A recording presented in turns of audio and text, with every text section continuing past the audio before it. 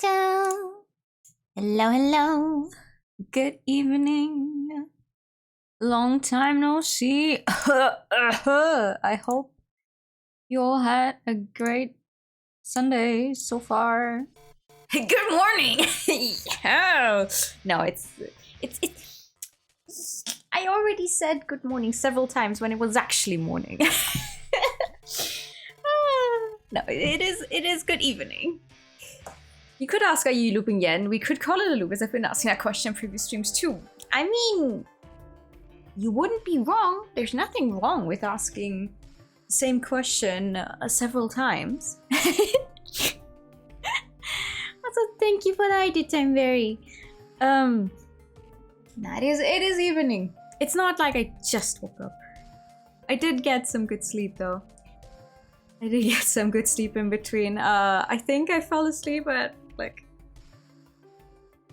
7, shortly after 7. Are you hydrating yet? I am. Okay, Jesus Christ. Also, I moved my microphone. That is not good. The microphone should be down here so you guys can actually hear me. There we go. I think I fell asleep around 7 my time. It's not gonna be another 12-hour stream unless this game has content for 12 hours, but I don't think I can make that because this one is not fully voiced. I don't think my voice can handle another 12 hours. No, but you know, this morning was nice. It was really interesting to like open up my window, see that it's light out, and there was snow everywhere. It's like, it's the end of February and there's snow everywhere. Okay. And then I went to bed. I woke up with an alarm at 12. I was like, you know what? I could get up. And then I was like, I would have to start streaming immediately to try and fit like a 5-hour Raging Loop stream. And even then, I don't think the 5 hours are actually going to be enough to finish this game. I highly doubt I'm going to be able. I know that you don't say to be in doubt, but I can't help it. I think we'll be able to finish the game, but I will try my hardest. Because originally I was supposed to visit family this evening. And you have to imagine, like, at 7 in the morning, I took a picture of all the snow. I sent it to my parents. I get an answer like 5 minutes after, oh, it snowed where you are? How are you? Good morning. And I just... I was like, I'm not gonna tell you that I was awake until now. This is not me getting up. This is me going to bed. So I told them earlier, like, I'm not feeling it. I'm so sorry. Can I come over tomorrow? I'm not feeling it. They were like, yeah, okay, sure. Come over tomorrow. So that's why we can stream tonight. You did just wake up though. I'm so sorry. Why do you do this to yourself? I say being the one streaming and 12 hours for fun. Snow made crunchies on today? Ooh. I have to admit I didn't go out. I took a picture of the snow here, but I didn't actually go out. I should have probably done that. I think actually taking a walk might have helped. Because I feel pretty much dead. Also, good job me for fixing my sleep schedule, you know, this week for like 1 day and immediately fucking it over again. It's Sunday. I'm wide awake now. This is not a time where I should be wide awake. This is a time where I'm like, okay, you know what? It's getting the evening. Getting to evening. I should get ready for bed sometime soonish. But here we are. It's fine. We're gonna focus on probably getting some more bad ends where we're gonna get horribly, horribly killed, but we need some more keys. What's a sleep schedule? Exactly. Exactly. Didn't you want to kill yesterday's VOD? Yes. Did I not? I'll do it after this. I guess what you watched earlier. Oh, okay. Well, yeah. No, I'll take it down later then. Oopsie.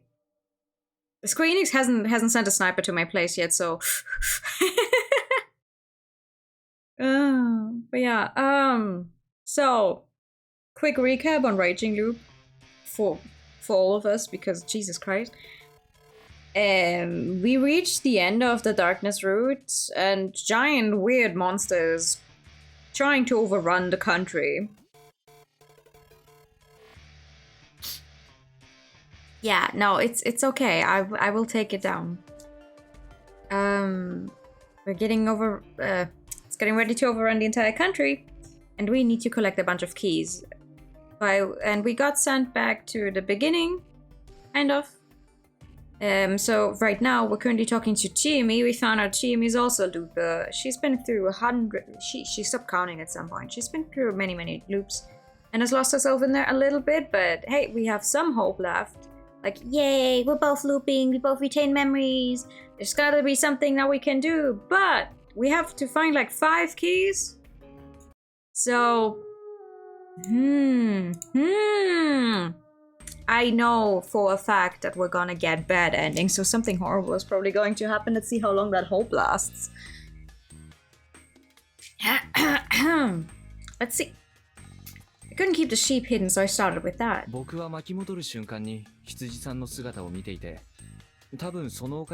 it's an easy enough thing to do. I could do it right now if I open a tab for it, I think. But if I open a tab right now, the game is gonna stop playing music because I have to tab out, and I won't do that.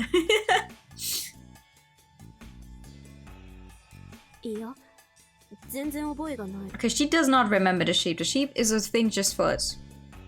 Surprising. That meant that the reason she kept her memories was different from mine.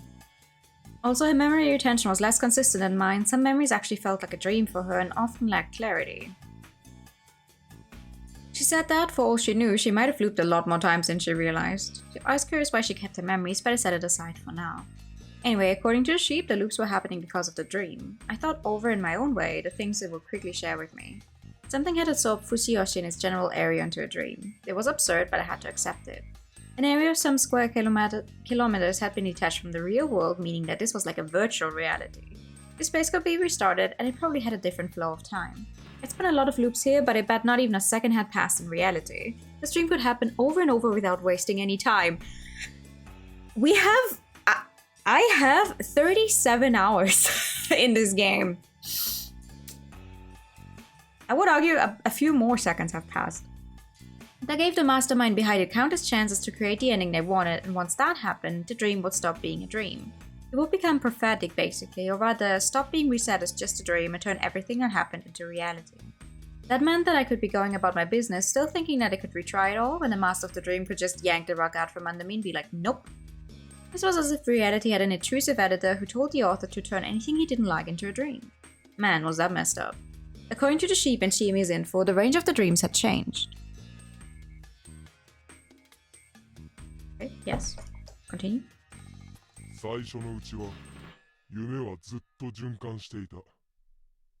Who is the outsider? Are we the outsider, or is there someone else who's an outsider?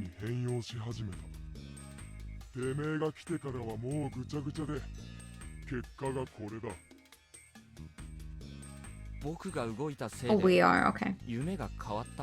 その後、変化があった。メイコちゃんが迷い込んできたの。春明さんが来たのは、メイコちゃんに次いで2度目の変化だった。So make you and I outsiders, like for real. Aside from the whole, oh, you're not from here thingy. I had no idea how many loops the sheep had been through since starting, but it did mention that things didn't change much at the start. That meant that the result was the same no matter how much the dream repeated, far from the ending the dream's architect desired. That was when I brought in the first outsider, probably Chiemi. The method was most likely moving the dream start sometime further. When Chiemi had returned to Fujiyoshi, she had already entered the dream, unwittingly becoming trapped in the loop. Because the start of the loop, the starting point was pushed a bit later, Chiemi became a character in the dream. Chiemi was the first one who had memories of the previous loops, and with her joining, the dream began to change. However, those changes didn't satisfy the mastermind, especially with Chiemi not really doing anything constructive. Thus, they moved the start a bit later again, this time taking Meiko, who, from what it seemed, didn't have memories of the previous loops. It wasn't hard to guess that nothing was changed by her joining. The third one to enter was me.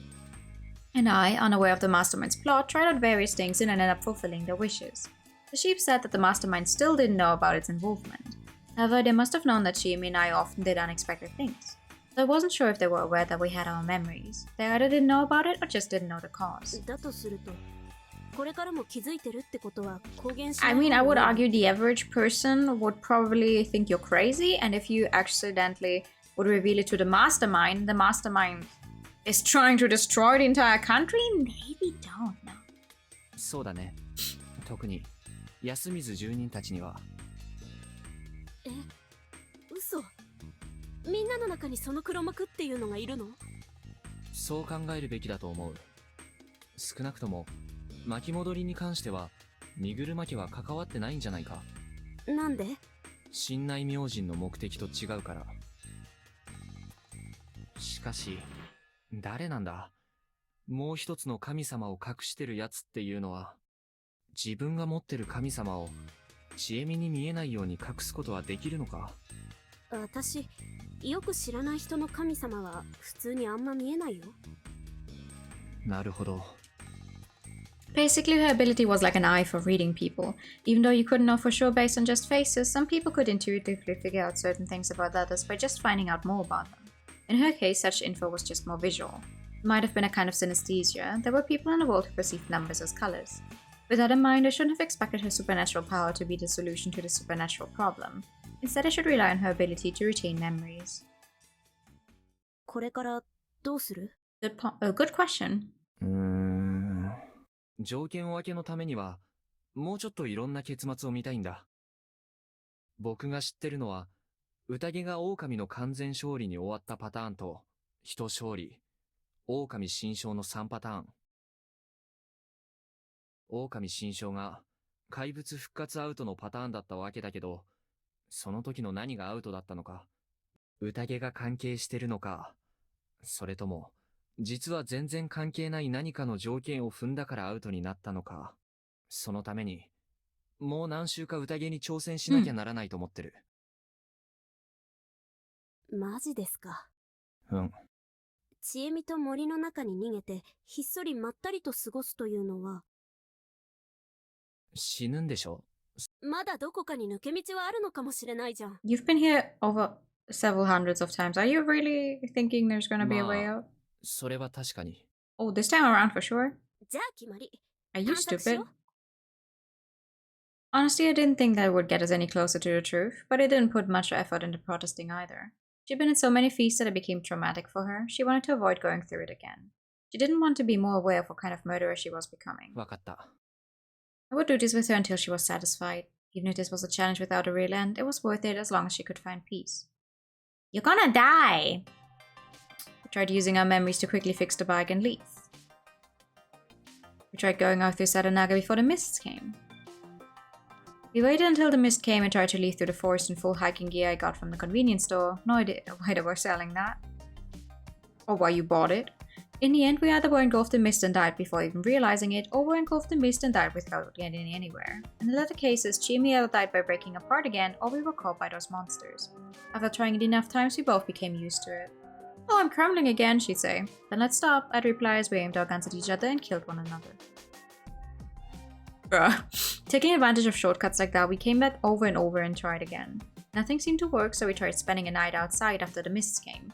We got rid of the dogs with water and guns.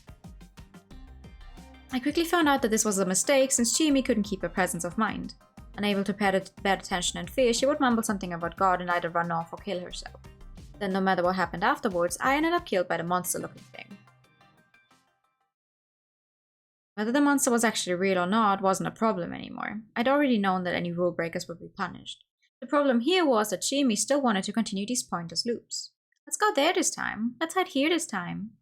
I patiently played along. Being certain that there was no point in this, I played along with her attempts to escape about 50 times. We continued to do this for a while before I told her to let me try something and somewhat forcefully took the lead. What I wanted to try was a feast victory with minimal casualties and how many days could be passed without murder. For that, we had to figure out what sort of rules governed the Guardian assignments. I actually had an idea for how it worked. First time I was the snake, the time I was a wolf, and the time Chiemi had first become a wolf. Over them all, I noticed that there were trends such as Chiemi's tendency to become a wolf or Mochi's tendency to be a monkey. To find out the nature of these trends, I wrote them in the Guardian distributions I knew on a table. First I tried putting the names in order, then writing down the guardians, but didn't find any patterns there. Then I had the idea to try basing it on their dwelling locations, and bingo! The monkey was obviously dependent on where the people lived, and it didn't change much across loops. It was clear that Takumi-san tended to get the snake, and I had gotten it instead of him that time because our houses were close together. The same could be said about Kaori-san and Yoshitsugu-kun getting the crow. Basically, the guardians were given out to the houses rather than people. I was familiar with a way of allocating data that changed slightly, but not by a lot. I knew a means to bring about such results. A ghost lag lottery. It wasn't a completely random method. Even if you used tons of lines, the results wouldn't split up properly without intent. And even if there were new possible options, the results wouldn't change without removing or adding new lines. Even if you added 2 or 3 new options to a ghost lag lottery, you would add them to the right and a few branches, and that would leave the left side mostly unaffected. 2 or 3 lines would just shift the result a bit to the side, but not much farther than that. That had to be it, right? As in, someone held a ghost lag lottery to decide who got which guardian. A theory in mind, I sought out a particular person. なあ、もっち。おお、なぜ僕のあだ名を知っている？いいからちょっと見てくれ。今流行りのパズルなんだ。こういう結果が出る網だくじを君は書けるか？ちなみにこの枝を減らすとこんな感じになって、ここに枝を足すとこうなるような枝を書いてほしいんだが。Like, write down several people on top and then what they get at the bottom, and you have to move every time there's a line connecting to another one until you end up at the bottom, right? なんだと？そんなん全然わからんぞ。むしろ勘とノリでいいよ。ほう。こんな感じじゃない？ He actually met the conditions perfectly. How like him? Like hell, a puzzle like this could be popular. His talent for getting the answer right without proof actually scared me. It was a talent that could turn society on its head, but that wasn't important at the moment. To see whether the ghost lag lottery was usable, I attacked Nosa Dimension once. Specifically, I broke the windows the day before the mist came, and he was so scared that he just returned to Kami Fujiyoshi next morning. My theory was that the lottery began with the settlement's upper region. That was why adding new people to the empty houses affected the guardian assignments, while Kyonosuke continued to be human. Thus, without him, the roles would have to change drastically. With those conditions, I tried a case in which Mamiya-san and Hashimoto-san both died, while I took Gensan dude's place. I ended up being the snake, while Shimi was the badger. The wolves ended up being Yoshitsugu and Mochi. The ghost-like lottery was completely accurate. I also tried looking into how the distribution worked before Meiko came, and apparently there was a human missing in the middle. I confirmed that the guardians weren't handed out by a supernatural force, but through this ghost-like lottery. Using this, I could also create lots of patterns. By changing my residence, I could get whatever guardian I wanted. A good one would allow me to get through it without any problem. He's cheating! He's cheating the death game! At that moment, I excitedly told Chiemi that the feast was as good as ours. I'd never forget the dead eyes she looked at me with.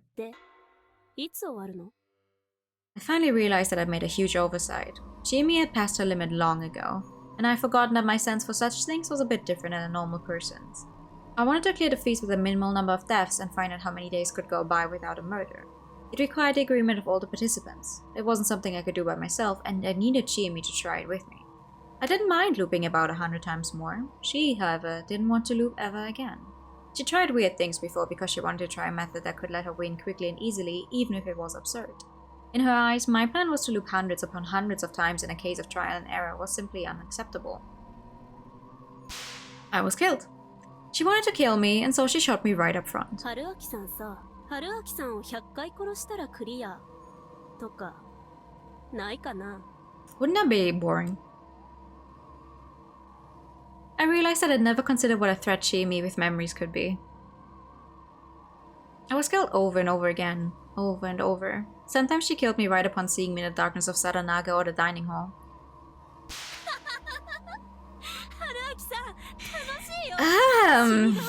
Who would have guessed that this would happen when we already know that she's extremely unstable from all the loops she's done so far?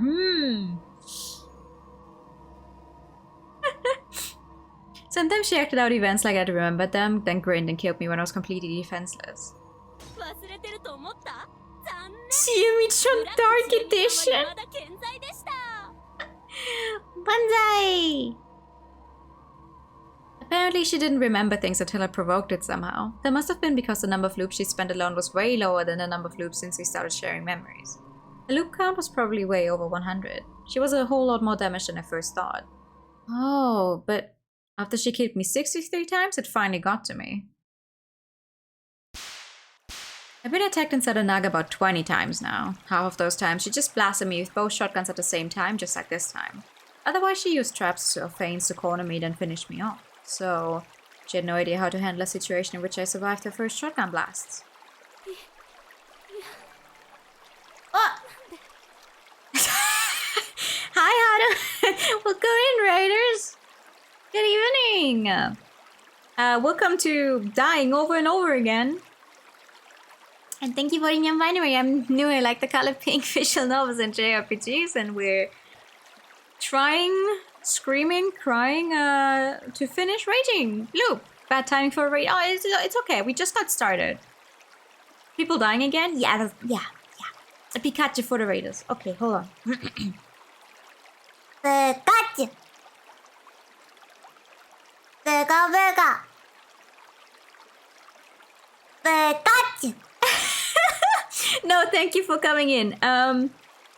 Yeah, for anyone who's not good with blood, please be aware that this game features a lot of blood and people dying and people losing their minds.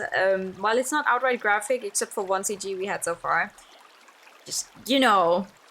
Can you do the Nyan Tongue Twister? I can, in fact, do the Nyan Tongue Twister. I just don't know it off the top of my head, so I'd have to look it up.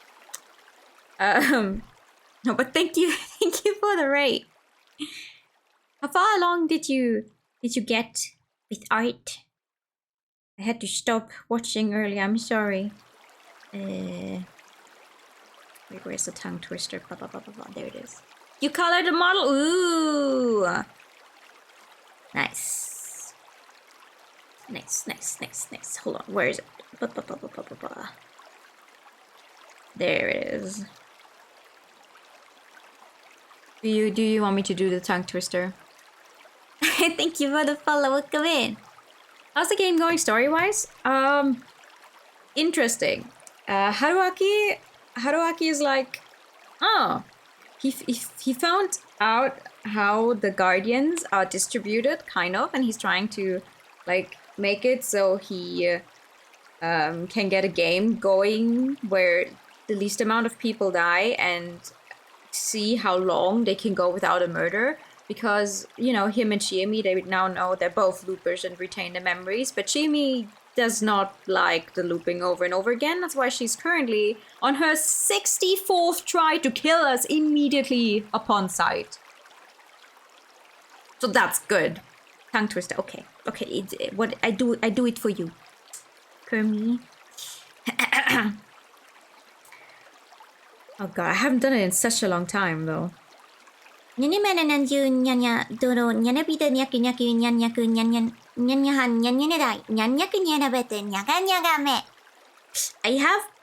was bad at this before. I remember being bad at this.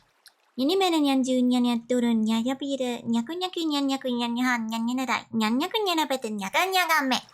we go. Second try sounded a little better. Actually, that tongue twister was my voice reveal back when, before debut. Over 2 years ago now.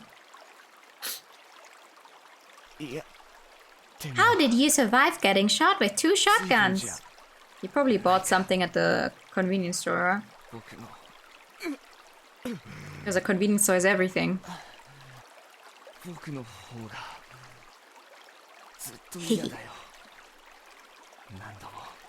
Honestly, not even I'd expected to find a bulletproof vest in our convenience store.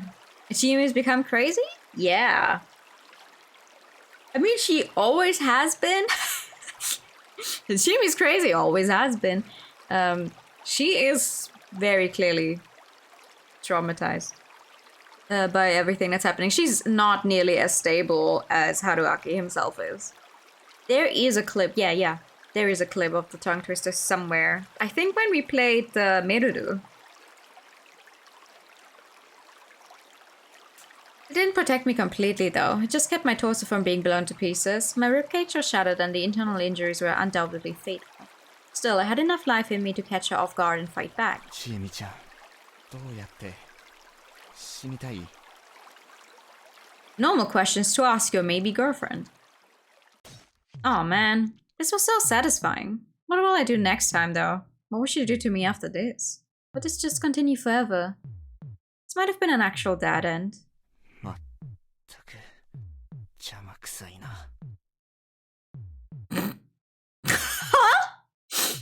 End of the line for me this time. She could still breathe. My consciousness faded at about the same moment as I delivered the final attack. The next loop came. I entered Yasumizu through Sadanaga and encountered Chiemi just like always. This time was different though, she didn't have any weapons. Chiemi didn't attack me or run, she just vacantly looked at nothing in particular. はじめまして、芹沢千恵美さん。 I sat down next to her. はじめまして Hmm. 妻子原明さん Oh, we're calling each other by our full names. What a mechanical response. Saying each other's names on our first encounter had become a common practice since we started sharing memories of the loops. However, neither of us said anything more this time. It was awkward. It felt like we just had a fight. You just killed each other! Well, not like we hadn't. 何起こってるの？怒る筋合いなんてないし Hmm. だよね。でも怒ってる。邪魔は Aww! ひどいよ Aww! Oh, you shot me with shotguns. そっちこそ、ここで涙目はずるい。それ She に、 killed him brutally 63 times. The 64th time she's like, you called me a pain in the ass. 殺し方に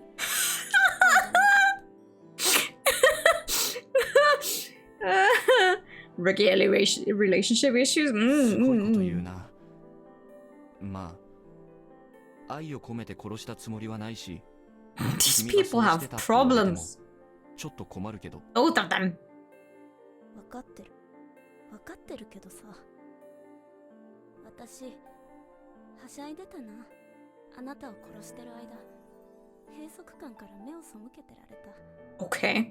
何度だって殺せるし何度だって何でもできる相手だから Mm-hmm. してくれるってそれは最低だったと思う At least you're self-aware. ごめん前ので気づいたんだ私は確かに邪魔をしてたけど春明さんは自分の行動を自分の目的としか見てないってどういうこと？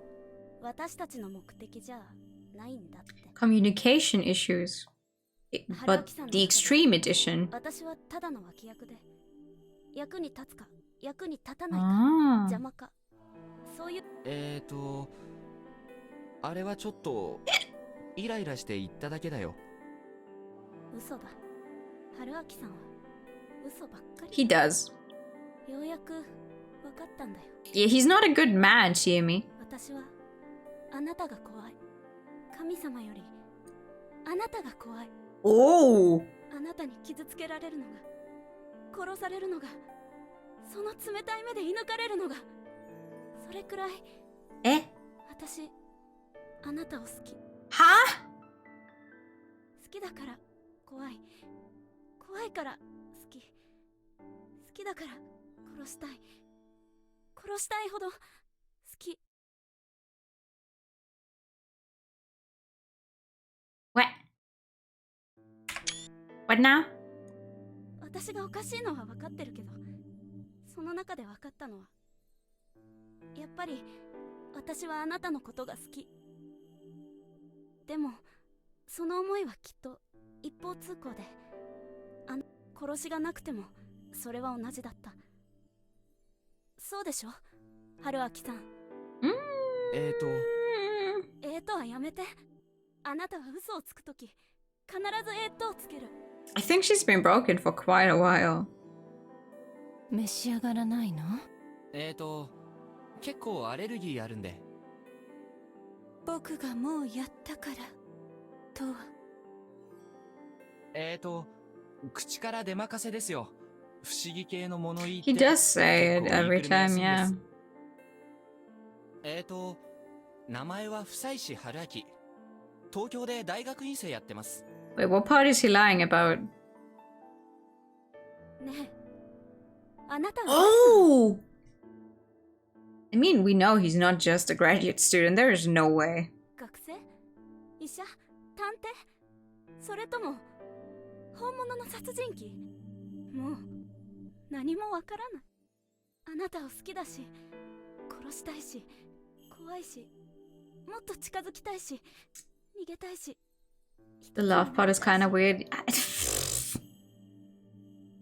No, she's normal. She's having a normal one. I don't know what you mean. Clearly, this is the most romantic game I've ever played in my life. Hello? Do you not see the hard eyes? Do you not see the pink background? We're just a third wheel in their relationship at all times.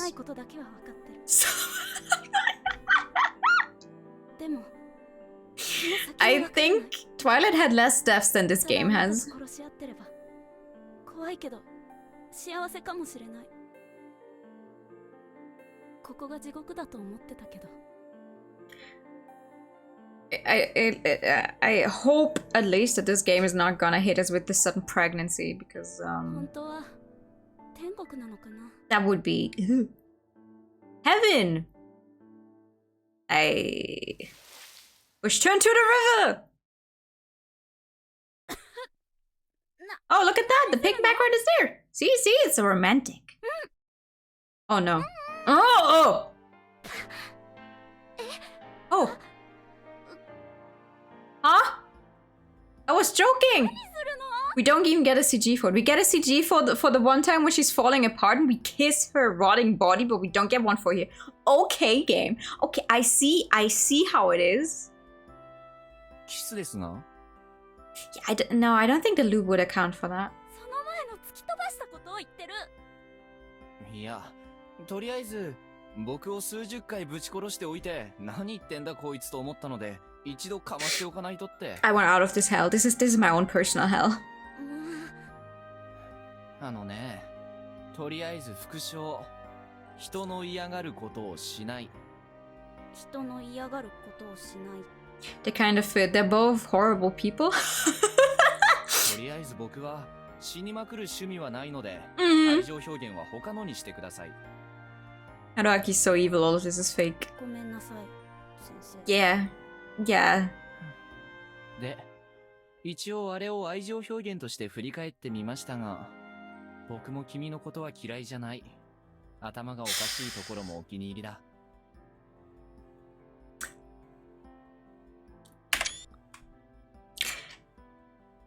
Okay. そうじゃない。騙されない。じゃあなんで記憶を共有してからちえみって呼び捨てにしてくれなかったの？ You know, you guys have even worse problems than just your communication issues, but that's a communication issue. Just talk about stuff you would like the other person to do in a relationship. 気づいてたか？気づいてたと思う。 This is why I can rarely ever enjoy romance stuff. Because it's like, all of this could be solved if you just talk to each other like adults. 好きなのと She's been communicating with her shotgun. かどうかは別だからだよ。 She's been shooting us in Morse code. Even adults don't talk. 僕らはお互いに好きだと思うけど、多分相性はかなり悪い。いや、良すぎ Talking るか hard. もしれな Yeah, い。it is, but 僕と君が一緒になれば、二人でどんどん狂っていけてしまうと思う。もしこ ah. こから出てもね。まあ、多少おかしくても生きていける社会は存在するけど、僕も君も多分、頭がまともな相手を見つけるべきだ。それに僕は、君以外にも義理を持ってしまったから。Mm-hmm. リカ子さん？ああ、それに、ハルちゃんだ。No, we ignore the part where you got close to Haru-chan. いつの間にそんな。 Please. 君が自殺した後だよ。Chiemi, he's dating a minor! Chiemi! Chiemi called cops! まあいいや。 La la la la la la. 私以外のどっちかを選ぼうっていうの。今は二人とも春明さんのことを知りにしないのね。Yeah, I think you weren't there at that time, Haru, but in the third route where he's a wolf, you know, we find out more about Haru-chan and everything, and the god in Haru is trying to get really close to Haruaki.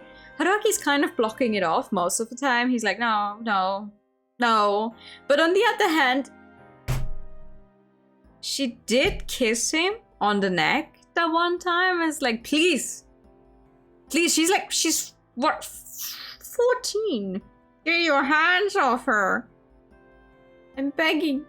そうじゃない。ただ、二人には結局、ひどくかわいそうな死に目を見せてしまった。Also, Haru-chan, please do not fall for someone like him. そんな彼女たち I に promise you there are better guys out 僕が there. 一方的に罪悪感やら、 Maybe not in this 次こそは幸せ game. にしたいやら、 Maybe そんな not 感 in 情を this 持ってしま game. っていた。そんな状態で君を彼女にするのは不誠実だろう。そんな状態で水中に押し倒してキスするのはどう？今のでこれまでの殺人は全部チャラだ。じゃあいいんだけど。え？私の唇でチャラになるの？実にいい Oh 話 my でした。 god. ああ、思い出した。君があの時出したクイズ。エロエロだってのだけ不正解だ。この生娘。バカ！やっぱ殺す。What is wrong with these people? Be my darling! Be my darling! って持って。初めてになってよ。ああ、これだこれ。求めてたのは、なんて嬉し恥ずかしなんだ。癒される。I'm leaving. I'm leaving. だったら I'm not looking back. I'm going. ダメだよ。出ないと君は、このループ地獄の中で幸せになってしまう。私はそれでもいい。I do! いいもんか。君は最初は。This is a game about murder and gods, right? Yes. Yes. I have no idea what's going on right now. 巻き戻りの連続は人間を歪める。僕だってこれまで何回かそれを意識したことがあった。必要のために我慢はできても死ぬのは痛いし。 I really hope we're gonna get over the whole actually there's romance in this arc and go back to hopefully fighting God. これから永遠にここを回り続けて Like 僕らは永遠 genuinely に死に続ける。時には前みたく殺し合うことだってあるはずだ。いつまでも君への好きって気持ちを持ち続けられる自信はないよ。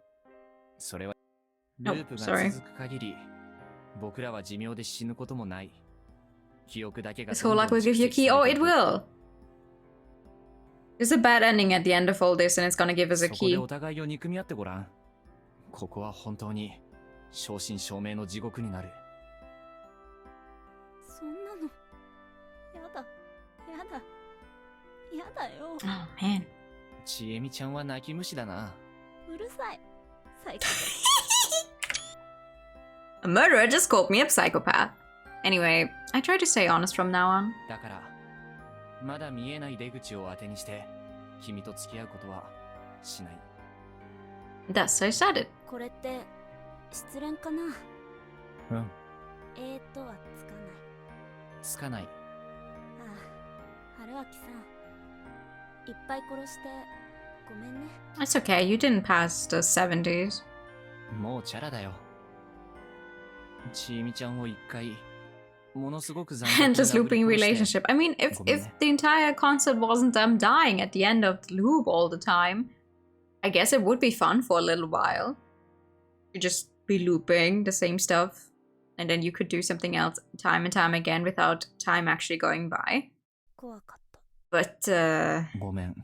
obviously, that's not an end ご to め it. んね。言い方悪かったよ。もうしないから。構ってくれること自体は嬉しいんだけどさ。本当？本当だよ。君は本当。殺すとか付き合うとかに Normal ついて things to say to your 一度 would-be じっくり girlfriend on 考 your え直 first すとい date. い。そうだよ。 Infinite potential for intimate times without any danger of STDs. Ah! Ah!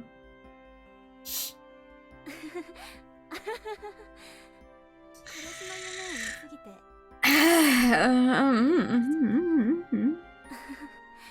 部忘れたいな。二人して、首吊り松のところから皿長に飛び込 I もう know か I started it, but also なぜそんな。頭打って嫌なこと全部忘れられるかも。 You're so... いいかも。 Oh god. 真珠みたいで。 We really might have been insane. Or maybe that could be said about everyone who was in love. I think the average person who's in love is not like either of you. I hope they're not like either of you. そうだね。落ちたらちゃんと死ねるかな。さすがに死ねるんじゃないかな。岩の出っ張ったとことかに引っかかったらずっと死ねずに。 You have a gun on you, don't you? じゃあ、 Oh no, she... どうすればいいと思います No, she か doesn't have one in ジ this ェイミさん one. は。そのしっかり抱き合って落ちれば大体同じところに落ちるんじゃないかな。ロマンチシストめ。あれ？どうしたの？ Someone's watching us. At this inappropriate moment, I realized something. いや、今こう思ったんだ。落ちるとき、最悪 Let's die in loop, because why not? Yeah! 確実に地面に激突 When し the て infection just like a person to take 死ねるように advantage of しようって。 insanity. I mean, yeah, there is some truth to it, but I think these two are a little too extreme. Mm-mm-mm. You hear? Yeah. Yeah. Oh no, what does that mean? わあ、かばってくれるって？でもそれ頭ぶつけて全部忘れる計画。 If you forgot after, I don't know, those close to 100 loops we just did after finding out we're both in the same boat, actually I would be mad. いや、そうじゃなくて、そうじゃないのか。僕が死ねば巻き戻るからって、そう考えてた。いやいや、それはおかしい。私が死ねば。 No, we're both looping. そう、それ。僕らは And ちょ I っ still と don't know why you すごく loop. 初歩的なところで誤解したまま、 Also so いろんな sorry. 話を進めていたぞ。 Accidentally skipped her voice line. 僕視点で見れば、僕が死んだ後の記憶は当然ないし、振り出しに戻るのは一瞬だ。でも考えてみれば、君の視点でだって、死んだら即座に振り出しに戻るわけだよね。うん。というか、そうだよ。私が死んだ後のこととか普通に語ってるから、あれって思ったんだよ、さっき。 Exactly, we talked about loops in which either of us weren't present, but we still don't know the condition that actually causes the loop to reset. 僕は自分が死んだら後のことは全てなかったことになると思ってた。私も。でも。 Hey, we're back to the actual mystery, and not the weird, I love you, but I want to kill you, but I love you. じゃあ世界はいつ巻き戻るんだ？私たちの振り出しみたいに特定の日が折り返し地点なんじゃない？ 4日で宴が終わって数日だから10日とか2週間とかじゃないか？いや、待てよ。 No, the one time you なん literally か left もっともっとずっと the 長い間 town. 生きて。私はせいぜい1週間くらいだな。でも逆にずっと先。例えば今から1年後とかに強制発動するのかも。ああ、僕らが死んだ後はいくら時が経ってても当然僕らには認識できないからな。そうそう。最悪数兆年経って世界が一回滅びてから巻き戻ってるのかも。可能性はゼロじゃないが、そんな壮大な規模の話じゃないと思う。この事件には黒幕がいると分かってる。黒幕、そうなると失敗したら即座に巻き戻るような仕組みになっていると考えるべき。うん。確かに。そうなると僕らが生きていたとしても黒幕が失敗したら巻き戻りが発生することを意味する。そういうことはなかった？死んだかどうかもわからないのに、 Oh, have we な had ぜか that 巻き happen? 戻ったことが。あった香織さんの暴走で私がたまたま生き延びて。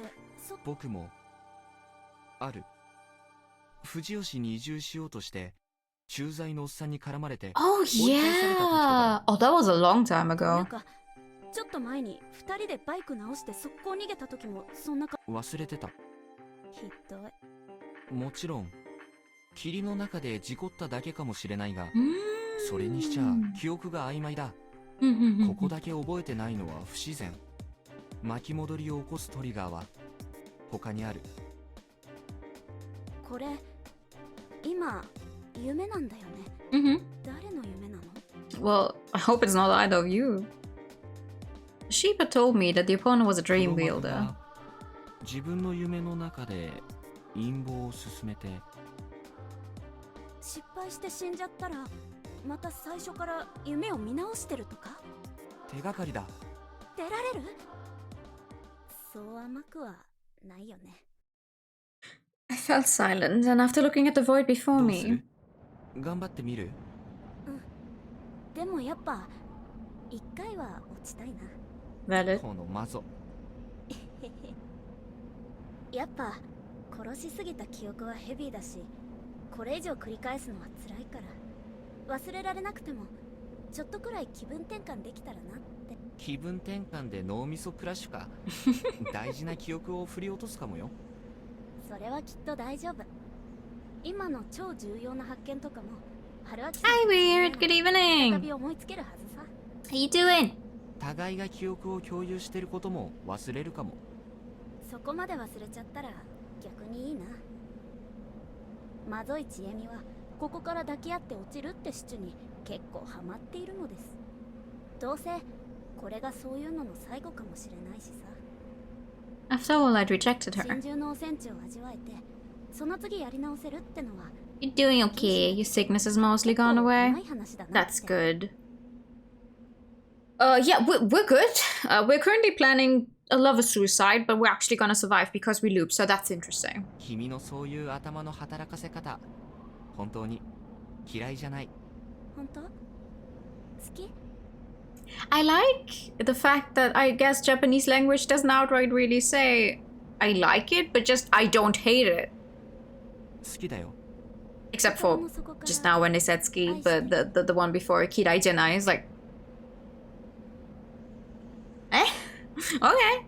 How many endings did we get? The 3 big ones and every single bad ending in between, which was I don't know, like 18? 20? We're still missing some. But those are gonna come up now. Right before I was about to talk, my mouth was closed shut. Her lips cut my words short. And we don't get a fucking normal kiss CG. We only get the one where he's kissing her falling apart body. しっかりしてよ、春明さん。どうせ忘れるならサービスして。 There was no guarantee we'd forget it. Oh well. 愛してる。 Oh! ちえみのことが愛しくてたまらない。 Hirai janai. Yeah, to not dislike. It just sounds funny to my ears, I don't know. 嘘くさ。 Imagine kissing. Cringe. 悪かったな。さほんとほんと。でも私も好き。 Imagine being stuck in a death game. では。Let's go! With the hope of starting anew, forgetting old nonsense, pain, hatred, and sadness, we innocently smiled at each other. And with shared hope, we jumped off the cliff. Hey! Key! Key! Dun dun dun! Bad ending number 3. But because these are big ones, let's talk to the sheep then. Hi! やったな大将。最後の鍵の一つ。キー3 No! None of the other villagers saw them, I guess. 総括とヒントに移らせてもらうぜ。今回のバッドエンド3、題していろいろあってちえみちゃんと心中について残った謎の一つ、芹沢ちえみの秘密がおおむね明らかになったわけだな。まあ、夫妻子春明としては相当 The whole jump, so it's fine. Yeah. 一応は味方が増えたってことでいいんじゃねえかな。ちなみにこのキー3で開くのは6、暗黒の Select trap. 罠をまたすげえ飛ぶことになるが、次はついにあんこのあいつと和解できる。楽しみにしといてくれ On よ。 the darkness route? よし、今回はここまで。次も元気に死んでこい。 Thank you. そういう Thank you. Thank you. Okay. Next one is here. And then oh boy. Entering the village. Interrogation answer. Ah! Aha! Yep. Talk to Kiyonosuke. Eh? What's this one? That's new. At that moment, my head was flooded with information. Ah, this is when we make the prefab usable. I felt like my mind was crushed by a million sheep.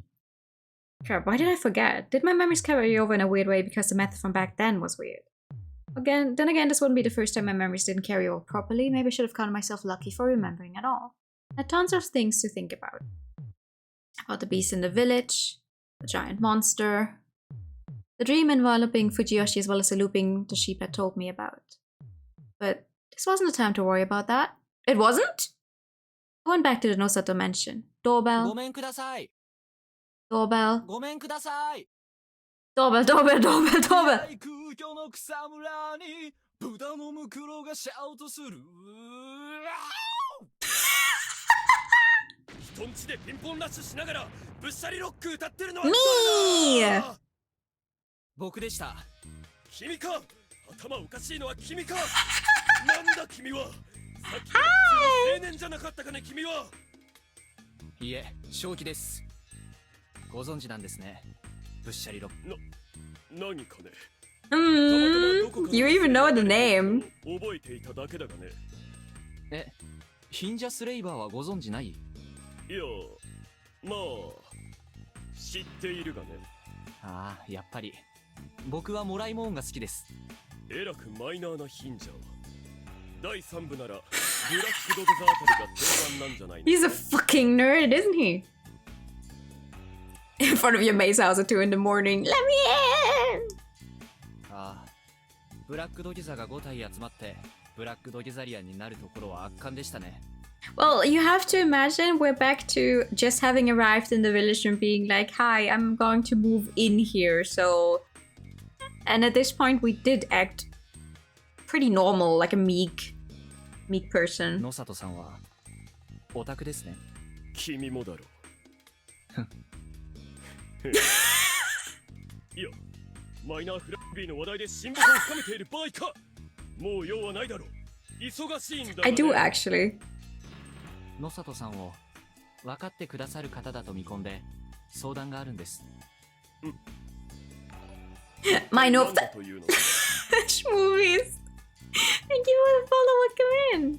僕は今から突拍子もないことを言います。一般的には正気じゃないと思われるようなことを。いや、現実と虚構の区別がつかないと言ってるわけじゃないんですよ。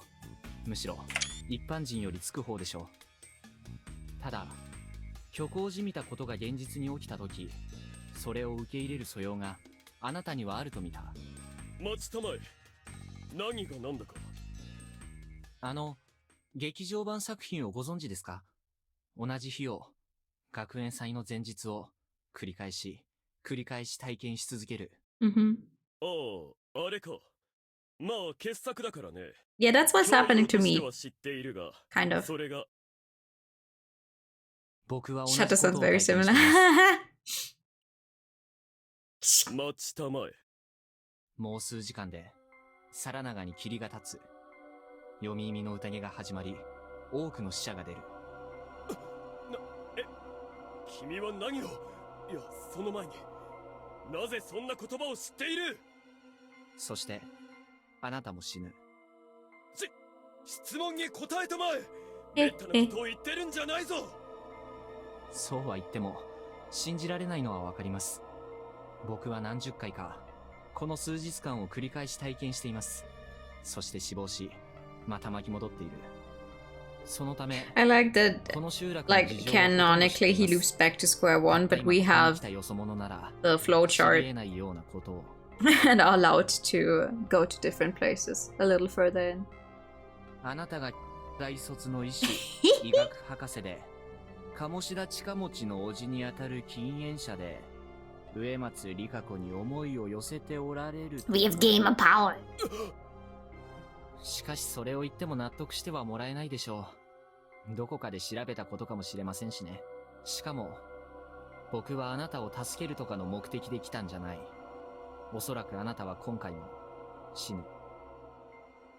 しかし、話を聞いていただきたい。今回ではないいつか、読み意味の宴を止めるために。本気なのか。ええ。なぜ私にそれを。僕はこれまで何度も宴に参加し、あなたの人となりを見てきました。あなたは話せばわかる方だと踏んでいます。上がりたまえ。 Ooh. There. That's the first time we're actually allowed in the house. A new background picture.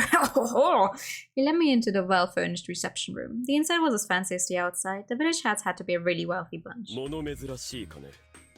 He returned from the kitchen carrying a set of black tea. すみません。じろじろ見ちゃって。時代錯誤なのは私も感ずるところだ。気にしないでくれたまえ。さあ、どうぞ。ああ、すみません。お構いなく。育ちが悪いもので、何か無作法があったらご指摘ください。やかましく飲まなければ結構だ。承知です。しかし、この部屋も先々先代とやらが用意なさったものなのですか？どこでそれを聞いた？ You told us about him. ヨシンバ、君が言うように、そのループ旅行者だとかだとしても、のさとあれだ。他の長者の事情を知る者が He told us about it that one time before we hanged him. あなたですよ。な、あなた自身の口から聞きました。鴨志田近持君との関係性が悪化を極めたとき、あなたは、お前は先々先代にそっくりの狂人だ。He closed his eyes and groaned, then lay back on his sofa. 興味深いから話だけは聞いてやろう。そこまで踏み込んだことを知っていると、信じたい気さえしてくるがね。信じていただかないと困るんですが、とはいえ、もう証拠っぽいものは持ち合わせていないので、代わりに、僕がこれまで体験してきたループの記憶を、 Thank you for the pet. むしろ口頭無形と思われるかもしれませんが、それでも、あなたには信じていただきたいと思っています。脳書きはいい。早くしたまえ。I drank the fragrant tea and spoke. About the time Yasunaga Oribe won as a wolf. About the time Chiemi tried to kill everyone and the time she failed. And even how at the end of that time Kyonosuke had for some reason killed Ikaku-san and then I killed him. Finally I told him about the time I became a wolf and sacrificed my companions to win, though I kept quiet about the sheep and the giant monster for now. It was hard to think that he was the main culprit behind the loop, but there was no guarantee that it wouldn't leak out somehow. Thus I only told him that I was hanged because Mamiya-san found the flashlight. I also mentioned that Kyonosuke died too, and that I'd heard of the thing about his great-grandfather then. After about an hour of talk, he stood up to get more tea. He poured it in, and I gladly drank it. Unlike before, it was herb tea. Tired from talking, I let the pleasant scent of the tea wash away my fatigue and eyed him. He was hanging his head, looking down at the tea leaves floating in his tea. He then took a cup in hand, drank some of it, and looked at me. 確かに口頭無形だがね。しかし、この口頭無形な場所で起きそうなことでは。信じていただけるんですか？極めて強く興味を持ったとは言っておこう。しかしながら、君は私に何を求めている？私はそんな苦境において何かをなせるような器ではないと。無関係なところから話すようですが、あなたのそのスタンスが、僕は未だによくわからないのです。当初、あなたはただの傲慢で尊大な人物にしか見えなかった。後に、問題は長者と安水の対立にあるのかと思った。あなたは実際のところ、少々地元との折り合いが悪いというだけの人物で、分別も才覚も備えておいでと見えます。時々無茶をなさってはいるものの、おそらくご自分の評判について、客観的な評価もなさっているはずです。となると、脳ある鷹が爪を隠しているとも思えてくる。実際のところ、長者が読み意味の宴に一枚噛んでいることは、ほぼ明白だと僕は。となると、あなたは何かを知りながら、それを隠しているのではない。なので、まずお願いしたいのは、あなたが知る安水の、藤吉の裏を語っていただきたいということです。なお、先ほどの話の中でも触れましたが、植松家のことのようにデリケートなこともあると思います。デリケート。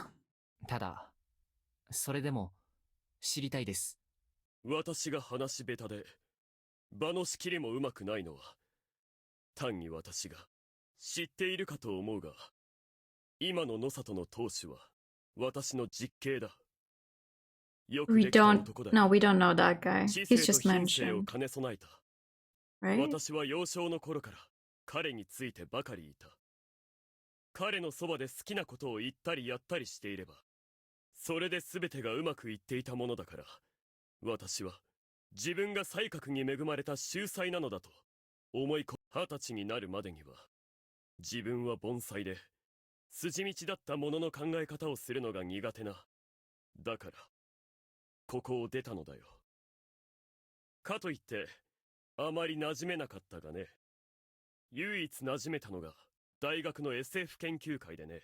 Hmm. まあ煮詰めたようなどぎつい人間の吹き溜まりめいた場所ではあったが、それでも頭は抜群に良い連中ばかりで、留年を重ねた会長は極まったダメさとともに、副会長となった私が彼の横でただ危惧や憶測や辛辣なことを言っていれば、彼が全て私には自分で場を仕切る力はない。おそらく君が見てきた私は牧島王や織部安永君、あるいは室のやつに役立とうとしたのだろう。一方で私はそんな状況でも Yeah, that 自 sounds 尊 like 心を him. 捨てられなかったのだろうね。自分は長者として場を仕切るべきだなどと、これもまた私の非合理性だ。ここまで言ってきてなんですが、あまり卑下なさらないでください。それは君があまりにも突拍子もないことを言うものだから、Hmm. 逆に胸の内を素直に話す気になっているだけだ。ついさっき君に応対した私のことを思い出したまえ。まあたとえ君の語ったのが全くの作り話だった I と mean, して that も、 would have been some crazy good 人 lies, 生 though. のいい機会にはなったと思うべきかもしれんな。君が授業料をよこせなどと言い出さない限りは。だがね。 My heart ached a bit, そんなこと言いませんよ。もち but it ろん。 was exposing the current him to danger. さて、少し話がそれたか。君が残念ながら私は本当に家から見限られているようだね。 Thought that the family doesn't actually like you that much because, I mean, they sent you down here, right? To live in それは Yasumisu? つまああ、長者として知るべきところ、裏の計画など全く聞いておらんよ。ああ、かつて安水と上藤吉がどういった形の対立関係にあったか。 Hmm? それはぜひ聞きたいです。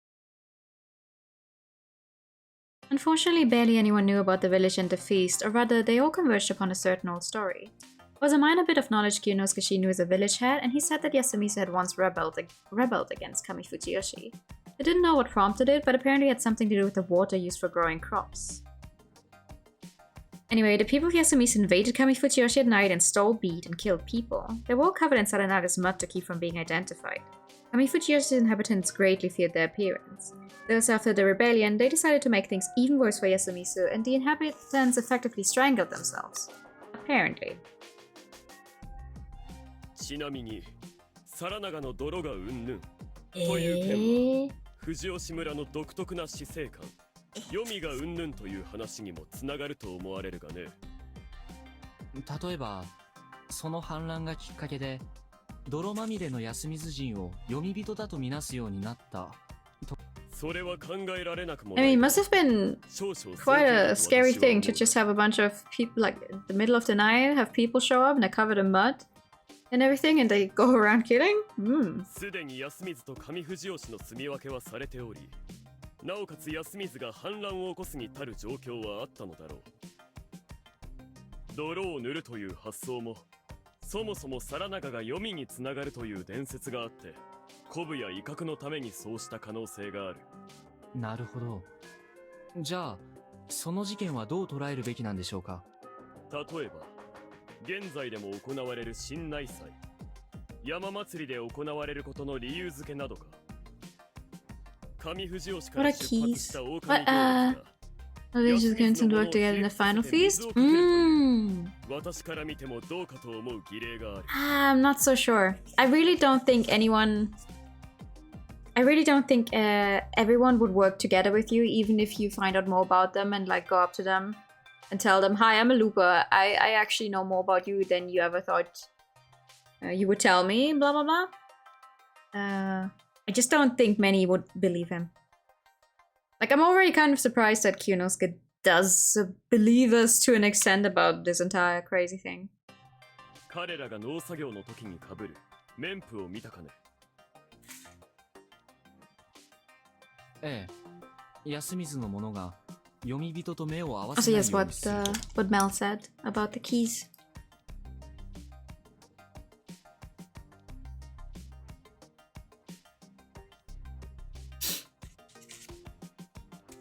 Ow. It's so you get stuff in a certain order. You know how sometimes games will lock certain things and be like, hey, you need a password from sometime later on in the story, but as long as you, like, you know, with the internet, as long as you just have, it's the same password for everyone. As long as you have the password, you could go there anyway. This is so you actually need to go along that line and collect an actual key. So the game is like, aha, you've seen this event, you're now allowed to see another one. Small loops and big loops. Yeah, basically. We've had 3 big loops. The one where we started the first time we came here and got involved in the thing and died pretty early on. Well, that's not true. We didn't die early on, but we died at the end when what was his name? Yasunaga-kun won, and then the second time around we tried a different way of getting into this place, which is also the route we're still running along. It's like, aha, we go to the town by pretending to move there. Kind of in the last one was also like this, but that time around we helped the other 2 outsiders, which changed our guardians, so we were a wolf and went pretty crazy trying to kill everyone. But yeah, thanks to this chart here, we the player can just immediately jump to different places, while the game is like, oh my god, every time you die you go back to 0.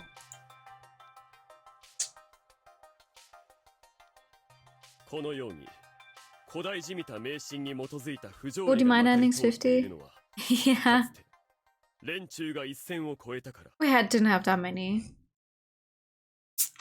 We've had like 20 bad endings.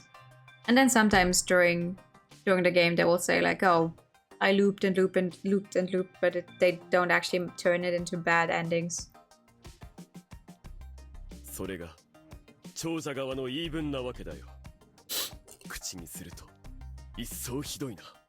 そんな祭りや風習がどうして未だに続いているんでしょう。あれはむしろ安水にとって重要な祭り But like so many more because some of them are quite long. 何があるか知らんのかね。The reason why it felt like way more is because they usually go in a row. Because you will read for like 3 hours straight and nothing choice-wise happens.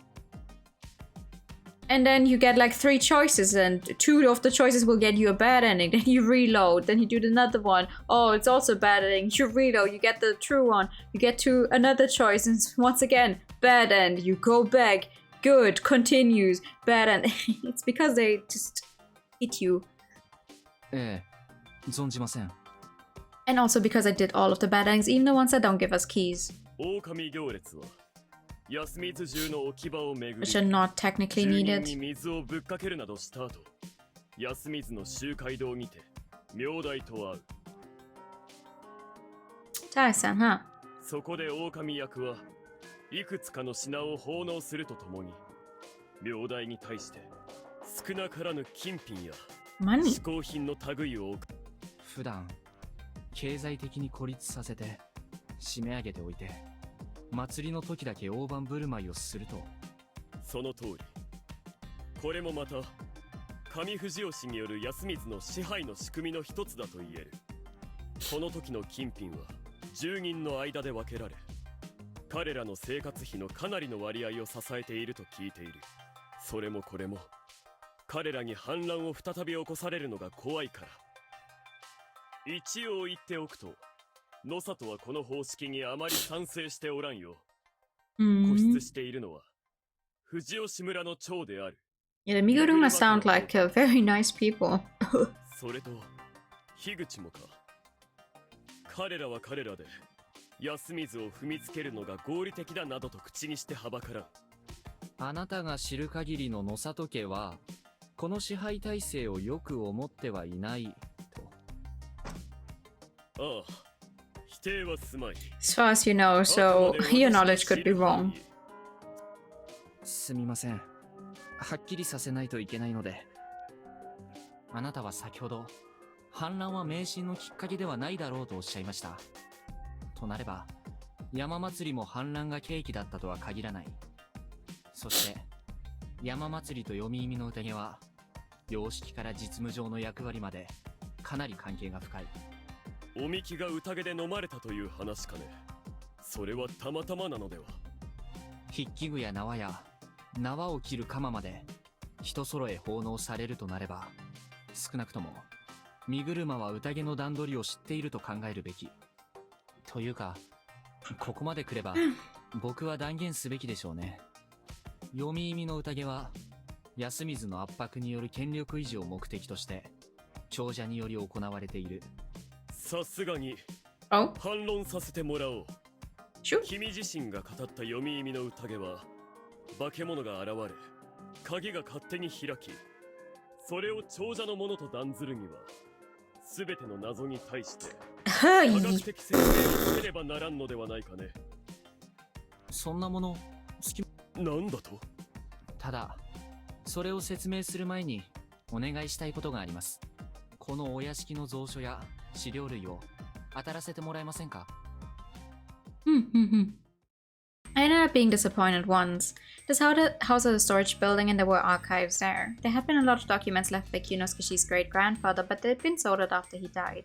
Thus there was barely anything left and the record storage was more just general storage. Even so, I insisted on taking a look and now I was here. It really was just a place stuffed with various この things. 建物はそもそも、現状はただの物置として使われているということで、間違いないのでしょうか？ああ。しかし、たまに人が住んだこともある。例えば、先代の当主は隠居した後、野里屋敷に Man, こ I もってい wish た I よ had う a だね。 mention for myself. つまり、あなたのお父様も、ああ。移住後、急に老け込んで。 Very natural death? それは本当ですか？いつ頃の話ですか、一体。8年前だよ。前回の宴がなされた年。何？あ、確かに霧が出た後のことではあるが、ではその時も宴。はい。あなたの辞書で人がたくさん死んだのも、おそらくは崩落事故を隠れ蓑にし So た。 Haruchan's parents died as well. なんてことだ。いや、待ちたまえ。とすると君は私の父が何かを知っていて、その Yes. ために死んだとでも言うのかね。可能性はあります。加えて野里屋敷が先々先代以降の野里家当主の隠居場所として使われていたという事実。僕はここにまだ隠された何かがあると思います。あなたが言う藤吉村の支配形式に反感を持っていた野里家というのが本当ならば、なおさらその可能性は高い。探そう。 Hmm. 残されているとすれば。隠されているはずですね。しかし屋敷は蔵も含めると広すぎる。Well, the sooner we start, the 探 better. すものの大きさもわからないとなると。いや、ある程度大きなものですよ。探すべきは。歴代のご当主が隠れて書き物や A hidden 調べ room, 物ができ maybe? るほどの、おそらくは隠し部屋のような。図面があったはずだ。Mm. He found open in and we went around the mansion. There was nothing strange here. There were no empty spaces, and I didn't see any discrepancies with the actual building. Same went for the storage 骨折り building. 損ではないかね。いいえ、図面に問題がなく、ここに嘘を書かなくてもいい場所に隠し部屋があることになります。どういうことだ。蔵の地下に行きましょ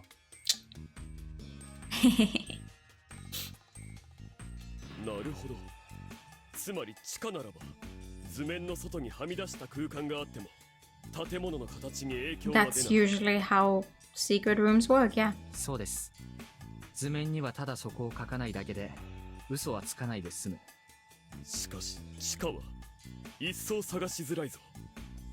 He was right that sifting through the mess there would take forever, but we could make it a lot easier if we focused on the floor and walls. I left my bag in a prefab so I had no flashlight. I asked Nosan for something and he repaired an aged oil lamp. つくづく He put 物 the 持ちが pad. 良くてらっしゃいますね。懐中電灯も探せばあるだろうが、まあ、 It suits the atmosphere, my guy. We need to actually be able to see. You know exactly what he meant. It took us less than half an hour to find it. Of course, it wasn't something that looked like what we were searching for at first glance, but it did seem a bit unnatural. There was a palm-sized crow carved on a wooden surface below the mortar wall. It was a symbol of the Nosato family. 何かの目印ではないですか。あるいは仕掛けか。やはりただの木彫りではない。 Ooh! カラスの体の各部が。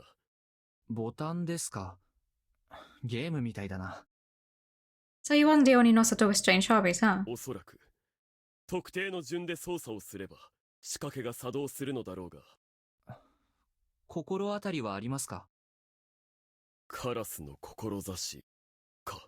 そう不死吉に捧ぐるが、カラスの志なり。 That had to be it. 野里家のものならば開けられるってわけですか。ああ、他言無用の家訓だからな。しかし失敗したときどう Well, なる shouldn't you だ know ろう。 how to do it then? 先々先代が作らせた仕掛けなら罠の一つや二つ。本気ですか。いや、しかし、野里さんは問題なく開けられるはずですよね。なんだったかな。 No, he doesn't 羽だ remember ったか。 for sure. まずい。自信がない。君は Didn't you just say you don't teach it to anyone outside the family? I'm not family. Hey!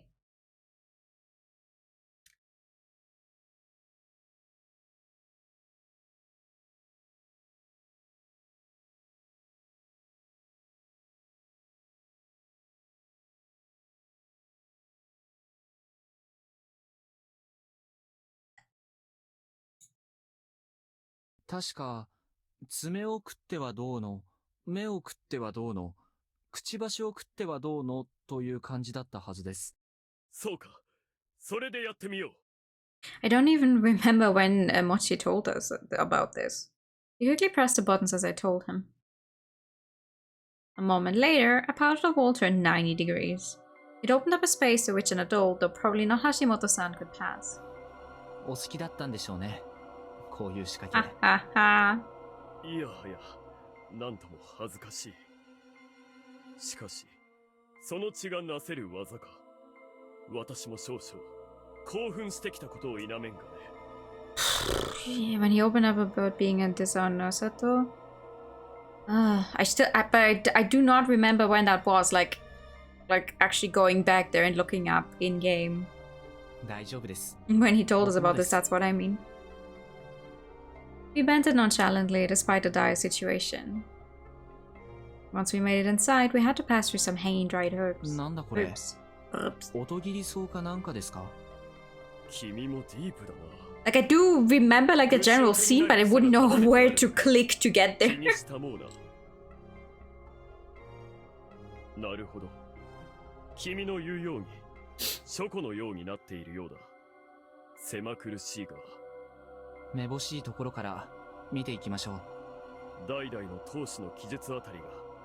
ありましたよ、日記帳。早速かね。ちょっと貸してくれたまえ。 Ooh!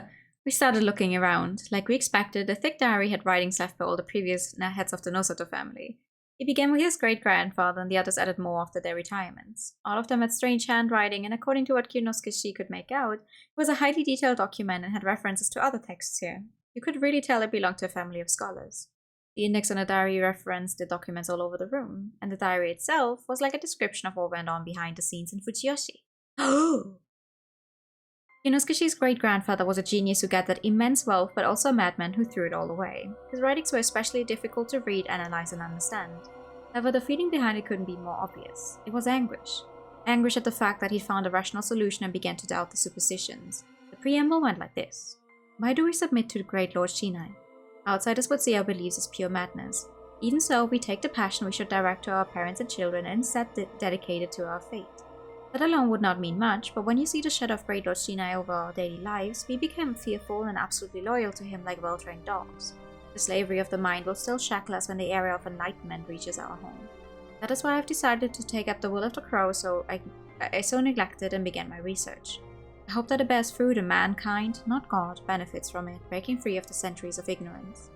This was written by Kyonosuke's great-grandfather shortly after his roller's head was passed down when he was still in his healthy 40s.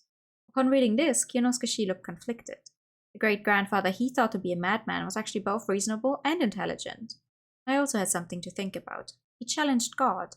That absurd endeavor might have been the reason why he'd gone mad. The diary had 3 sections. In the first one, the great-grandfather tried to pinpoint the origin of Fujiyoshi. He wanted to find invisible chains binding him by looking at where they started and where they were going. However, that was difficult. Trying to find documents in Fujiyoshi would have attracted the attention of the other families, particularly the Miguruma, who'd then obstruct his work.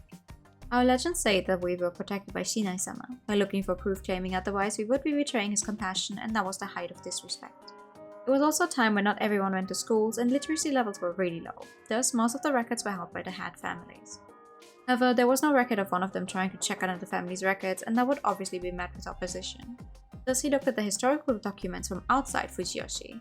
With the settlement being such a strange place, he figured that there would be many records about it made by outsiders. He was completely right. There were lots of old writings in the nearby villages and towns. Since it was wartime and the economy was dire, the paper was about to be wasted on fixing sliding. He used his own funds to acquire these precious documents. They were now organized and placed somewhere in the room, but anyway. He was able to locate Fujiyoshi's roots. It happened 600 years ago during the Muromachi period, a bit before the Sengoku. According to the documents, the place now known as Kami Fujiyoshi began as a hunter settlement. This place was a hunting ground for centuries. Game meat had only spread among the common people during the Meiji period, but the country folk had been eating it for long before that. At first it was just a settlement of cabins for the hunters from nearby villages to rest or shelter, and places to skin and prepare meat. But once the people realized how rich the area was in game, they began colonizing the place. As a result, a part of Kami Fujiyoshi was born, and the people began living here as either farmers or hunters. The settlement had no name yet. However, these extremely old documents refer to it as Okami Village or something similar. Not Okami as in Okami-sama, though, but Okami as in wolves, the canine beast. Apparently this place really had wolves before. Not mountain dogs or badgers, but actual wolves. That was no secret though. The Shinai shrine run by the Miguruma had actual wolf bones in it. However, according to the documents, during the settlement's development, the place was often attacked by wolves that caused major damage. They probably tried many things to deal with them, but the documents wrote down one very simple method. The people of the wolf village prepared a human sacrifice and consigned them to flame. Human sacrifice. It was a practice that had existed in Japan for a long time. During construction or whatnot, people would be killed and buried as offerings to prevent misfortune. I'd heard of human sacrifices made to prevent bridges being taken away by floods or people buried during castle fortification. It was a pretty big deal. Still, it wasn't weird to do it to prevent a beast-related problem. It did seem like a plausible story, so I wasn't surprised. Neither of us were specialists, but from what I knew, people tried to benefit from sacrifices by later on worshipping them as gods. I'd even heard that the pillar kanji used to count gods was based on the term for human sacrifice. Anyway, following the sacrifice, the beast attacks subsided and the settlement continued to grow. You had to go cock rice? We are now on our second jump and we're finding out a bunch of the history of the town together with Kyonosuke, so that's interesting. At this point, the upper settlement, once known as Okami Village, now Okami Fujiyoshi, was surrounded by cabins and other settlements. Through irrigation, these settlements gathered water from the Wolf Village. One of these settlements was a dangerous place that was often covered in mist that led people to their deaths, and for some reason the locals found it really important. Yonosuke, his great-grandfather, and myself figured that it had to be Yasumitsu. And if they took water from Kami Fujiyoshi, it wasn't hard to imagine that the hierarchical relationship between the settlements had already existed then. In agricultural societies, the settlements that controlled the supply of water were extremely influential. After all, if they stopped the flow, the settlements below would dry out. It was even related to the Yasumitsu rebellion that Yonosuke told me about. I couldn't ignore this point. Though there was no mention of Yasumitsu or the local superstitions yet. All that the document said was that the Wolf Village was steadily progressing as a settlement. However, there was a mention of a fearsome beast yokai or god that ate people. Though it was only mentioned in the old documents, they never heard from again. Kami. 力なき神。それだけじゃわからないんですよ。伝承にはあなたのような存在は待てよ無事な不快な呼び名なのでしょうか。別に正しいことじゃ。こうして信頼明神の印をつけて畜生どもの頭目として振る舞っている我こそふさわしい With our crazy story! どうせなら我のもとに下っ十里四方の手の領地じゃが It had to be God. She said she was defeated by Great Lord Shinai, but never mentioned when it happened. 神の武士は示す編。実際に給仕は神だし、つまり Great これは God, 狼。 I was close to the truth, but for now back to the history. Fujiyoshi had started out as a typical hunting farming settlement. Things changed after about a century when life in the settlement had stabilized. By this point, the records left by the outsiders started noting that there was a strange village in the mountains. Only display or not display messages. I have no idea. It's been really bad lately. Like it would, yeah, just throw the messages around however it wants. I have no clue. The sources had started to become many and varied too. I was curious about how the great-grandfather got documents from Kyoto and Tohoku. But anyway, these reports were records written by travelers who'd stopped here. Many of them were interested in the local customs. One was their hate for mountain fires. It was so bad that outsiders weren't allowed to make any flames, and they themselves had a special watering hole where they did it. One was the worship of a humanoid wolf statue. They asked it for good fortune in the hunt and a peaceful life in the mountains. It is being weird lately, yeah. The board as well. One was a special misty place where travelers were summoned and woke up by sensual women. Some rumors mentioned seemed hardly believable, but some of them were still alive, and I was surprised to know how old they were.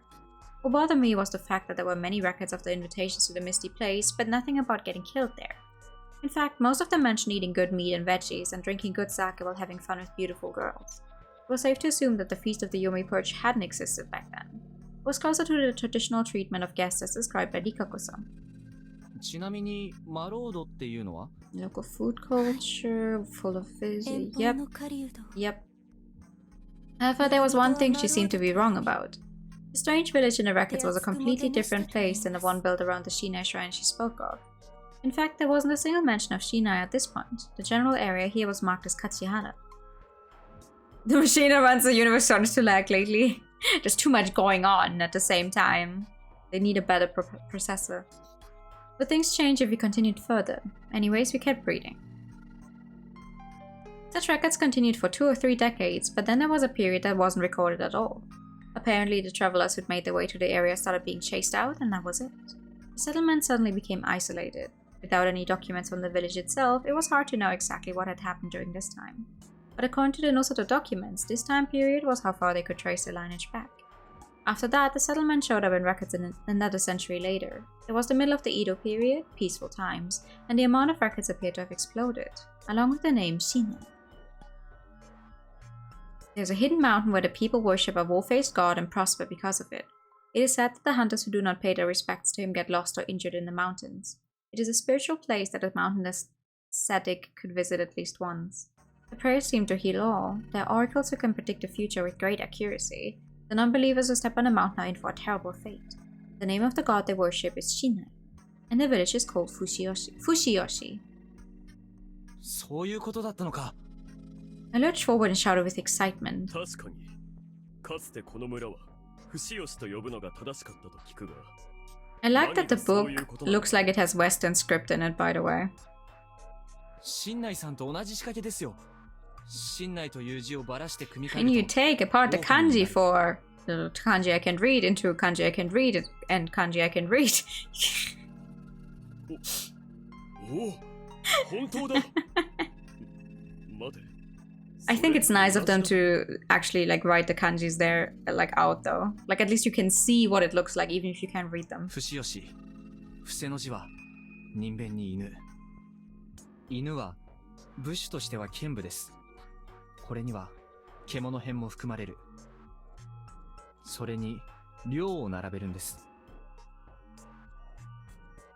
Fushiyoshi. If you broke apart the first kanji, you'd get person, dog, and good. Then by combining the latter two kanji into one and putting the whole thing together again, you got Hito Okami or werewolf. 人狼、人狼、人狼。それは狼様のことか、それとも信頼明神のことか。その二つは基本的には同じものです。ある神様の穏やかな層が信内明神で、憤怒層が狼様という程度のもの。三人組の人狼という形があって、やっていることが違うだけ。同一視する方が自然ですよ。そもそも、人狼、人狼を信仰する文脈自体は、この100年前からすでに文献に出ていたわけです。もともと狼による獣害があって、人柱があって、人狼の原始信仰が起こり、長い時を経て、信内様となった。狼様は、このどこかの段階で生まれた信仰対象なのでしょう。そして当初、彼らはそれらが同じものだと自覚していた。藤吉村、いや、伏吉村の人間たちは、自分たちの信仰の特異性を重々承知して、その上で自分たちの村の名にそれを隠した。なぜ隠したのだろうね。きっとその考察の先にあるはずだが。I love history lessons. ですね。進みましょう。The great-grandfather seemed to have noticed these hidden words too. The reports that followed generally described Fushiyoshi as it was, though their strange practices were now considered rituals, and it seemed to prosper as a cult village. It was a mountain village far from the rest of civilization, yet it prospered through the money left behind by guests who made the trip regardless. There were now two types of guests here, the ones who visited the place to hunt and the ones that came for religious reasons. The writings from the later dates included lots of those left by monks who'd come here to study the culture. All of them were surprised by the strange faith and legends of Fushiyoshi and praised the strength of their belief. Some wrote about the faith in detail. Many of them clearly named the 4 head families and a legend about the 5 guardians. The hunters, however, didn't leave many writings, or rather, it wasn't even their writings. Besides a couple of reports by local lords of someone hunting down large beasts on Mount Shinai, there were also those that simply mentioned men who went hunting in Fushiyoshi and never returned. One of them clearly stated, "Do not hunt in Fushiyoshi in the summer. The people of Fushiyoshi speak of the curse of Yasumitsu." なるほど。明らかに100年の沈黙の間に。ですね。現在残る地名や用語、そして物語の類は全部、この時代に創作されたと考えるべきでしょう。安水の意味合いも変わっている。ここを訪れるのは漁師だけ。そして、帰らない者もいる。つまり、読み意味の宴が始まったのかもしれません。History continued. After a while of prosperity due to its Shinai cult, Fushiyoshi began to deteriorate come Meiji. The new government centralized power, rural areas began to be developed, and the religious reforms established Shinto as the state religion. The anti-Buddhist movement of that era planned a complete separation of Shinto and Buddhism, destroying many Buddhist temples, customs, and cultural assets, dealing another blow to the village and its faith. This could easily be found in the Nosoto records, but it was admitted here that the Uematsu were particularly damaging for them. Well, there was no denying that the Uematsu culture seemed Buddhist in nature, and the prostitution part must have made them targets of harsh prejudice. Shinai faith, which had many strange rituals, had to either cease and discard them or turn them into something more culturally acceptable. However, they did keep a few of them. Before moving on to the next chapter, we put together the region names of Fushiyoshi, which the great-grandfather rediscovered from the archives. According to him, Fushiyoshi had several districts, each one under the jurisdiction of the village heads. The Miguruma had Fushiki, where the Shinai shrine was built. The Higuchi had Hoshizuki, where people gathered. And Osoto had Tomiguchi, the medicinal plant field right beside Kagegawa. And last, the Uematsu were given the Hatcho, the lodging area. According to Kinosukeshi, these regions remain in Kamifujiyoshi to this day. In fact, the names of these regions had existed from the era when the name Fushiyoshi began to spread to the outside, as was the designation Kamifujiyoshi. On the other hand, places aside from Kamifujiyoshi had already been clearly identified and named, such as Yasumizu. 安水でなく、安水。なるほど。ここへ来て、先々先代も我々と同じ結論に至ったのだな。不識は、櫛。つまり、髪の毛を。星月は、肝。肝臓か。影川の旧表記。影。骨。留め口は、わかりやすいな。足。そして八丁は、爪。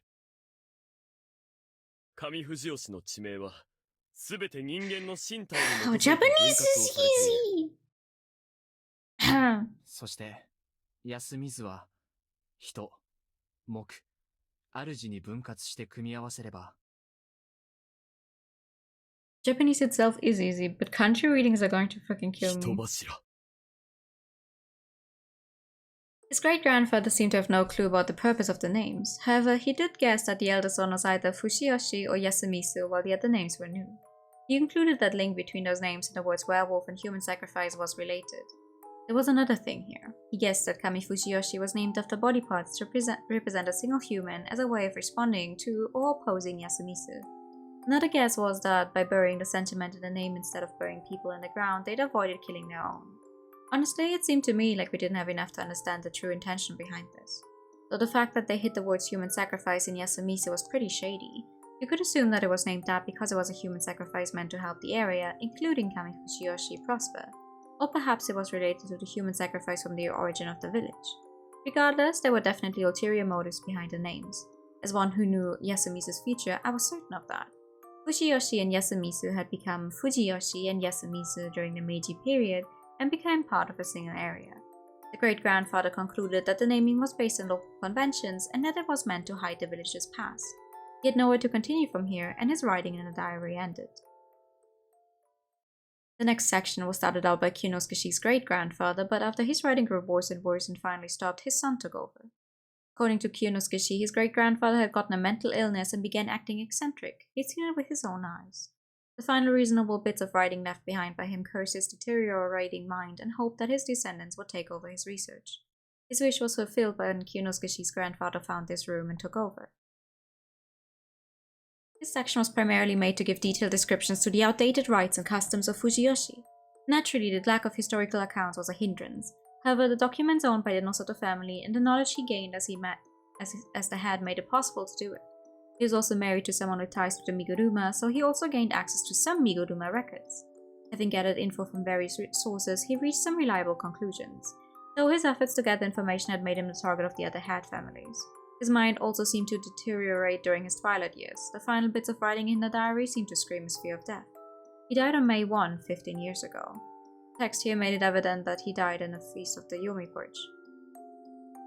May 1st, not May 1. As the hand of the supernatural looms over us and takes our lives, I realize that I'm losing control of my mind. Now that I've seen the might of the god I was to venerate, what duty do I have to continue the previous head's research into a homeland of Fushiyoshi? I realized it after I said it! I'm sorry! I will probably be hanged tomorrow, and in all honesty, it seems like a favorable outcome at this point. What if the irresistible urge to sleep faded, and I opened my eyes to see the wolf-faced god? I would be unable to bear the fear. The wolfsbane I shall use to end my life lies in my hand.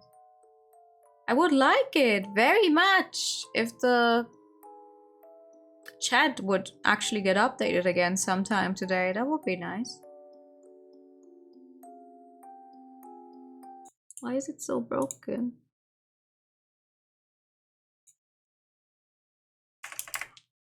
Hold on, 1 second.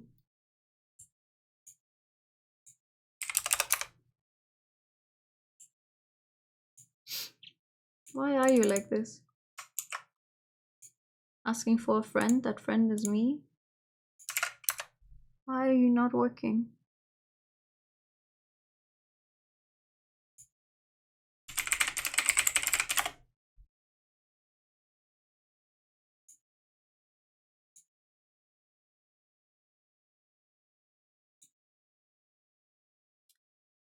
Dun, dun, dun, dun, dun.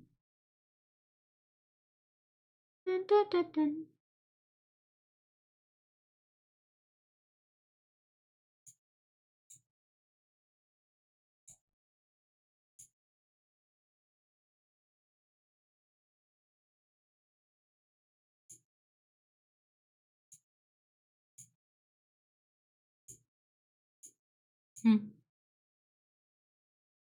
You're always like this. You are. And that was it. Inoskishi's voice was shaking. From what he said, his grandfather was an intelligent gentleman that he knew personally and respected immensely. Anyway, the text here could be summed up as thus. Fujiyoshi had several strange rites and customs. When combined with the ones unique to specific hat families, the number grew exponentially. It revealed all the details about these things and even had info we really didn't care about right now. The contents about the Uematsu was particularly harsh, even though it was noted that not everything was here. Info about the Miguruma, however, was extremely limited. However, it was said that horrible screams could be heard from their storehouse. あの日、私はいたずら心で3の蔵 And の then 地 you 下 got の bitten by 扉を開け dogs. た。決して入っちゃいけないと言われた。このお印が刻まれた。そして It was a morbidly interesting read, but there was only one thing that mattered to us. It was the custom of lynching in Yasumisu. It was basically describing the feast of the Yomi Purge. The Okami-sama would return for Miyomi to get revenge for being killed. The story was the same. There were two notable points here. One was that it had apparently begun about 500 years ago after the village closed itself off from the world. And the other was that Kami Fujiyoshi was mostly uninvolved in the feast of that era. Kyonoskishi's grandfather examined the feast's origin from various angles. He investigated the stones in the Hanging Pines graveyard, looked at the records of Kami Fujiyoshi's what? Start.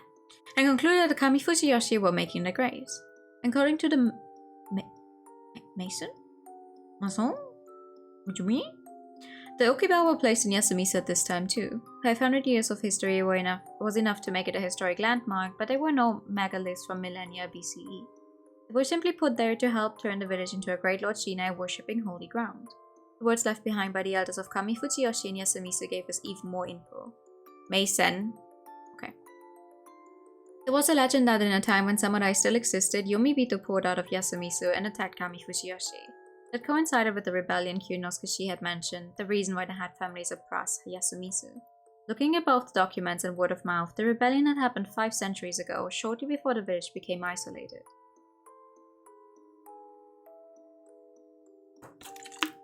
Sorry, I need to drink more. In Yasumisu, Yomibito were said to be scary creatures completely covered in blood water. You could find the word blood water by playing with the kanji in the name Sarunaga. Bloodwater Rapids. The stream was considered corrupted even half a millennium ago.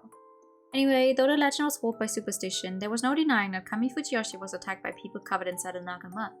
The grandfather concluded without a doubt that this incident was what made Kami Fujiyoshi people so afraid of Yasumisu. This rebellion was the very cause of the decades of isolation, the creation of the Shinai Fate, and the start of the Feast of the Yomi Purge.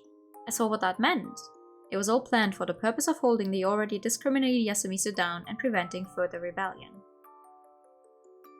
The grandfather thought that Yasumisu was purposely created to be discriminated against. It was a bad, dangerous place to live in. The reason why it wasn't abandoned wasn't mentioned here, but anyway, people continued calling it home.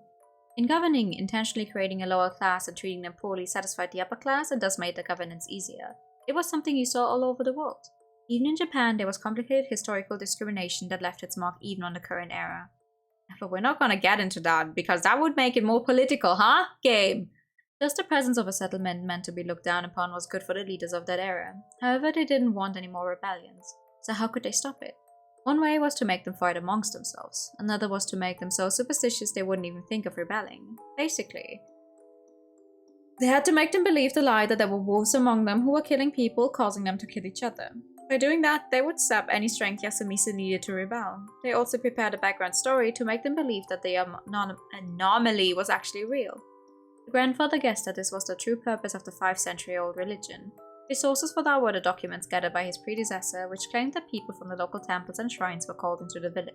He assumed that the incomplete or intentionally destroyed records were those regarding the scholars they summoned to help create the religion. That seemed absurd at first, but after thinking about it, was entirely reasonable. The settlement they'd looked down upon had bared their fangs at them, so what did they do? Call the smart people for help. That was natural. And so, those scholars teamed up, created a new religion, and made the settlement fight itself. And if they'd given the Hat families roles in their legends to ensure proper control... Man, it sounded messed up, but it didn't seem impossible. 逆だよ。あれは上藤吉の者が読み人かもしれない安水の者と目を合わさずに済ませるためにつけさせたものだ。They wanted to avoid eye contact not only because they thought they were corrupted, but also because they were afraid. Kami Fujiyoshi was afraid of Yasumisu. It was a possibility I wouldn't have considered before, but it also seemed likely. It would be pretty scary if the people they looked down upon finally let their grudge take over and become fearful marauders ready to enact their revenge. And because they were aware of how badly they treated the settlement, the guild grew even larger, and they started controlling and discriminating against them even further. When you looked at it that way, they'd made a whole religion just to protect themselves. And boy, was that insane. Now, with the feast origin revealed, what was that about the Hat families not being involved in it so much? Apparently, the first feasts were a lot simpler than the current one. There was the purification, sheltering, dreaming, and the limit of one per day, but there was no actual punishment for breaking these laws. They probably set it up to prevent indiscriminate massacres. Also, there was no wolf selection and there were no guardians. The Hats, or Fushiyoshi leaders of that time, only circulated the Yasumisu legend that the wolves came back. By spreading the local legend along with a lie, they motivated the people to kill each other whenever the mists appeared. It was successful, and the people started killing suspected wolves every time the mist showed up. In response to that, those who spread the suspicions were brutalized at night. This weakened Yasumisu, left the place a breeding ground for future problems, and too weak to rebel. 待て、そんなバカな、おかしいだろう。そんなことで殺し合いが起きるはずがない。実際の脅威がないのに、殺し合いが起きるというのか。How can your brain handle 500 years of history when you only live for like 100 years? 昔は今とは違います。迷信が殺し合いに発展してもおかしくない。I forget a lot. Wow! The chat actually moved again. No way! 先々代さんは初めから死刑という言葉を使ってます。僕はこれが重要だと思う。一歩。おそらく読み意味の宴は安水の住民たちにとって役 Wow. 立つものだったんです。Okay. It's still broken though. Somewhat. どういうことだ。先に進みましょう。It's okay. Tonight is just another night of me having to read until my tongue breaks, I guess. Sure enough, the grandfather seemed to believe that, to the people of Yasumisu, the feast made the killings into a just cause. According to this, the feast wasn't considered a paranormal event, not even by the Yasumisu people themselves. It was just a justification for lynching. The hand of the law didn't reach this backwards village, and Yasumisu was even more isolated, a settlement for the ostracized. Of course, there had to be conflicts and wrongings, and the social system to solve them was limited. Thus, there was demand for solutions beyond the law, and the feast fit the bill perfectly. When the mists came, they could easily get rid of people they didn't like. However, that came with the risk of being targeted by their friends and family. This continuous cycle of lynchings and revenge eventually destroys the minority and leaves the majority wounded. The feast ends, and law returns to Yasumisu. It seemed like the ostracism they'd done in ancient Greece. Anyone who was against the law of the village had their names written on pottery and voted to be exiled. A backwards but effective way to keep order. Though while the punishment there was exile, the feast came with a death penalty. It was clearly unjust, but they found it better than nothing. By having these occasional unlawful disputes, they actually prevented the settlement as a whole from crumbling. Those who participated in the lynchings had their guilt lessened by considering the legends and myths. Superstition had real-world effects. By telling people that they'd be hanged if they were bad, the renegades among them would be silenced. So yeah, the Feast of the Yomi Purge had its perks for both Kami Fujiyoshi and Yasumisu. It has, yeah. I don't know, both the chat and the bot and everything seems kind of broken. But it's not just me. I've seen this for everyone who uses Stream Elements, which is sad because I do like it. It's easy enough to use. Also, apparently it was a long-running tradition for Kami Fujiyoshi to do certain things immediately before the mists came. She summoned the children of Yasumizu to Kami Fujiyoshi and called a woman to help them with food. There was no end to these records. It was much like the mountain festival, the carrot for the stick they constantly provided the settlement. But it was also a form of population control. They didn't want Yasumizu to be completely depopulated, so they protected the children. This tradition was alive to this day. Even 8 years ago, Tae-san, Kaori-san, and the children had been saved from the feast when they were cold. So while it had its roots in superstition, the Feast of the Yomi Perch became a kind of social tool. なるほど。統制されたリン Boy. チ。いいな。これはもう合議による死刑制度と言っていいだろう。我々上藤吉の人間に都合のいい形で安水の中で完結する。これでは室たちが言うように完全に Who would have 頂上を fucking 割る guessed? ものではないか。それはどうでしょう。当時の統治者たちは当時なりの良識感覚で良い統治を目指しただけかもしれない。問題は現代に至るまでその統治が続いてしまっていることですが。そうだ。今の安水ならこんなことが起きるはずがないのだ。そう書いてありますか？戦中戦後に宴は3度あったとされているな。The feast meant to manage society had ended with the one that began at the start of World War II. When Kinoskashi's grandfather wrote this, he called it the previous feast. The ones who survived it said that an actual wolf had appeared. Also, rules like sheltering, which had been ignored until then, now came with a supernatural punishment. The legend had gone from mere story to reality. The grandfather himself had witnessed some paranormal things too. There was a pile of dog corpses that seemed to have appeared out of nowhere. The thorough, violent deaths given to the rule breakers. The wolves who could come in through locked doors and brutalize the ones inside. And finally, the unity between the wolves, hell-bent on killing the humans even if it meant their own death. That was the feast I knew. The next text was written by the previous head, Kinoskashi's father, and he'd observed the third feast of the recent times. It was the one that had happened 8 years ago, and its survivors mentioned impossible paranormal events had actually happened. It was the same. The exact same. The feast had been supernatural 3 times in a row. And this was the 4th one. That meant that something had drastically changed with the feast that happened during the war. The reason for that wasn't given here. 大丈夫ですか？ショックだとは思います。少し休みますか？いや、いい。一気に読んでしまおう。次は、我が父が主にまとめた記述だな。Like Kinoskashi said, the final section of the diary was written by the previous head of the Nosato family. He'd inherited the will of his predecessors and tried solving this mystery. Though unlike them, he seemed to prioritize documents that had been released to the public. For one, there were cutouts of articles. He'd taken various clippings from newspapers and magazines to create an extremely large scrapbook. There were bits from local newspapers, national ones, and both general and specialized magazines of varied renown. Basically, he'd gathered all the info regarding Fujiyoshi, no matter how minor. Of course, we didn't have the time to look through all of them, so we relied on the index in the diary. We found out that this small village had a number of unexpectedly major events happen in it. They were so big that they actually made it to national newspapers. Some of the oldest and more notable ones were the articles about the serial murders here that had happened here over 60 years ago. There were a number of articles with titles like 20 deadly breakers in Fujiyoshi and Murders in 20 houses in Mountain Village, and I found that number to be significant. Though the number of places that had been attacked was 20, the number of casualties was 17. 8 more were injured. Regardless, it was definitely big enough to make a mark in Japanese history. This event was well covered for something that had happened on the eve of World War II, and it ended with the culprit being sent to Tokyo and quickly executed. The incident was reported for 2 years, from when it came to light right up to the capital punishment. It could be summed up like this. On December 27, 1940, in Fujiyoshi village, Kami Fujiyoshi, Hoshisuki, a man covered in mud invaded a private dwelling. He quickly used a kitchen knife he had to attack 2 of the people inside, destroy property, then escape. One of the victims went on to die. The culprit went on to continue invading houses in Hoshisuki, murder, and destroy property. After 30 minutes of this, he escaped Fujimura by foot.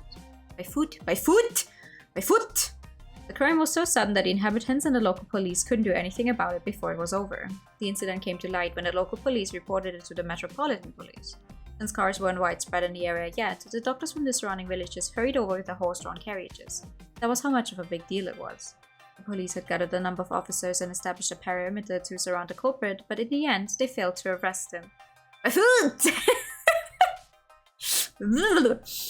The witnesses' bloodstains and the lost items made them conclude that the culprit had changed his clothes somewhere up the mountain, then escaped by going down the river. They followed after him, but since it was the end of the year and it was hard to get around, it took them time to find proper footprints. On January 3rd of the following year, the prefecture police noted that the perimeter was broken, but this wasn't reported. The investigations that followed bore no fruit, and the newspapers and magazines wrote a lot about the escaped or hidden murderer. But then, at one afternoon at the end of January, a man showed up in a police station in Mangetsugashi, Tokyo, and said that he was the murderer who'd escaped Fujiyoshi. There'd been much speculation about where the culprit was from, but it turned out that he was actually a local, which raised a few questions. One of them was, why couldn't the locals figure out who it was?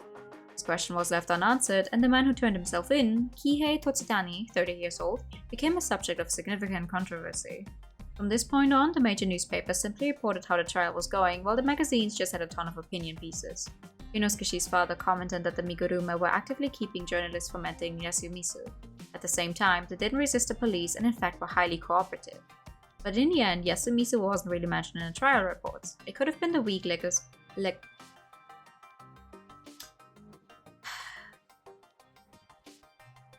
I want to say legislative, but I think that's wrong.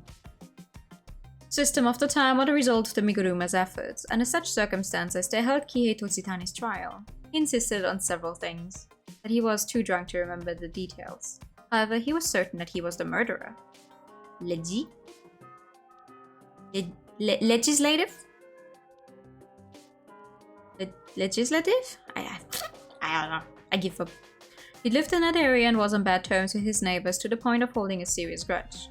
When he sobered up, he became scared and ran away, and since he knew he couldn't keep running forever, he just turned himself in. He was too afraid to return to Fujiyoshi. Woo! Some had found his statement that he'd attacked 20 households in 30 minutes questionable, but it was a trial under significant public scrutiny. And since Kihei Tochitani admitted to the crime, he was executed based solely on that. It happened 2 years after his arrest. Leggy German, but Leggy English. Ah!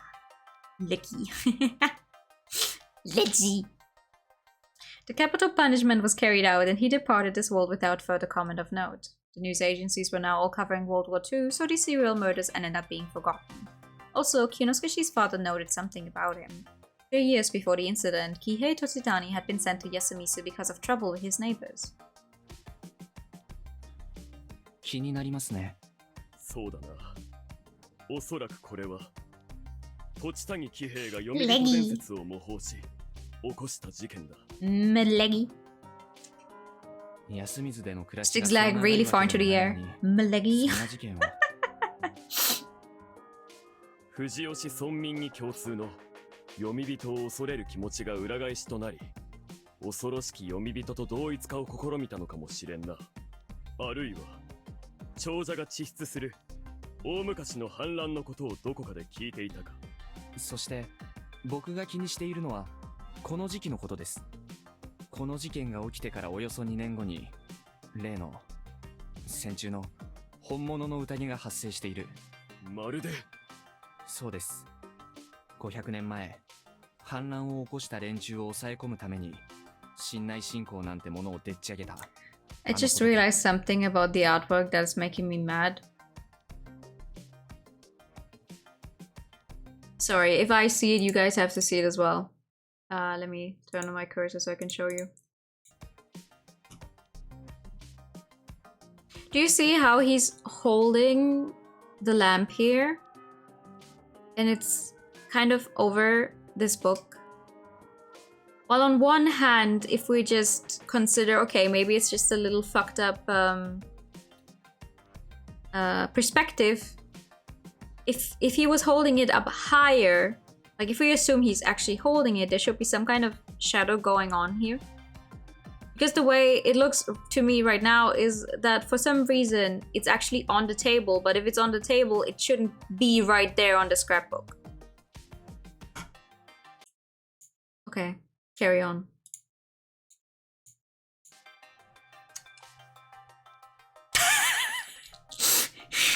Shadow may be obscured by the books in front.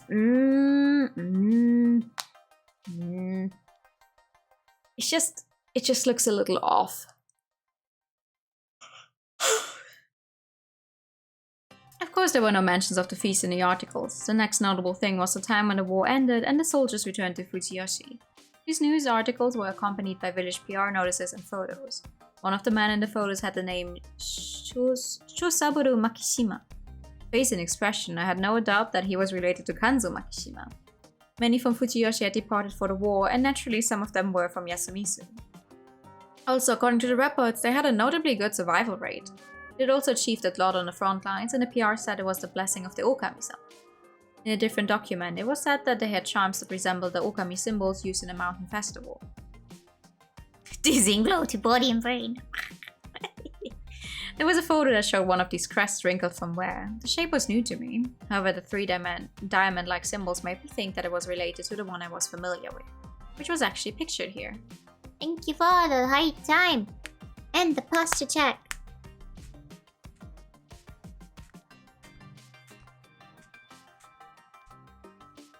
Oh boy. Report and report, yeah. Wait. Where did it say that?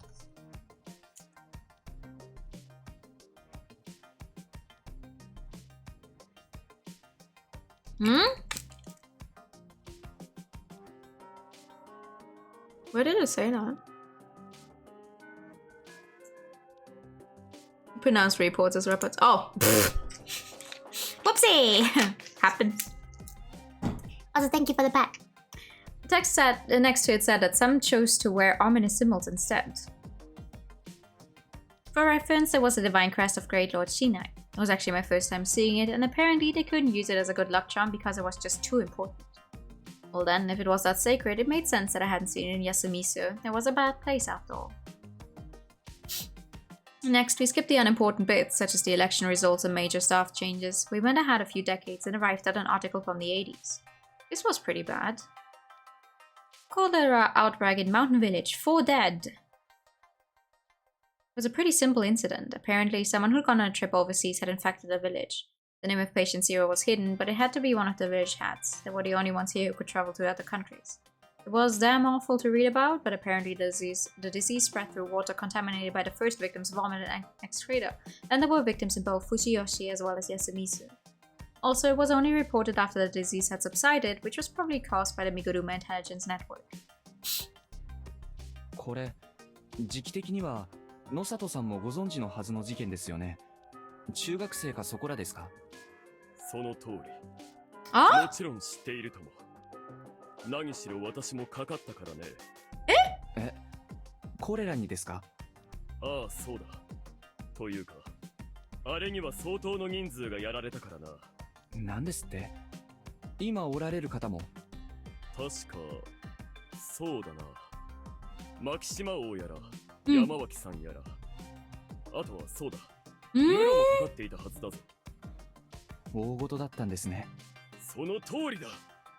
後で知ったところによれば、野里は早々にコレラだということをカンパしていたのに、身車の連中。一体何が？コレラにこそ神内様の加護が効くとか言って、わけのわからん祈祷を行って、yes. 野里の措置を妨害したんだ。Let's use funky religious stuff to treat stuff we could treat with modern medicine. I hear that works well. おかげで状況は悪化し、遅れて発症した私は、身内が後回しだと言ってかなり捨て置かれたのだ。医者の鏡みたいな家ですね。鏡なものか。単に身車が示す順に治療していただけだ。もちろん安水は長く捨て置かれ、結果的に住人2名と看病に当たった植松の者2名が死んだ。 The old fun times will fix it. なんですって？植松が2名？あの頃植松にはまだ数人が残っていたが、そのほとんどが民間療法を行って、それが露見した時はすでに手の施しようがないほど悪化した2名がそのまま亡くなったのだよ。あれが植松の没落を決定づけたと言っても過言ではなかろう。身車が、いや違うな、野里が、クス氏の家が連中のことなど聞かず正しく動いていればよかったのだ。ちなみに、植松里香子さんは病気にはかからなかったんですか？彼女は当時9歳だぞ。その家業に加わるにはまだ若い。ああ、なるほど。I knew what he meant, but something didn't feel right. His eyes betrayed a sense of confusion and his tone lacked confidence. 何か隠されていますか？何もない。いや、何でもない。とにかく、これも我が藤吉村の期待を示す証左ではあろうが。そうですね。I wouldn't push any further this time. Another major article was one about a corpse that had washed up in a local part of Saranaga, officially known as Saranagawa apparently. It was a woman from Chiba and she'd had a search party out for her. It said that she simply committed suicide. これは読み意味の宴と関係あります？いや、これまでの宴とは日付が合わない。おそらく関係のない。I hate it when games are like, oh, this must be unrelated. バカな町の奴らが山の中で首つって獣に Because I can never tell, is it really unrelated? Like, someone had to write it in there? サラナガに死体が流れることも珍しくねえ。渓流釣りだかなんだか知らねえが、上流は危。首都圏からの遠征自殺者ですか？まあ、うがってみるなら、長者の誰かが関わって殺したのかもしれんが。では、これはいいとして、この8年前の大雨災害がどうのっていうのは、藤吉とは関係ないように見えますが。逆に、藤吉が乗っていないことが重要なのだろうよ。各地の土砂崩れは報道されているのに、藤吉のはないと。ああ。I see. So even the ones who supposedly died in a landslide were hidden from the public. あとは、めぼしいものはないか？これは港区連続火災、放火の疑い。なんでこんな事件が？手記に説明があるぞ。報道にはないが、放火された7軒の建物はすべて。というと？身車家だよ。連中は中だけではなく、外にも不動産。I really don't like the Miguruma family, I tell you that much. なるほど。そういった資産から収入を得てるのか。しかし一体どうしてそんな。宗教は儲かるということなんじゃないのかね。500年もの歴史があれば、もう新興宗教とは言えんだろう。おそらくは、我々のような骨の髄まで神内明神にやられている連中でない、神内教の在外信者は、中には、何代も前から玉串料とか言って。もしかして、身車は宗教法人格を持ってますか？さあ、そこまでは知らんね。しかし、そういうのは国からいろいろ口出しをされるのではないのかね。どうだろう。そっちは詳しくないな。さて、このくらいでおしまいのようだが。Yeah, we'd read the entire diary.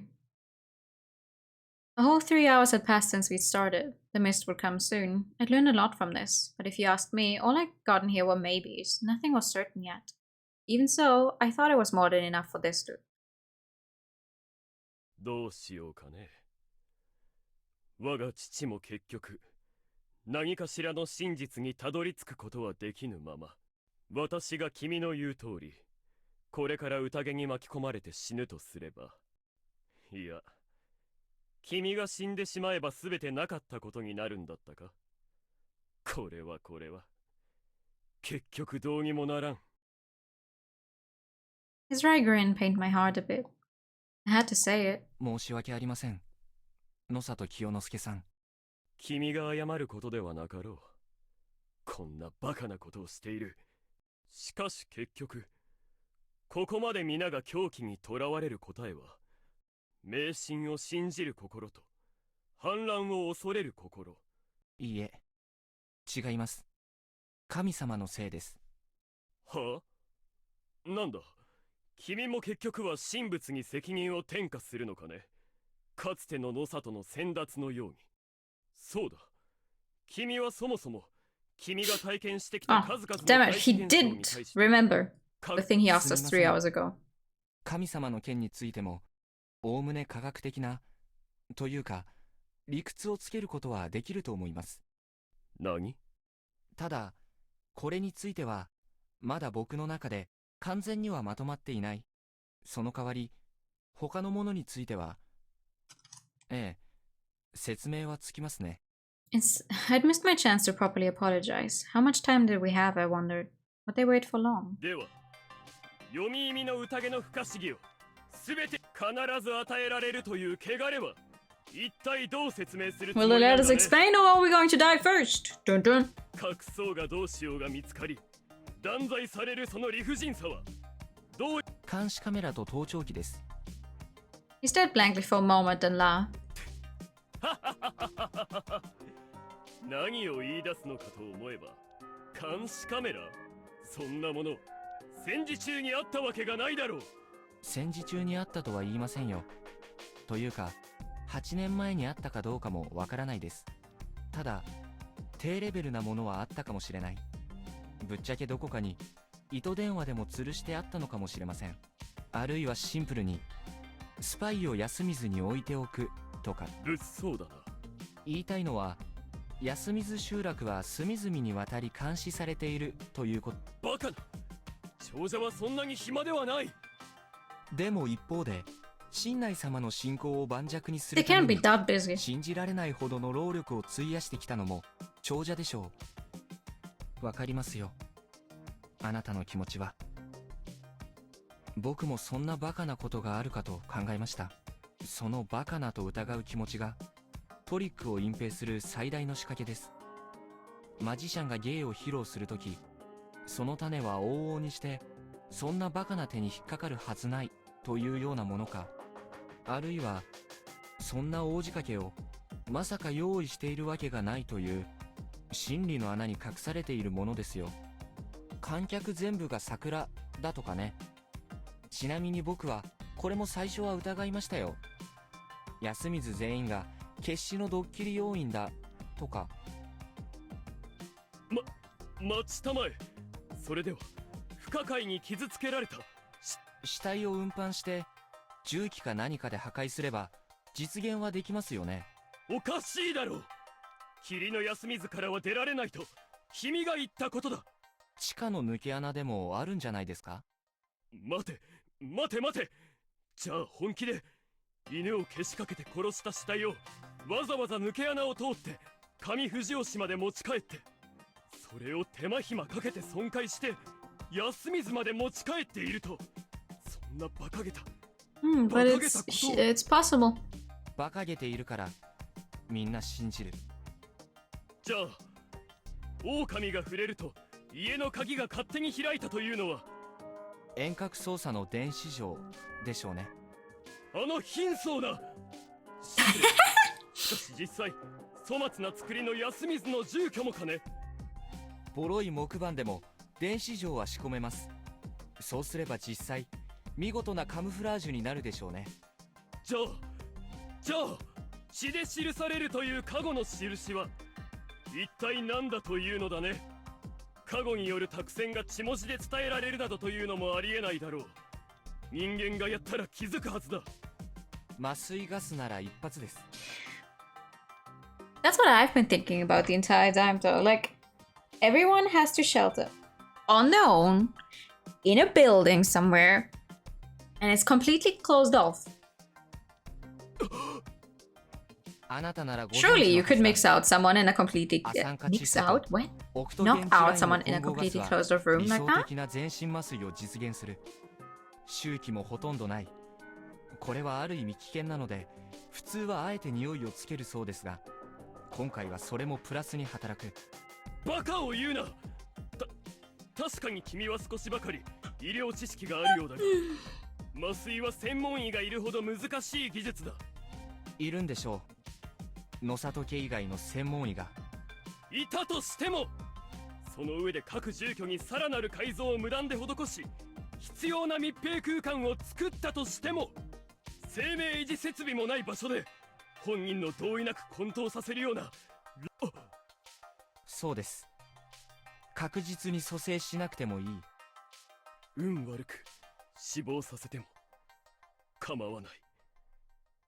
Despite feeling way too excited to do so. Yeah, exactly. I've been thinking of the whole someone's probably knocking you out with some kind of gas during the night thing for a long time. バカなバカなそんなバカみたいな。わかりますよ。僕だってこんなオチを明かされたら納得できない。でもそれが可能である以上、これは神業でも何でもない。トリックで実現できる不思議な事象は全てトリックによって発生しているん Even で if す it's よ。 complicated, mundane means. ああ、わかった。実現可能だということ、君がそう信じていることは十分。そして君がさっき謝罪をした意味も、この部屋が放置されているということは、身車の連中はここに気づかなかったか。しかしこうして大っぴらに探索をし、大声で議論をしたからには先方は気づくはずだ。Yep. 君の言う通り、カメラやら盗聴器やらが仕込んであるなら、そしてそのことに気づいたとすれば、彼らにとって我々は宴の開始を待たず殺す必要が、これはそうですね。My consciousness began to fade. The irresistible drowsiness took over my body. 君の勝ちだな。ほらね。だがもっとうまい方法は。すみません。Unable to stand, I fell to my knees. I hit my forehead on a desk, but the pain was minimal. It didn't kill me, huh? どうせあるだろう、親父。これだ。 He could still move. Crawling on his hands and knees, he opened a drawer and took out a small glass bottle. 君が死ねば全ては戻るの。 Oh god, are you going to feed me poison? ならば、これをと捕まって拷問でもされたら。 I appreciated that. I reached out, took it, and put it in my mouth. 私も飲もう。たとえなかったことになるのだとしても、先祖の積み重ねてきたものを無駄にする罪は。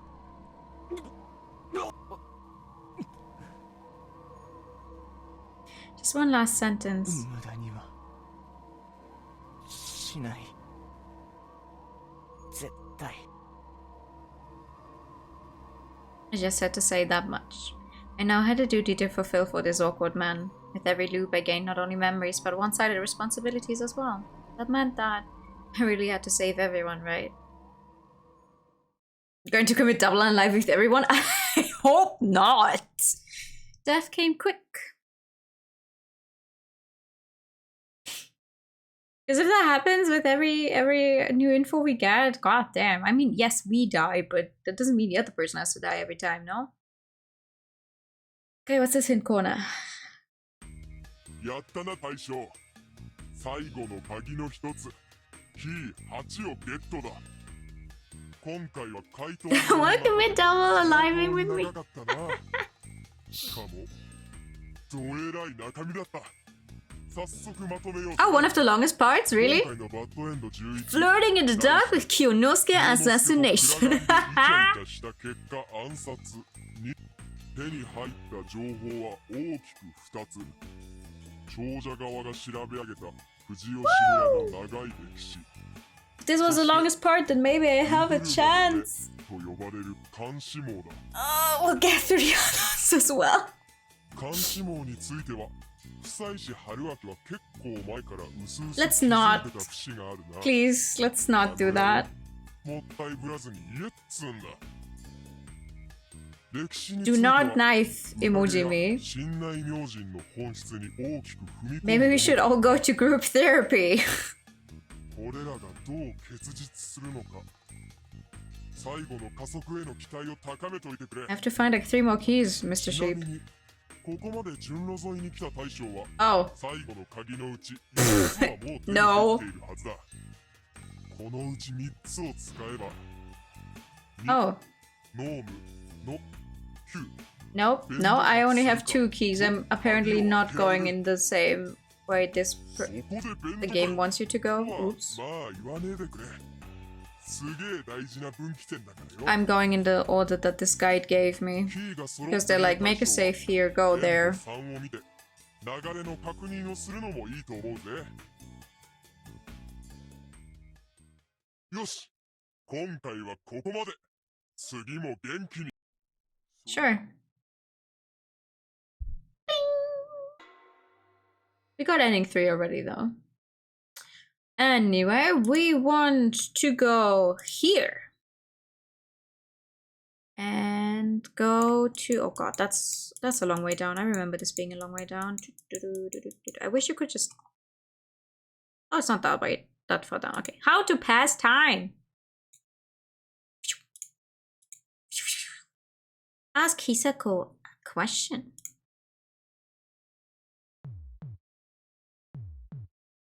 Alright, let's see what this one is about.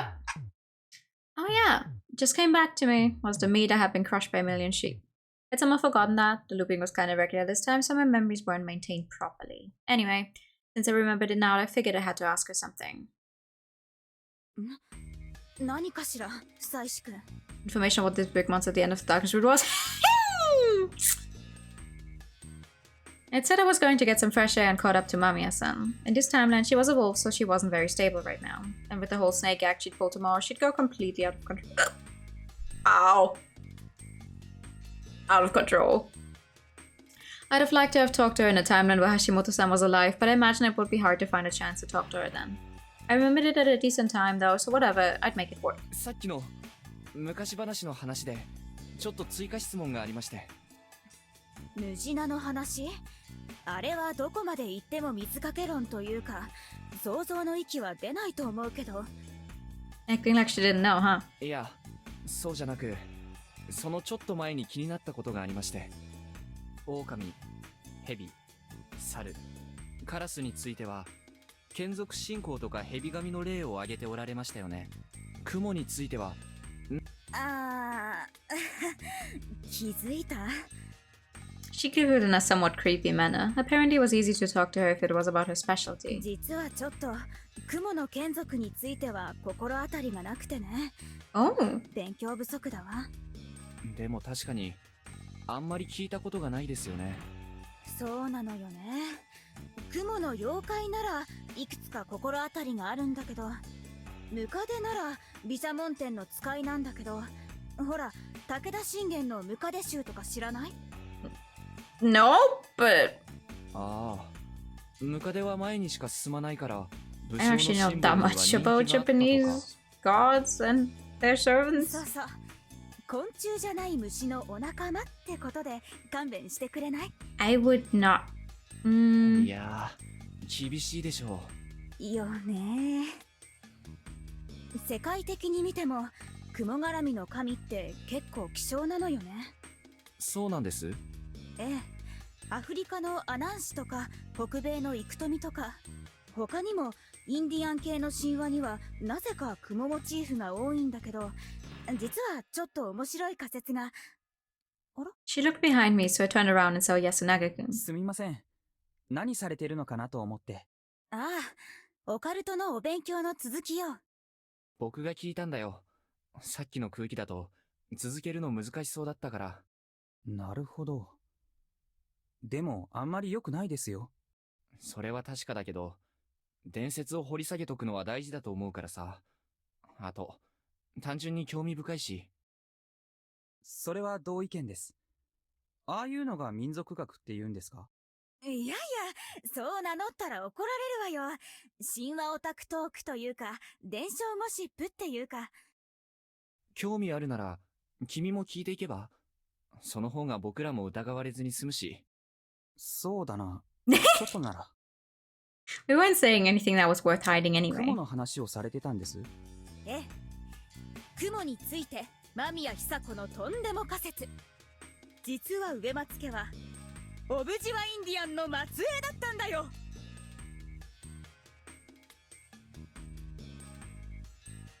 The what now? なんだって？どういうことなんです？どういうことなんでしょネタが通じないと見るや、そげた見捨てたわね。まあいいけど、ドリームキャッチャーって知ってる？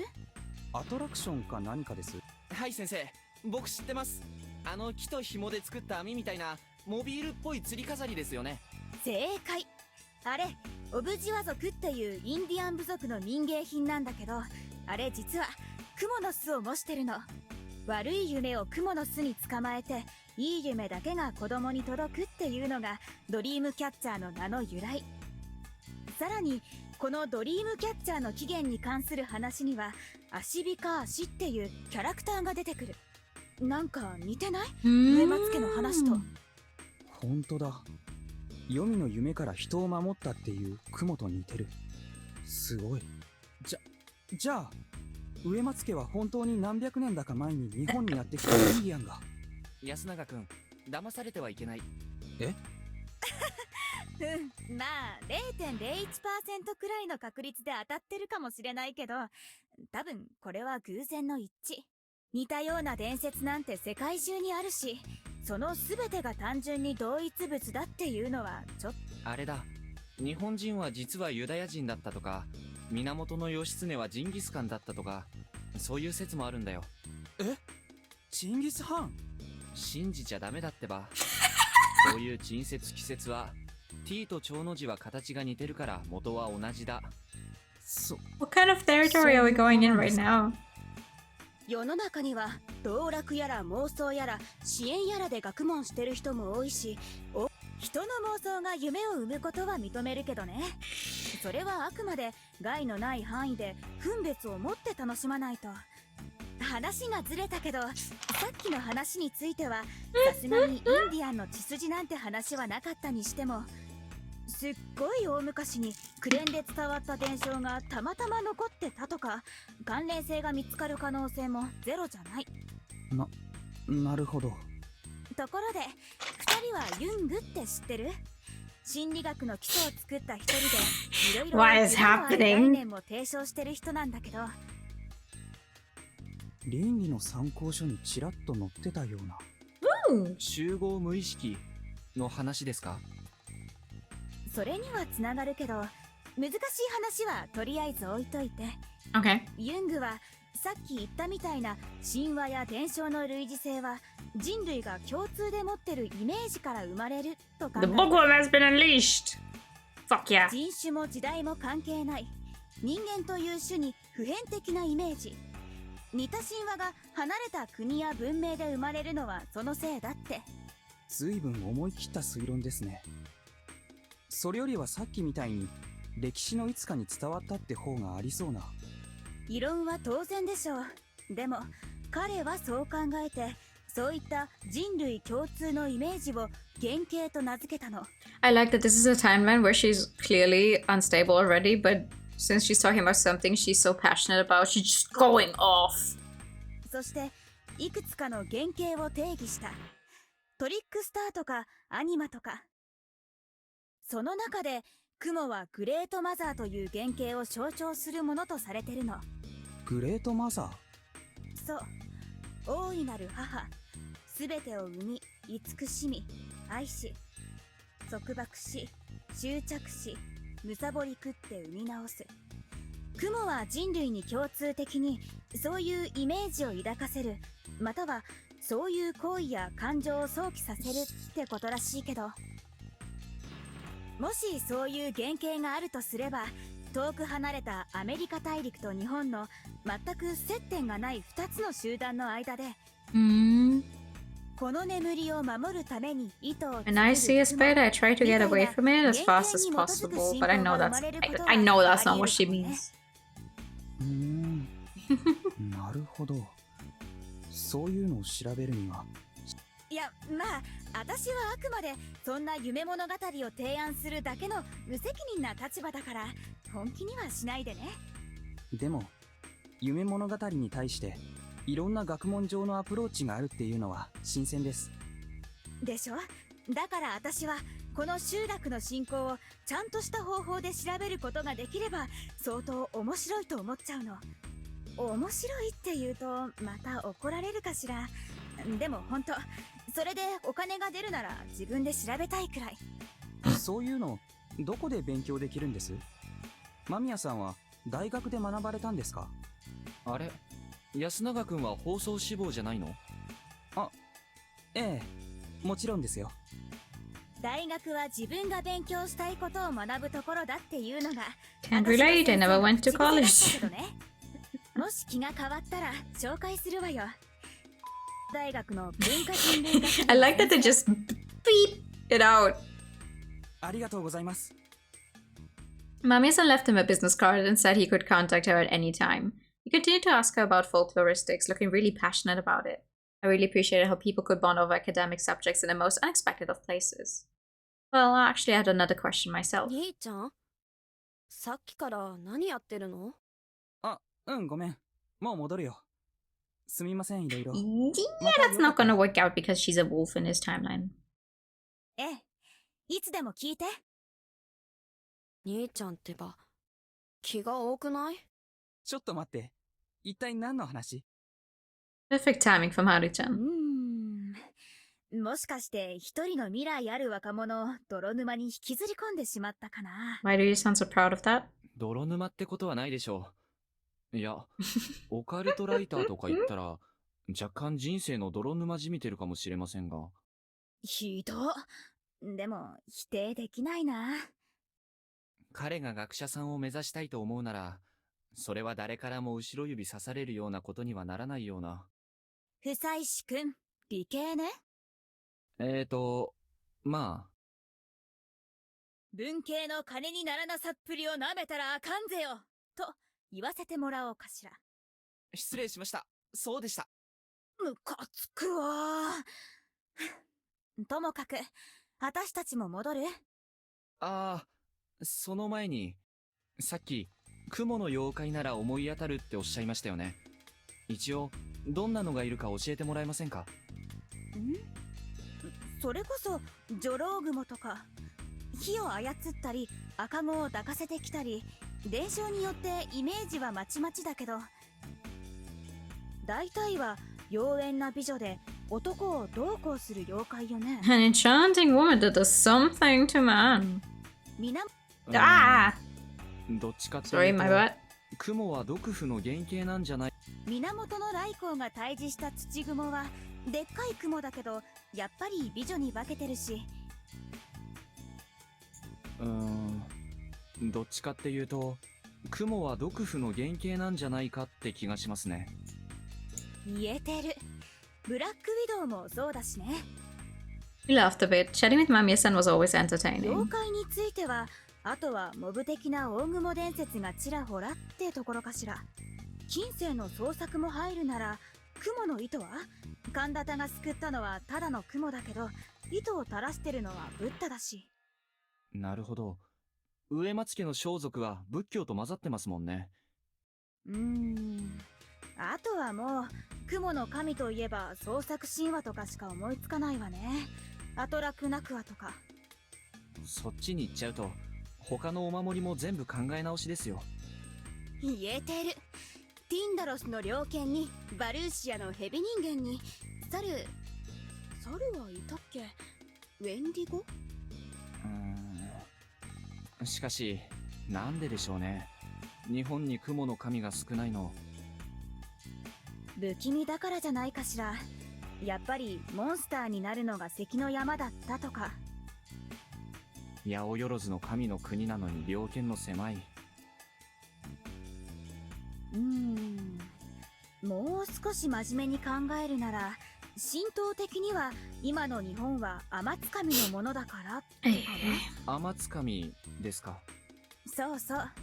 雨の水主に始まってイザナギ、イザナミを経由してアマテラスや天孫ニニギにつながる系譜。ちなみにニニギの3代後が初代天皇である神武天皇だから、そこから続く今の皇族は I will tell you right now, I'm not going to retain a single fucking thing she's telling us. No, not a single thing. イザナギイザナミの前に神がいたんです。結構いっぱいいるわよ。あの夫婦は国と神がたくさん産んだけど、天地開闢と同時に神は生まれていた。 Not that it's not interesting, but it's just bleh.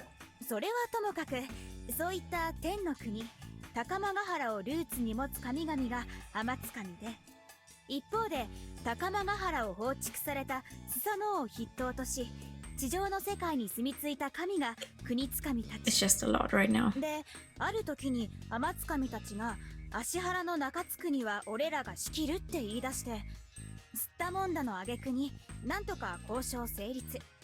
国津神たちはかの出雲大社に芦原の中津国の支配。 Oh my god, that looks horrible, all written together as one word. It's not even a hard word, but it all being together like that. Like a long made up history lesson. The worst part is, though, that the stuff she's telling us about gods is not made up. Like, her stuff right now is just the non-made up part. The stuff about, you know, the history of the village here is the made up stuff. Which makes it a little harder to process all of the stuff she's saying. Too long, didn't read. Bing, bing, bing. そ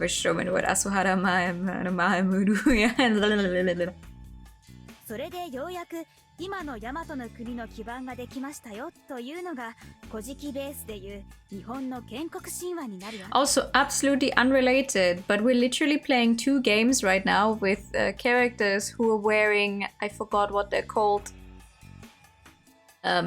horse thingies around their necks, right? How can I? Horseshoes, yeah. It's, oh my god. But she's wearing hers the right way around. She's collecting luck. Toma, not so much.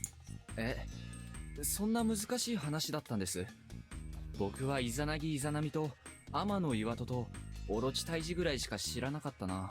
まあ、これだけ権威主義的な国だから神話もごついのが必要だったんでしょう。っていうと、不敬に。 Shoes for horses. ともかく、 Yeah. 話を戻すと、 For a while, YouTube was like, do you want to see people clean horseshoes? Which is a fascinating thing to look at, because you think, oh, that horse foot is not that bad. And then they clean him out, you're like, what the hell? 日本神話の世界では男系相続が基本だから必然。この国は天津神の末裔の国ってことになるかな。 No, I know you can't help it. It's just, why can I not remember an easy enough work like that? I was running but in Nike sneakers.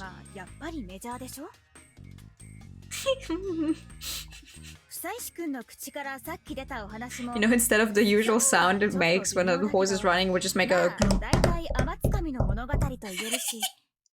That still sounded like a horse. そうですね。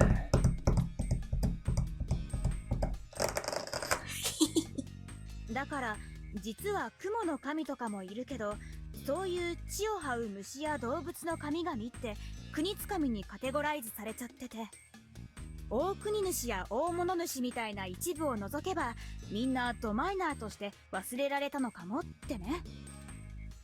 なるほど。いや、非常に興味深い話でした。なるほど。ごめんね、ちゃんと答えを出せなくて。まあ、どっちにしろ時間潰しですから、むしろ付き合わせちゃって申し訳ないです。いえいえ、こっちも気が紛れたわ。ちえみちゃんとモッチーにも教えてあげようかな。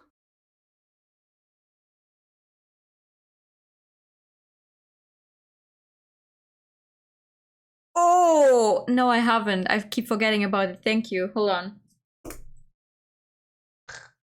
Let me write it down to the other thing I wanted to do. At least I think I forgot to put it in there. Ah! Right. This is the timeline where she's a wolf alongside with those two. Him going like, haha, you should tell it to them is not good. その二人も神話に興味が？そうみたいですね。しかし戻るのやだな。食堂はどうしても息が詰まります。I in fact did, yes. I always think it's really, really funny to do the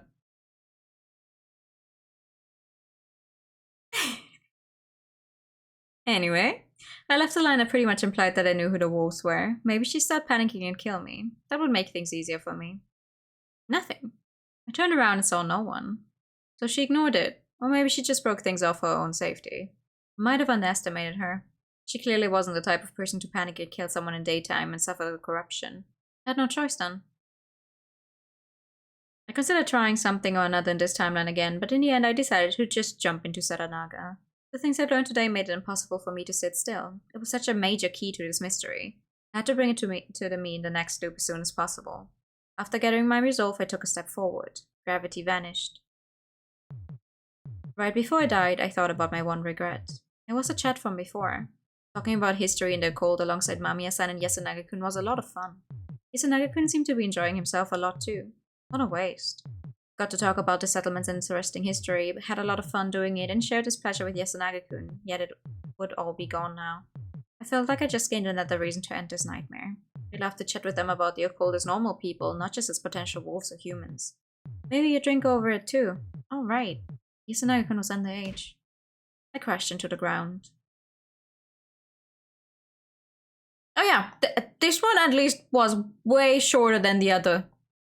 Hey. Sure, what are you gonna tell me about this one? Ooh! Right, he's on age. That's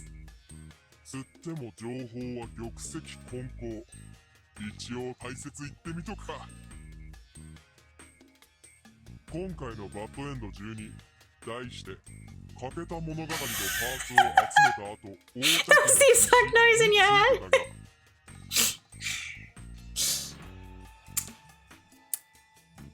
No problem. That's what I'm here for.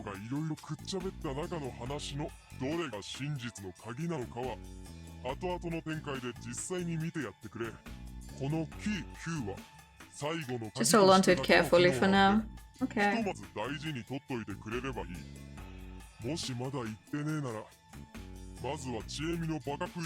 We have that one already, thank you.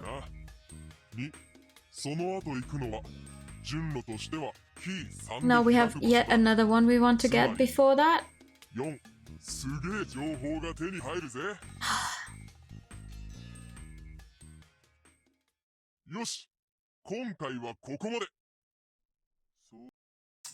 Now listen, I'm happy when I when I can manage to hit the exact sound and stuff. Okay, we want to go here and select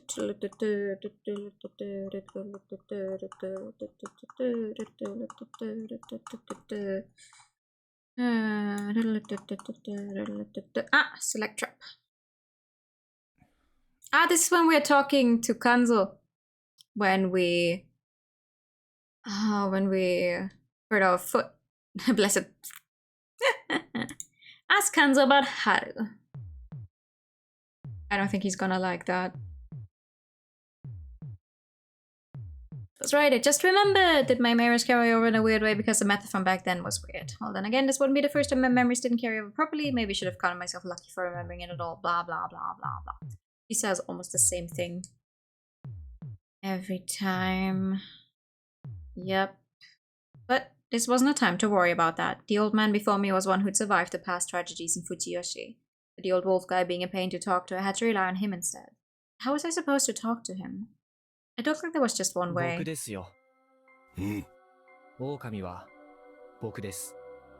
Upon hearing that, he didn't take out his gun. His expression showed nothing but total confusion. あなたの経験では、 Oh, 狼は絶 that's 対 an に自首 interesting しな way. い。もちろん、人は嘘をつかない。とりわけ自滅的な嘘は。だからあなたは僕の真意が読めないんだ。黙れ。 He finally pointed his gun at me, but his lateness told me just how hesitant he was. I controlled the pace of the conversation. 僕がこれを明かしたのは、僕がこの村の外で育ったものだからですよ。僕は、神様の呪縛にはかかっていませんから。 Not yet, anyway. ん？通じないか。まあいいです。とにかく、あなたがこれまで見てきたのは、よそ者のいない閉鎖的な宴でしょ。あなたの経験は、よそ者が混じった宴には通用しない。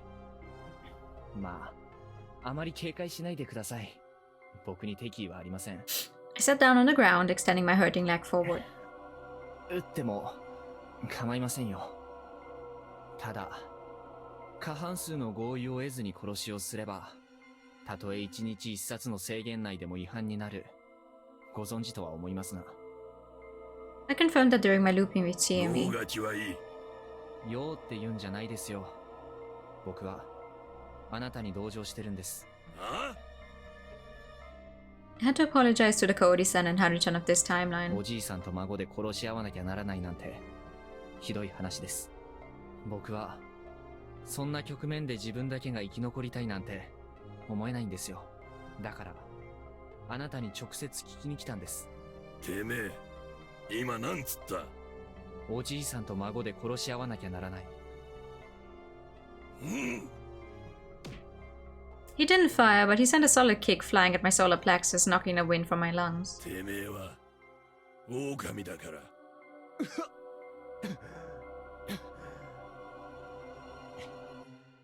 もし、そうなら、僕はそもそも正体を明かさない。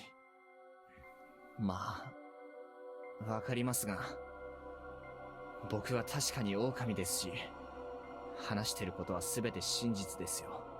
ならばなぜ言った？こう言えば納得しますか？孫を殺したくないなら、他の人を皆殺しにしてください。Another kick came for my face and hit my head, making me see stars. 狼はくくる。Oh! 孫でも。ええ。あなたはそう言うでしょう。僕は構いません。そっちが選ばれても。しかしそれは、本気ですか？僕は命を懸けてここにいます。ただ一つ、あなたと腹を割って話したいから。だから、あなたも腹を割って話していただけませんか？僕はただ、納得して死にたいだけだ。そのために、あなたに聞きたい。これまでに参加してきた宴の経験則。あなたの人生観を支えてきた鉄の掟を取るのか、それとも孫を取るのか、教えてください。牧島勘三さん。てめえは信用できねえ。 Of course he couldn't. But he couldn't ignore or kill me either. 座られたらどうですか？どうせ僕は今 Sit down! Get 時 comfy! 間はまだあるでしょう。 He silently sat down right before me, cross-legged. The conversation was slow and sporadic. He asked if I and Haru-chan really were wolves over and over again. Well, what he was mostly conflicted about was whether or not to harm his granddaughter after all. As I said this. 少し安心しました。なんじゃ？あなたがちゃんと悩んでいる。狼になった途端、殺人をためらわなくなった春ちゃんと違って。春が。ええ。香織さんもね。反対した僕は逆に殺されそうになりました。狼になればどんなものでも春まで。なぜ？あなたはこれまでの宴ではずっと人側だったんですね。前のことを教えてくれませんか？ Thus he started talking. He participated in 2 feasts in the past. This was his 3rd. But as far as he knew, there was another feast before that. It had happened about 60 years ago, shortly after he was born. The mist came and many died. It coincided with World War II. Youth from both Kami Fujiyoshi and Yasumisa were drafted to the battlefields, and most of the ones who died in the feast were the elderly, women, and children. After that, Yasumizu, which once had dozens of people, quickly deteriorated. Deaths weren't the only cause, some just fled. その時のことはよくわからん。ただ後々年寄りどもは口々に。どういう意味でしょうか。知らん。狼が本当に出るとは誰も思うておらんかったと。His explanation was so full of faults that I didn't really understand. However, it seemed like until the event during the war, the Feast of the Yomi Perch wasn't considered a paranormal event. Most couldn't believe that the Okami had actually appeared. It shocked everyone. They began to think that it angered the mountain. Some of the elderly believed that the Fujiyoshi blood spilled in the war had awakened the wolves. It happened just 60 years ago, but it greatly spread the darkness of the local superstition. Apparently, something that had happened in Yasumizu at the time helped too. Kanzo-san just said that the people were killed, and I couldn't tell whether Kanzo-san didn't know the details or if he found it so detestable he didn't want to say it. Whatever the case, the main topic of conversation happened a while after that. It was the other two feasts, the ones he'd participated in. He said that there were no mist for a whole 40 years after the feast in the war. The war ended during this time, and though some tried to fix it, Yasumizu was in an awful state. People died, the workforce was lost, poverty became worse, some still living went to work away from home, causing the place to deteriorate even further. However, Kanzo-san felt that the main cause of this awful state was the darkness of superstition clouding the locals' hearts. Kanzo-san could remember how, when he was young, everyone just worked the fields with cloth over their faces, constantly afraid of something. Those cloths were an item used in the mountain Shinai festival. The purpose was to prevent eye contact with Yomibito, though Kanzo-san himself used it to keep the sun out of his eyes and to prevent his game from sensing his vision. But at the core it was an unreasonable tool born of superstition. Anyway, as the village became more and more unreasonable, the mist came. It happened about 15 years ago. At the time, Tai-san and Chiemi, who was still in her first year of elementary school, were participating in an event in Kamifujiyoshi, so they ended up avoiding the incident. The two village heads who were in Yasumizu right now weren't there to begin with, while Takumi-san was already an adult working away from home. Haru-chan was born just a year before, and since her parents were on vacation, she'd also avoided the tragedy. 旅行ですか。小さい子を連れて。嫁は学校の先生じゃった。実家が隣町で里帰りよ。なるほど。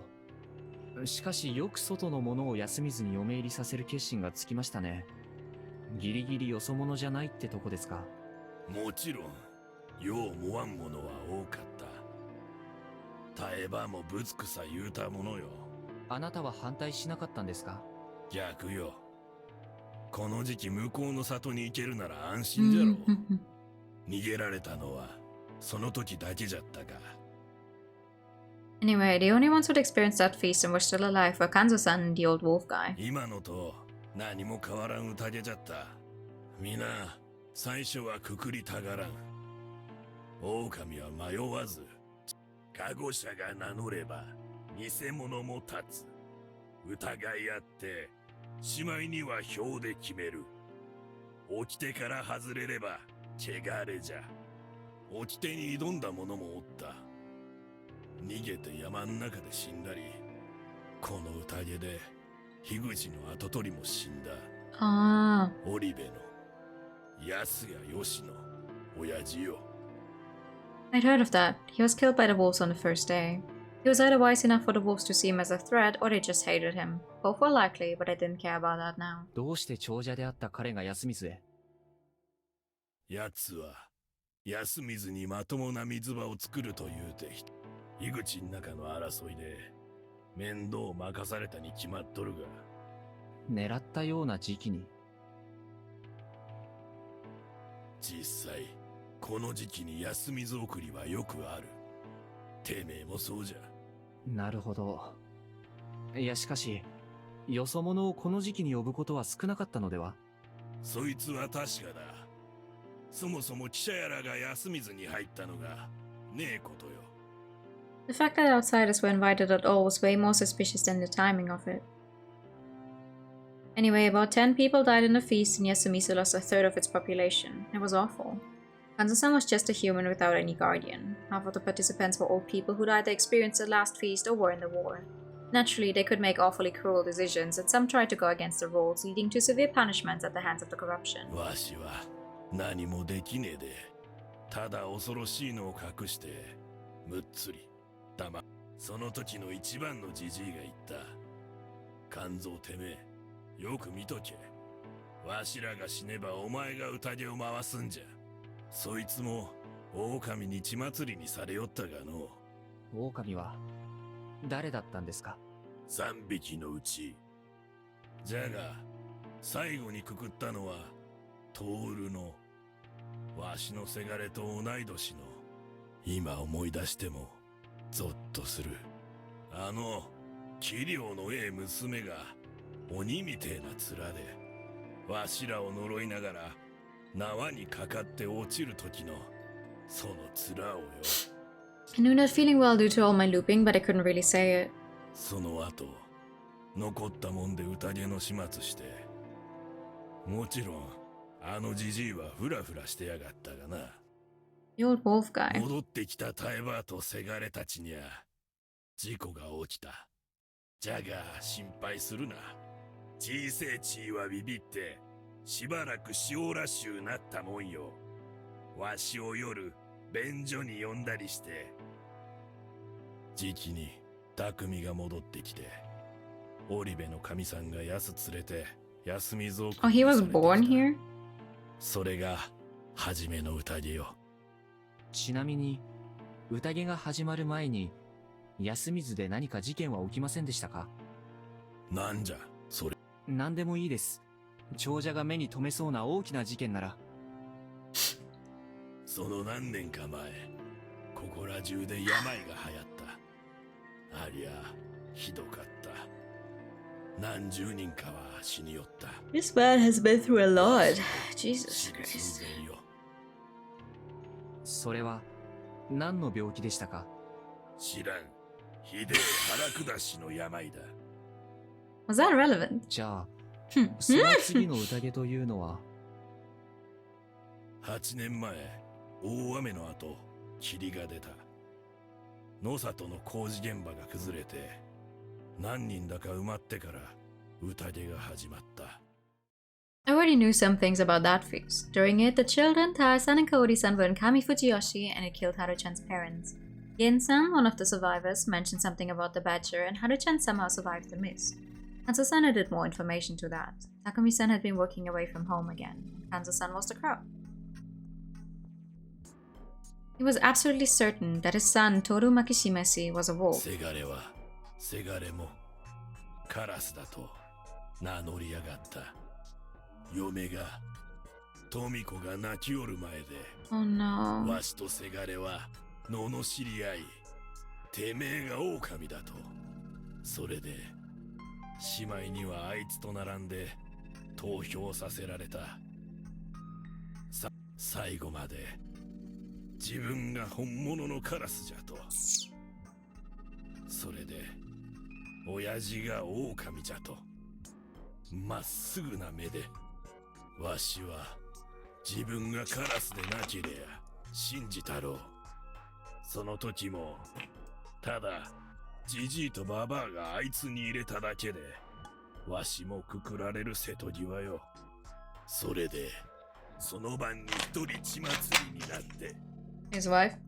あとは、わしを狼じゃと思って殺 Ah, そう no, と she した tried to kill you. Trust issues in this game are real. 汚れを受けて、朝、霧が晴れた。なんですって？血祭りの後に何もしていないのに、霧が晴れた？ Haru-chan's parents' final moments sparked some emotions from me, but I had to comment on that. 本当に血祭りでしたか？狼が何か間違えて、汚れを受けただけじゃ。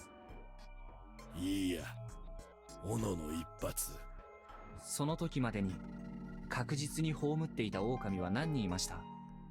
狼3匹のうち、せがれだけよ。カラスのわしには、Mist cleared with 2 wolves still alive. That was supposed to be impossible. The feast rules didn't allow that. Wolves could only die during the day, and since one of them killed someone during the night, the wolves had to be alive. Yet the mist cleared despite that. That was supposed to be impossible. Or maybe it was unnatural to assume that the mist, a natural phenomenon, was directly linked with the feast, a man-made one. If the mist was actually somehow controlled by humans, then maybe it wasn't unlikely for it to clear due to some mistake.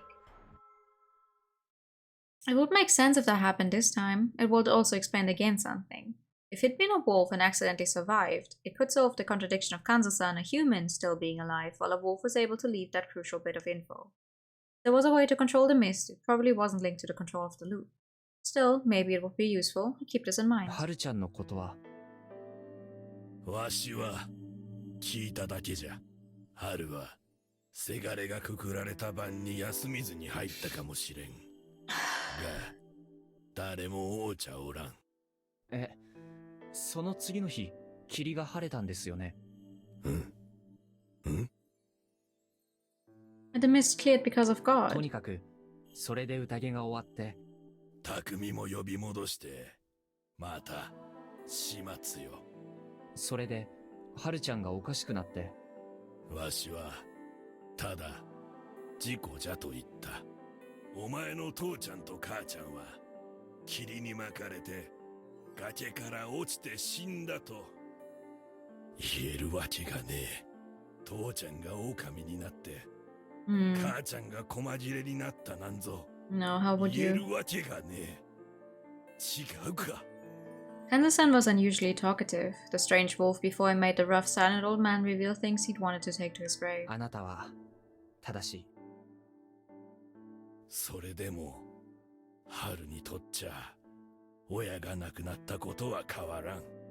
春は、おかしゅうなった。狼つきですか。それもよ。じゃが、素直なええ子じゃったのが、すねた、わがままな子になってしもうた。あんな格好をして、あの時に持っとった水筒を、未だに下げておる。What bottle? それは、どうかな。狼つきの件はともかく、彼女の態度や趣味が変わったように感じられるのは、あるいは、あなたがハルちゃんに対して壁を作っていたから。てめえに、わかります。同じ狼ですよ。あなたが知れない、彼女の内面を。彼女はびっくりするくらい素直です。いや、貪欲と言ってもいい。言われたこと、与えられたものをどんどん取り込んで、したたかに成長する。才覚と呼べるほど、素直でいい子だ。嫌味なしに、いい子、いい人間です。こんなことがなければ交際を申し込む魅力のある少女です。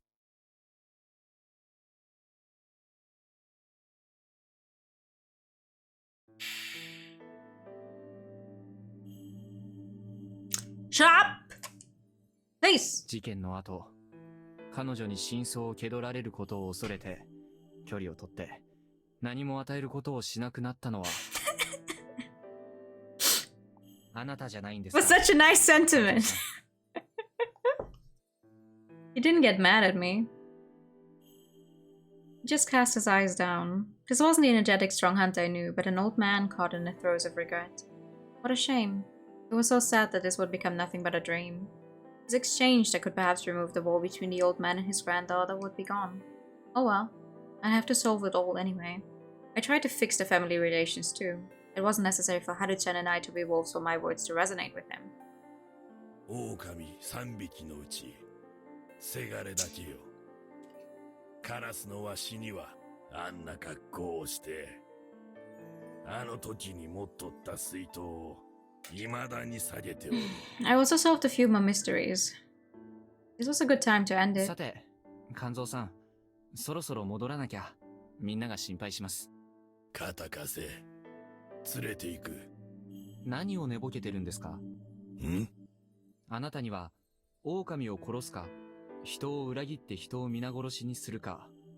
だったら、今僕を殺すか、僕をここに置いて。Doctor's whacked his tail so intensely he lost balance of.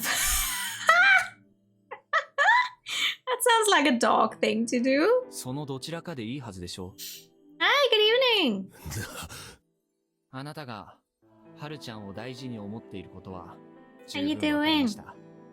かといって、僕と香織さんと、はるちゃんを殺せば、最低限の犠牲で勝利できる。投票にしろ殺人にしろ、あなたならそれができる。I'm good, I'm good. I'm hoping to find all of the keys to the mysteries. 織部兄弟や匠さんや、ご老人たちや、長者たち。彼らにも罪はないんです。Oh, Final Fantasy XIV, good. あなたはそれを決められる立場にある。宴でやらなきゃとか眠いことを言わないでください。まあ宴で同意を経て殺さないと汚れを受けるんですけどね。ただあなたはきっと汚れ覚悟で人か狼かを皆殺しにかかることを選ぶでしょう。ハルちゃんのために死ぬなら命はなくなるし、ハルちゃんを殺して自分が生き残る選択はあなたはしないはずだ。わしにはわからん。てめえ、一体何を考えてる？ Would the sheep get mad at me if I said I just wanted to die quickly and naturally and move on to the next time? That was the absolute truth. But the thing I really wanted to say now was... 牧島勘三さん、あなたが善人でないと困るんです。正しいと思う選択をしてください。With that down, I closed my eyes. After a long period of hesitation, I heard a metallic sound come from his rifle.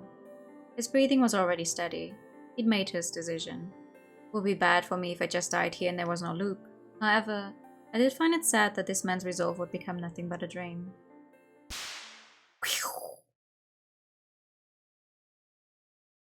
Aw, man!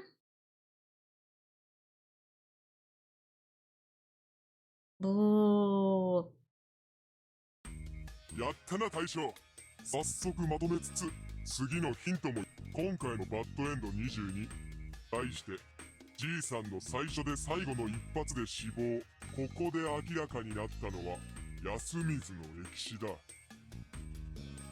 の情報は安水に潜む邪悪と対峙するために必要だが、つうわけでもしまだ未入手なら Oh no, we were there already. 基地の But thank you, game.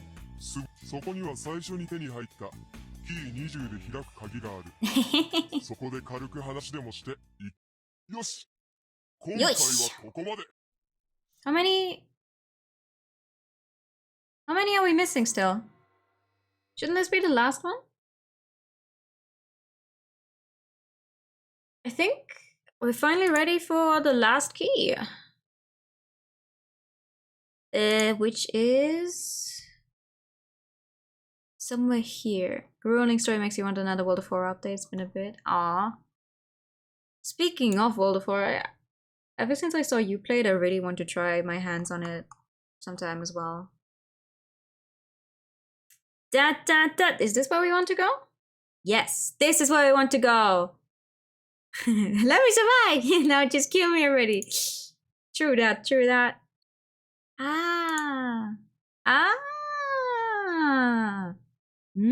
This is the okay. Just for reference, this is the very first timeline where Chimi tells us to hide.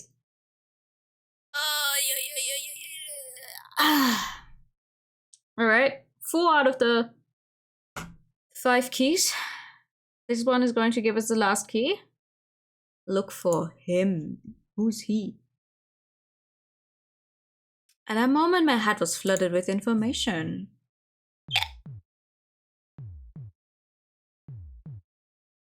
It felt like my mind was crushed by a million sheep. Again? With this timing? At such a chaotic moment? I had lots of things to think about, but that would be a waste of this loop. Well, I would start by calming down. ちえみちゃん、ちえみちゃん。何？まだ思い出せないか。Memorizing what causes what else. はじめまして、ちえみちゃん。あ、そっか。そうだった。遅ればせながら、はじめまして、春脇さん。絶対に物音一つ立てないで。やめろ！本気だったんだから。Since we started sharing memories, every loop, one of us, mostly Chiemi, always forgot something, leaving it to the other to remember. 今回なんか試すの？夜は、私なんだかんだ苦手なんだけど。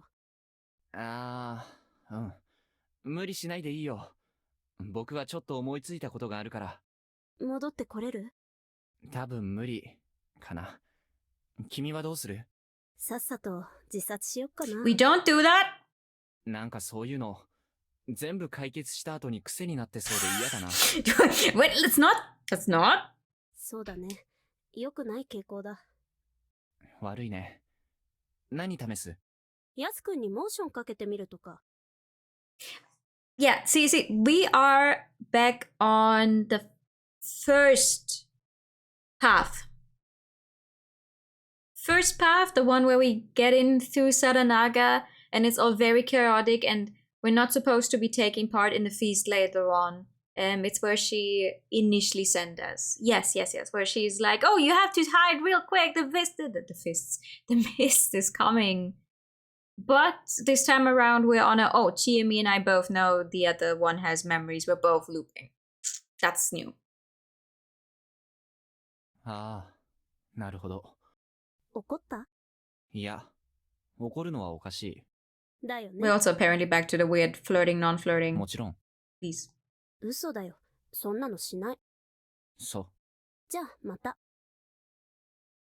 Had I been attacked just now? It was no big deal. I could easily control my feelings toward other people. Man, why was I so mad? Bro, I needed to get a hold of myself. I was now by myself. What was there for me to do? Just remembered, I tried to solve that problem, though it probably wouldn't be a solution. If I didn't try, I felt like there'd be a trap waiting for me when I least expected it. And so I went to the north of Yasumisu. The thicket near the graveyard was where that person supposedly lived. Oh, are we Yes, finally. Are we going to confront the old man who's not at all suspicious? Naturally, it was empty. Then again, not much time had passed since the mist came. I hid in a bush not far away and watched the dwelling as the mist covered it. Just as I expected the corruption to come after me.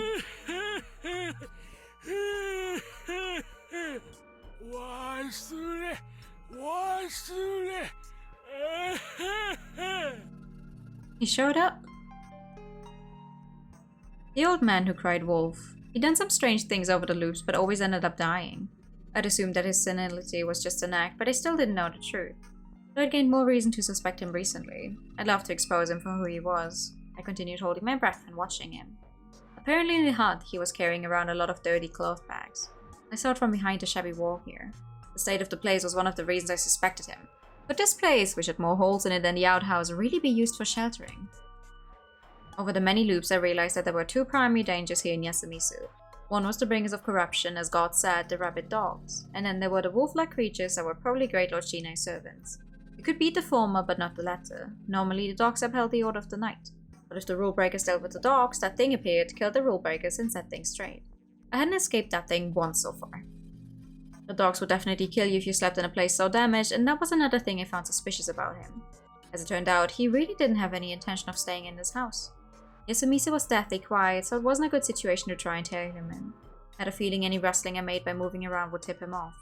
Still, I couldn't just watch him leave. Ah, whatever. I just trust that he couldn't hear that far. Even so, I got on all fours and followed him, careful not to step on any leaves or loose twigs. I climbed over a collapsed oakkeeper too, and I could only hope that it wouldn't mean I was cursed or something. Well, if I was, I felt like God would have punished me by now. Weren't we outside of Yasumisu by now? The Yasumisu area was like a scar cut out from the land surrounded by cliffs. Was it okay as long as we didn't cross a cliff?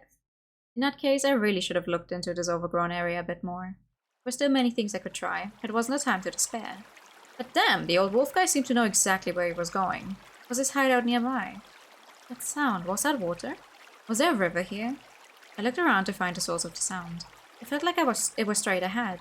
There was a river in Yasumisu. Wait, where'd he go? It was pretty dark right about now. Had I just lost sight of him? But I should have still been able to hear him walking around. Did he suddenly vanish?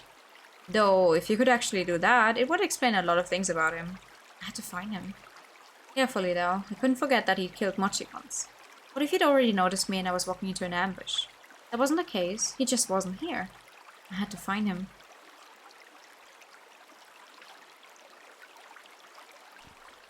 Masaka. No. There were two main things I found out as I walked around this area. There were no people here, and the sounds of water were coming from below. Apparently there was an underground waterway beneath here. When I stomped on the ground it made a hollow sound.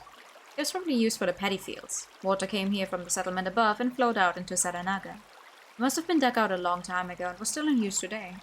Or perhaps this place was inhabited before. Wait, even if they could get drinking water from the wells, petty fields needed a richer source of water, didn't they? What was its source? Again, there was no river in Yasumizu.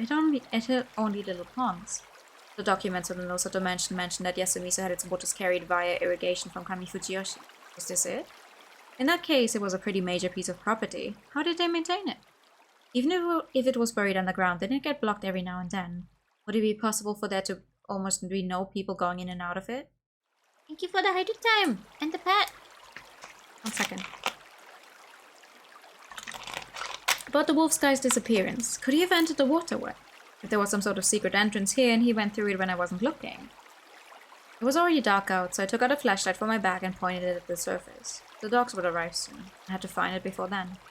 これか?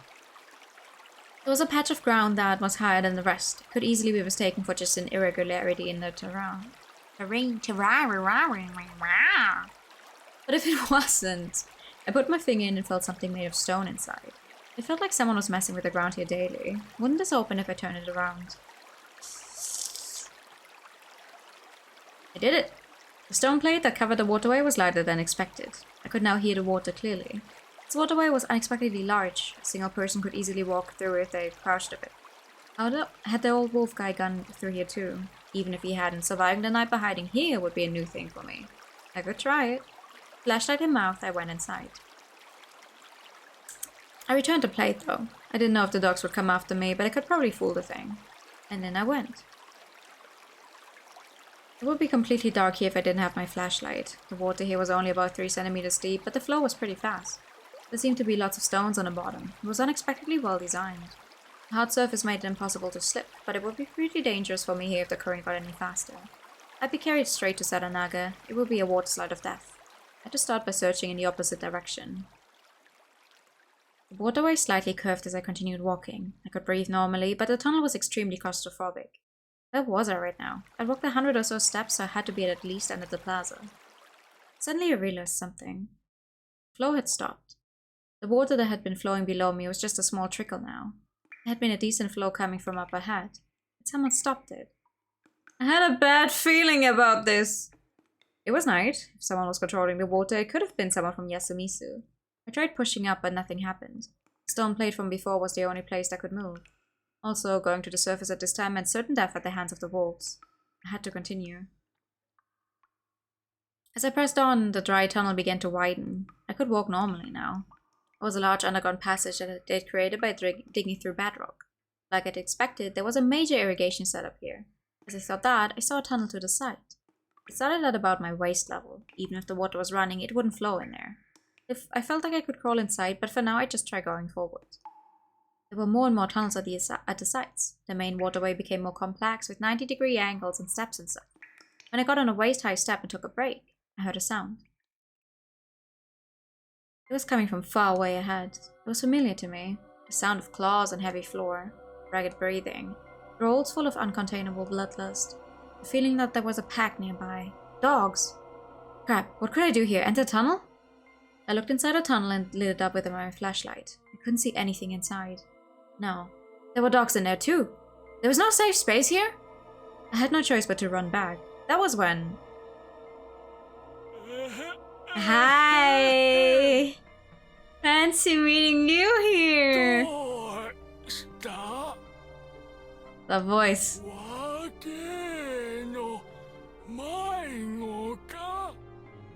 I directed the flashlight at the source of the voice. In one of the tunnels about as high as my waist, the old wolf guy looked at me as the light made him cover his eyes. すいません。おじいさん、大丈夫ですか？ここは危ない。ああ、ここは安全じゃ。ここは安全じゃ。はい？ここが一番安全じゃ。じゃ。本当なんですか？ The last time he said that was in a dining hall. そこにおったら死ぬがの。I knew it. 助けてください。ああ、お願いです。助けてください。おいで。The old man turned around and crawled deeper in the tunnel. I was supposed to follow him, huh? I felt like I was getting close to the truth. There were many beasts behind me. I gulped and tense as all hell crouched, and entered the hole.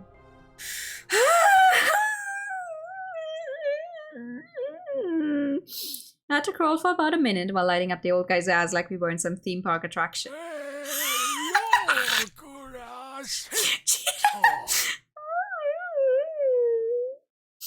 With those words, he entered a larger space. I followed after him. There was a room. Neither large nor small. It was about the size of 4.5 tatami mats. No idea how big an average tatami mat is, but okay. It seemed to be made of wood, so the humidity in here had made everything moldy. It looked like antique workmanship to me. I crawled inside. Once I stepped in, I felt something other than rock under my feet. It was really unstable. Confused, I tried to use my flashlight to see, but that was when the wolfman lit a match. A match? He used it to light up a lamp. That made the place bright. I finally realized that this place was like a literal dump. A large boulder the size of a small boulder, yeah, exactly. There were pieces of cloth, vinyl bags, and plastic bottles filled with liquids I didn't want to know about. The entire floor was covered in such things, and we were walking on them. This had to be the place where he slept. As I looked around, the wolfman pushed me away from the entrance. Then he pushed a heavy-looking stone object back over the door, shutting us in with a heavy thud.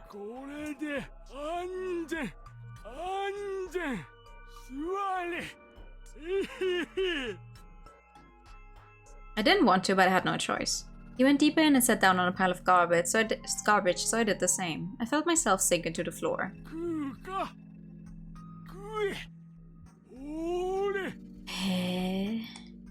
He took something out from the cloth bag he'd brought and extended it to me. It was a bread roll inside a plastic bag, specifically one made by the most famous makers of the stuff. You could get this anywhere. However, it was weird to see it in Yasumizu. It was a settlement detached from the outside economy, so it didn't fit it at all, yet this place seemed to have tons of such stuff. I looked at the surface of the bag. It was made less than half a month ago. Wasn't even past its best before day.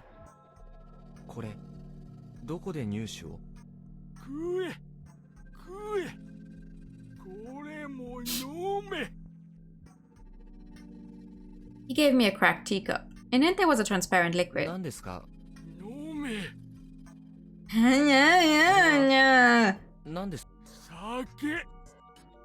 took it and smelled it. I wasn't sure about it. It did seem like alcohol, but I wasn't too sure what to think of the little buck in here. I didn't mind drinking it, but I had to make my position clear. ただ、僕はあなたと話しにここに来ました。あなたはそんなふりをしているが、本当はいろいろ分かって。読み意味の宴について伺いたくて来ました。He says. あなたは以前の読み意味の宴で生き残った人物だ。いただきます。I gulped down the content of the teacup. It was rotten, but I was able to gulp it down without vomiting. ごちそうさまでした。狼じじいさん。いや、藤吉20世帯殺しの主犯殿と呼ぶ方がいいですか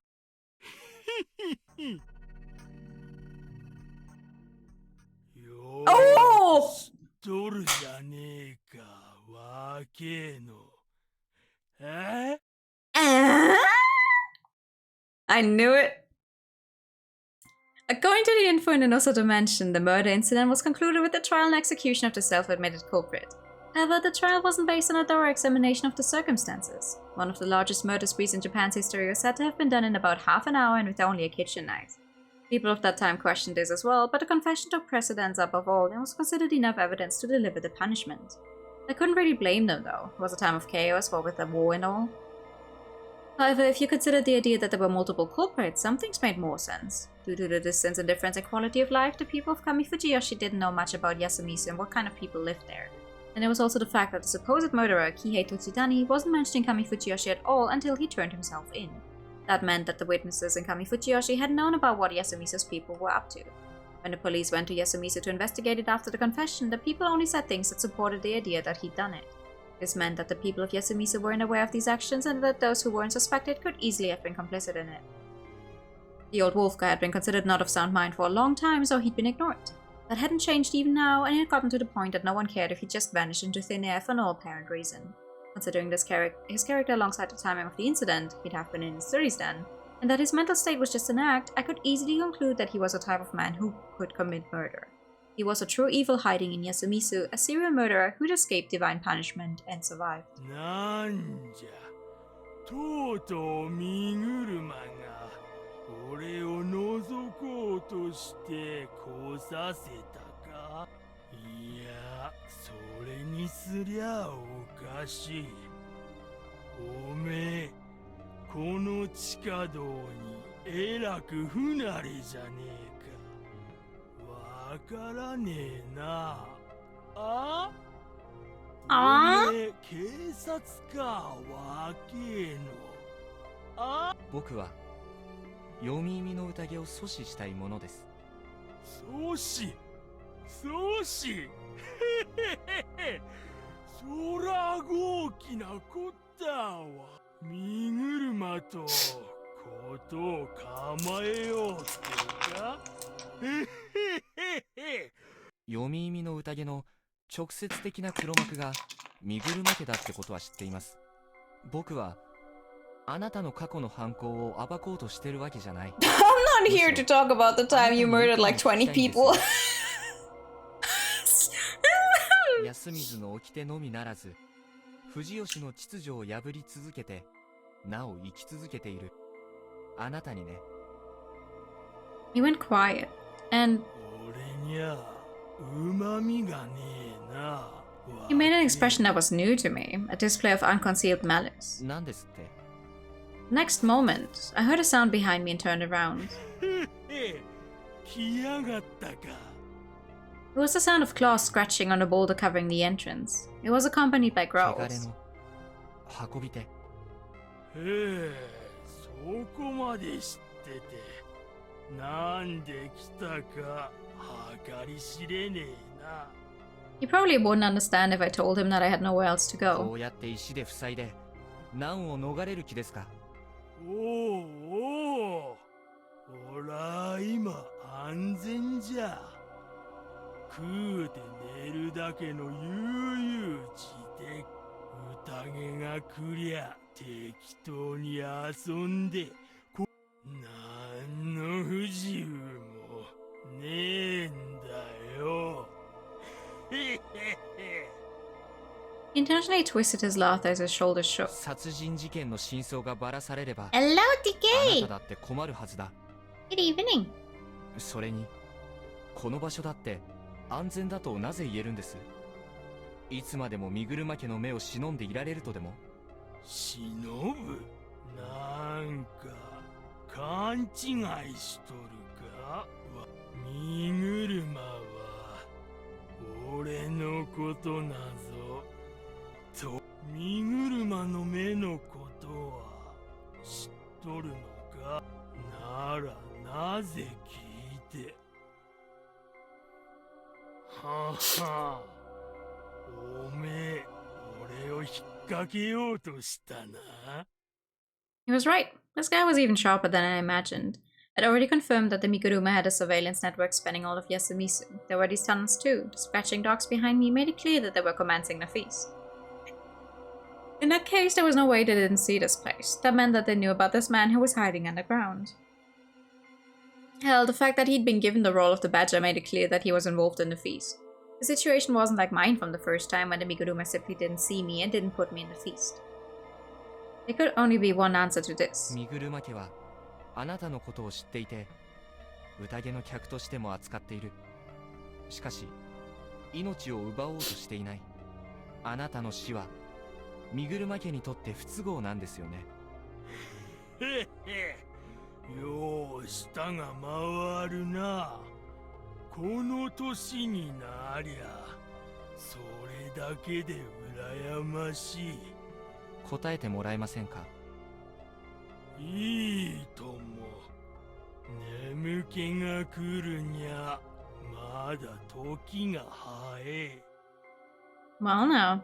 I silently prepared myself. The story could be summed up like this. He was indeed the culprit, A serial killer who'd killed about 10 people in the incident back in the 1940s. However, the one who had the idea was Tochitanishi, the one who'd get executed. Tochitanishi was a Kami Fujiyoshi person sent to Yasumizu, and though he wasn't a violent sort, being sent to Yasumizu left a deep-seated grudge. He constantly grumbled about it and couldn't get used to life here no matter what. He was an outcast to everyone except the old wolf guy. Tochitanishi often told him on the outskirts of Yasumizu that he'd get back at Kami Fujiyoshi eventually. それを俺は煽ったのよ。やりゃあええ。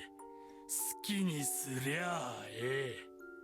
それだけ繰り返して。If that had really been all he'd done, then Tochitani had been pretty murderous to begin with. It was bad enough that he'd actually went through with his feeble-minded friend's idea. Anyway, that led to the plan, if you could call it that, to kill as many Kami Fujiyoshi people as possible. Now, on the day it was time to kill, the old wolf guy had given Tochitani lots of divine sake he'd stolen from the hall. Once they were drunk, they both covered themselves in Sadonaga's mud and moved out. I asked if it had something to do with the Fujiyoshi's myths, and the answer was yes. It matched what I'd learned in the Nosato Mansion, that the origin of the Yomibito legends was the Yasumizu rebels. The old wolf guy was probably the reason why an ex-Kami Fujiyoshi person found out about Yasumizu's legend so quickly. Anyway, Tochitani, still drunk and looking like a Yomibito, began the massacre. The old wolf guy, covered in mud himself, secretly watched as he stole valuables from the places. He mentioned that the burglary was his main objective. Since he didn't want to leave any evidence and wanted to make it seem like the massacre was the goal, he only took the bills from wallets as well as various envelopes. I had a hard time deciding whether using a mass murder to get rich was subtle or blunt. Though at the moment, something he didn't expect had happened. これがな、面白いもんでな。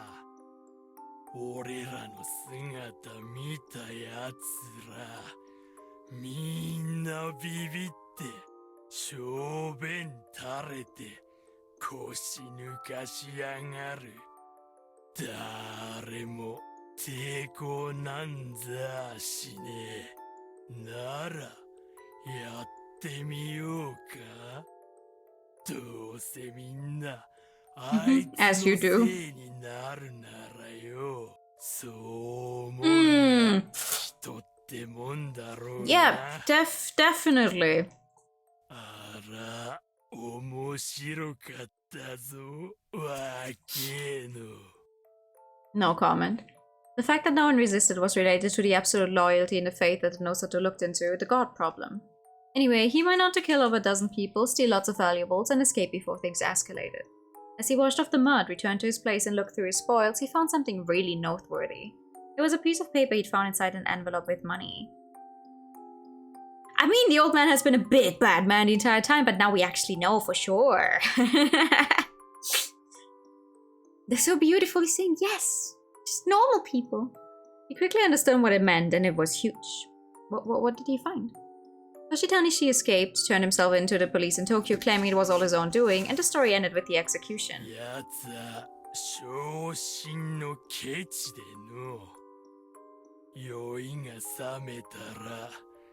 自分がしたことを恐ろしゅうなったっちゃが、逃げる根性だけは座っとったな。However, while the national reports on the serial killing subsided, things had started to change within Fujiyoshi. The village heads and their associates had begun visiting Yasumizu more and more often. And for unknown reasons, more and more people were sent to Yasumizu. And a while later, a real feast of the Yomi Purge began. A Pikachu? Sure. Pikachu! Pika-pika! Pikachu! And thank you for the posture check.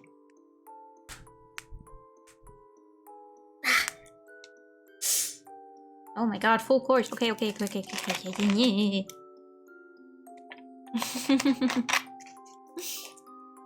Thank you. The old wolf guy hadn't participated in many conversations in Yasumizu, so he only found this out during the first feast.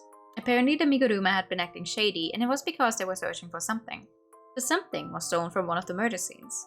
They talked that it might have been something necessary for the rituals, like a talisman or something. They'd even speculated that the yokai may return because it was lost.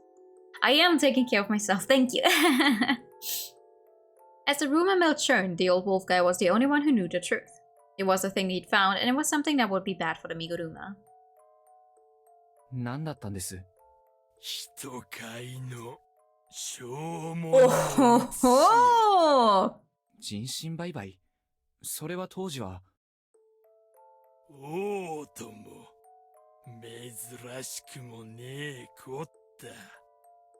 じゃが、身 Hmm. 車が人を買っておるなど、どういうことです？買った人間がどこにもいねえ。そもそもやらす仕事もねえ。ろくでもない儀式だか実験だかで。おうおう、さえとるな。 He still takes a million years to get one sentence out. Yeah. I mean, he literally is old though. 人聞きのええ事情じゃなかろうもん But at least it's more than just eh. そんなもんは身車みてえな家は一と漏れるのを嫌うもんじゃ。じゃから宴なんつ茶番をぶちよった。そうしてりゃ怖くもなんともねえ。へへ。 That meant that the old wolf guy was the only one who knew that the phenomena that started it all were just a Miguruma conspiracy. Would have been bad for them if the scandal spread throughout Fujiyoshi, could potentially undermine both the local faith and their influence. They frantically debated how to preserve the secret, and with it their authority.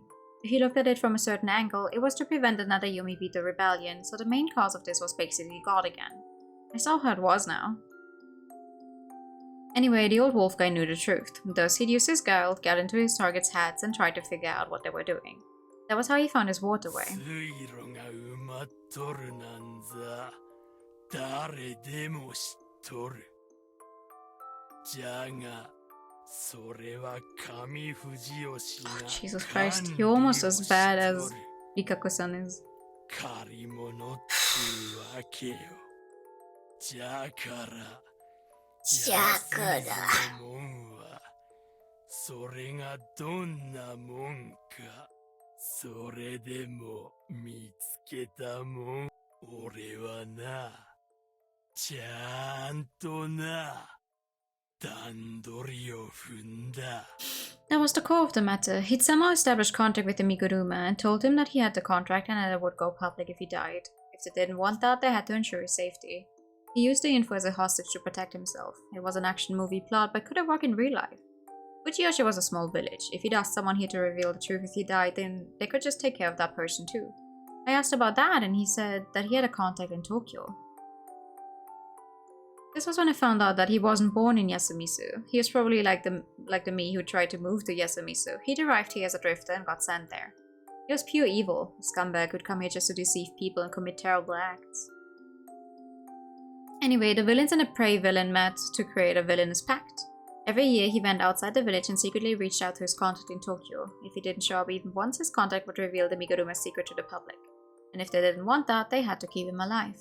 Of course I had questions. What would have happened if the wolf guy died a natural death, or if the Miguruma became unable to keep the end of the deal because the leader changed or something? In response to that, he said that it was a battle of wits. The Miguruma weren't actually certain that the old wolf guy's death would mean that the secret would come out. They probably didn't think that his weapon had survived a whole 60 years and made it to the modern era. Also, it was a question whether such an old scandal would deal much damage to the modern Miguruma. They were still afraid of the worst case scenarios though. To allay their fears and buy more time, they left the old man alive. It was a small price to pay for the feeling of safety. If it cost anything more though, he'd have been removed a long time ago. Old wolf guy's own words. He showed a skill at negotiating particular to villains and he was proud of it. わかりました。つまりあなたは宴の主と密約を交わした。But he's not だからこんな場所に入っても automatically 許される。 safe from the dogs. He has to lock himself in here. さらには宴の掟に反した行動をとっても汚れは免除される。そういう I mean, I don't know what those dogs are trained in. Probably just fucking rip anything you see apart. 面白い話だろうが、おめえだけじゃ。Yeah, and I'm the only one you're ever going to tell it to, huh? And I'm going to take it to my grave, ba ba ba.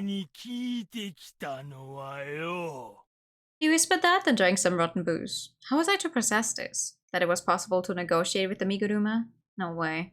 Like he said, his deal was only accepted because of how small the price they were paying. They'd never agreed to stop the feast of the Yomi Purge. They wouldn't tolerate my goal. I could only achieve it by making an enemy of them. In fact, stopping the feast wasn't even my ultimate goal at this point. That meant that this time the only thing I'd gain was physical protection in the form of this underground waterway. Oh, there was another thing. I realized that I couldn't let my guard down around this person. That was good enough for me. それで、いつ聞くんですか？どうせ、僕に飲ませた酒には、毒でも盛ったんでしょ？何を言うとる？とぼけないでくださいよ。あなたの保身が安い？そんなわけないじゃん。いつ約束を破るかわからない。イカれた悪人を生かしておくなんて、まともな悪人ならやるわけがない。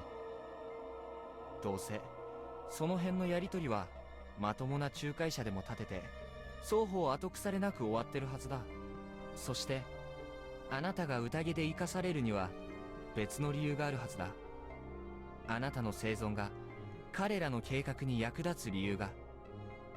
例えば、見ちゃいけないもの、入っちゃいけない場所、そういうものに触れたものを片付ける、とかね。Having cameras wasn't enough. You also needed an on-site operator to dole out punishments. Otherwise, you'd have to send out people every time it happened. And it was better if less people knew about these dark happenings. In that case, it was best to leave the protection of the secret to Yasumisa's traitor. Basically, he was.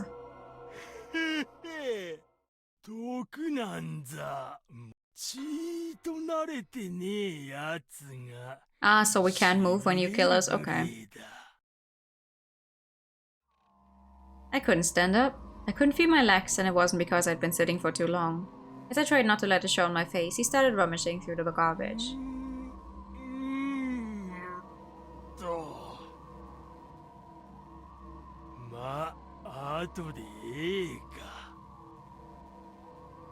He took out something I could never forget. It was the mask piece of the wolf outfit. After tossing it aside, he put his hand in another mountain of trash and took out something else. It was a dagger.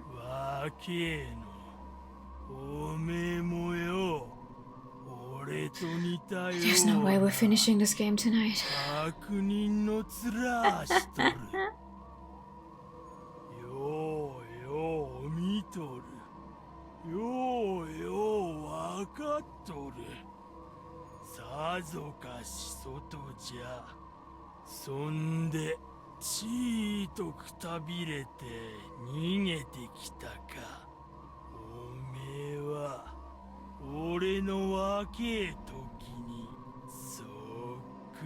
Oh, I wanted him to spare me that shit.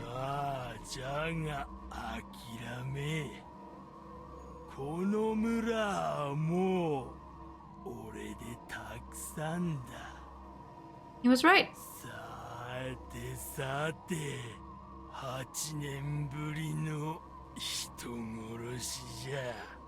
あなた、8年前、狼だったな。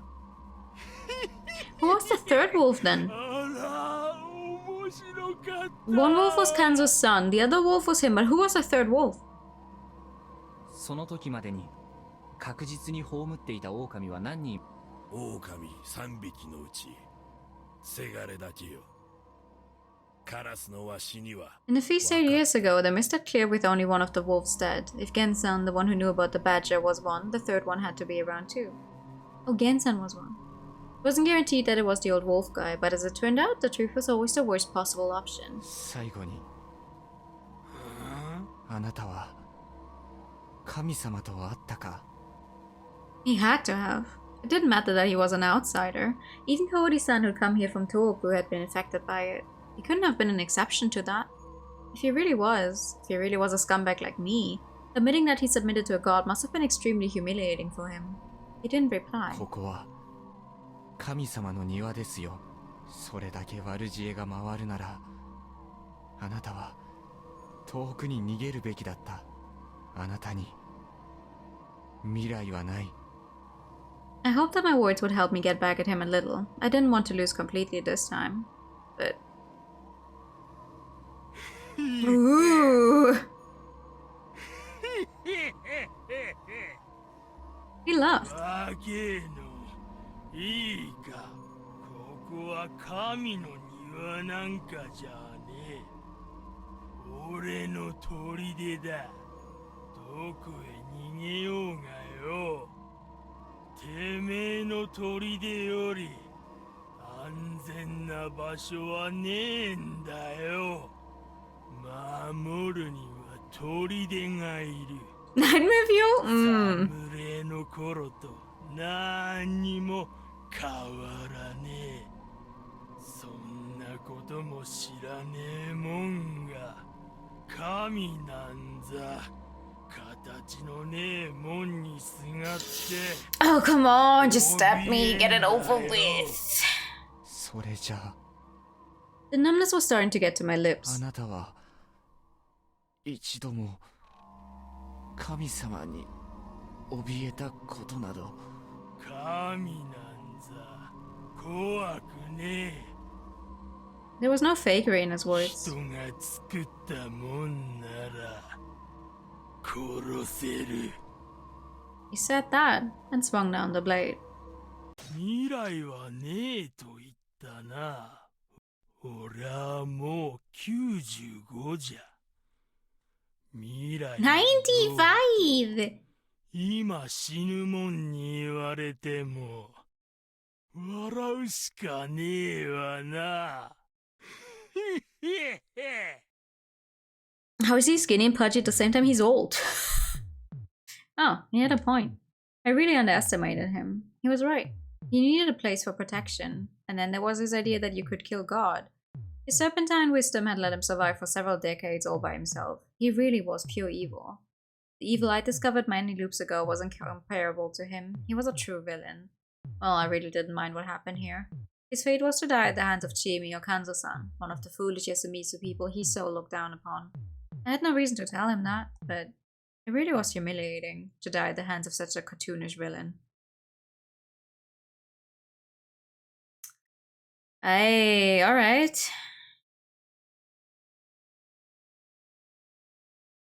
Let's go, villains, now! We want to win against the villains! Oof. 一番入手が面倒なキーだぜ。これでもう勝ったも当然だ。今回のバッドエンド1、題してジジイの母校説響き渡る中で斬新、冒頭から空欄だった1番がようやく埋まるってわけだ。ほぼ最後じゃねえか。Almost done? Yeah, I don't believe that game. Game says almost done. We're gonna be here for another 15 hours of it feels like. Don Quixote Little Flamingo. ボケてねえことはずっと前から予想されていたが、それも証明されたわけだ。I mean, I've called him suspicious from the beginning, but okay. しかし春明はジジイから命と引き換えに重要な着想を得たようだ。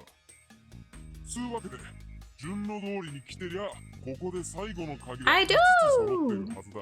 まだの大将は5、7の9、過ごし方はで、そんで揃ったなら6、暗黒の Alright. 絶望するかに飛んでやっ、そして絶望以外の答えを突きつけろ。 Let's go. いや、本当は俺が言うのはいろいろおかしいんだけどまあ、そこんところは Ninjabear's character cut me some slack. Okay, I will. よし、今回はここまで。Let's go. Oh, never mind. As I was looping back, I actively thought to myself for the first time. It seemed that was enough. It seemed the plan had finally come together. At the end of the long, long loop, I saw a brilliant light. All that was left was to meet with that person. Ooh. Yes, yes, yes. Let's do that. I wish the scrolling option was faster. Ah!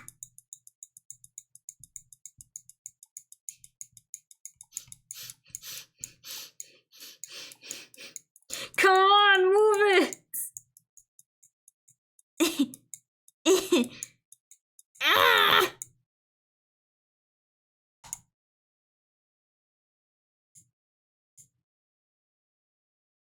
Dun, dun, dun, dun, dun. Dun, dun, dun, dun, dun. I misclicked. Here we go. Woo! Let's do it.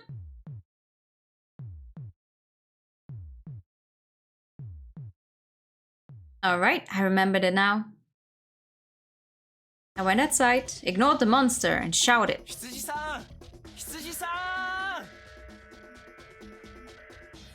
Suddenly, the one-toed giant, that person, appeared before me. Hi, it's me again. 出たな羊さん。いきなりバカの三聖賞とはひどいじゃないか。空気を読め。俺は黄金じゃねえ。あと、てめえここに絶対戻ってくんなっつったよな。3回それぞれに意味があったのか。なるほど、なるほど。どうすんだ？どうすんだよ。もうフォローできねえぞ、おい。フォローは不要です。はあ？全部謎は解けました。I said that with a serious tone. いや、そう言われても。ああ、ほら見ろバケモン。なんかビーム的なやつを発射してんじゃねえか。ありゃ町一つは吹き飛びましたね。おう。なんなのお前のその感じ。警告を破った以上、ありゃてめえの責任だぞ、こんちくしょう。畜生に畜生と言われるなんて。絶対殺す。てめえだけは俺が手ずからぶっ殺す。事件の解決のためには時間が足りないんですよね。はあResolving this incident wouldn't be easy. There were 3 things that had to be done. I had to stop the people of Yasumizu from killing each other in the feast. I had to deal with the Master of the Loop who wanted the monster's resurrection. And I had to deal with the Miguruma, the leaders of the feast. The first one would be the hardest. I had to prepare for it, for the big act. 羊さん、お願いです。巻き戻りが始まるよりできるだけ前に巻き戻してくれませんか？だからもう二度はねえって言っただろうが。気づかれてもいいです。は？気づかれた場合のリスクってあなたがもう夢を操れなくなるってことですよね。つまりあなたも僕も巻き戻りに飲み込まれて記憶も維持できず、ただ延々同じことを繰り返す。そうだが、つまり今回また羊さんの力で巻き戻る。羊さんが気づかれて夢に巻き込まれる。そこから死なずに全部解決すれば問題なくないですか？問題は3つある。まず今のスターティングポイントから何日前まで戻せるかはわからねえ。次にその時にお前と俺の記憶を保持できるかは賭けになる。最後にマジで全部解決できるんだろうな。ざけんな。ノーダメージクリアについて自信が揺らいだだけです。やってみせますよ。最悪ちょっとばかりダメージを受けるかもしれませんが。まあじゃ困んだよ。じゃあ絶対を保証します。その代わりあなたの仕事にも絶対の保証をください。最低でも振り出しから丸1日は時間を稼いでください。あと記憶の保持は絶対確実にお願いします。一つでも取りこぼしたら僕の保証はなくなりますからね。調子乗りやがって。どうにしたって巻き戻さねえとこの国が終わる。てめえ分かってて逃げ場をなくしただろ。はい、実のところそのくらい腹をくくらないとこの黒幕は倒せないです。失敗したらお前何？いいだろう。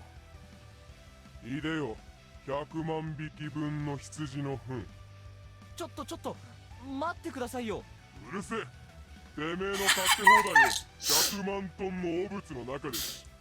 Man, this ship really doesn't like him. 1頭あたり1トンの換算だとすると。もう1億トンでいいわ。ごめんなさい。ごめんなさい。My apology went unheard.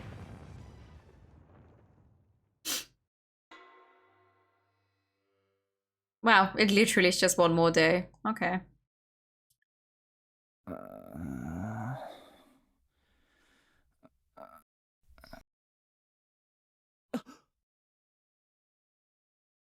I woke up. This unpleasant awakening and a general discomfort in the room. It was that awful inn I'd visited. お目覚めですか？うわ、また中井が勝手に入ってきた。At least it wasn't that needlessly energetic proprietors. 夕べはお楽しみでしたね。もうだいぶ前のことだから思い出せない。そういうことにしよう。それがいい。思い出したくない。はい。いえ、なんでもないです。朝食はどうなさいますか？Why do you talk like that? 絶対いいです。連泊は死んでもいいです。寂しい。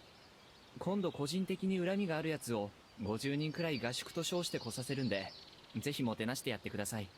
超助かる。チェックアウトで。毎度あり。What was with this place?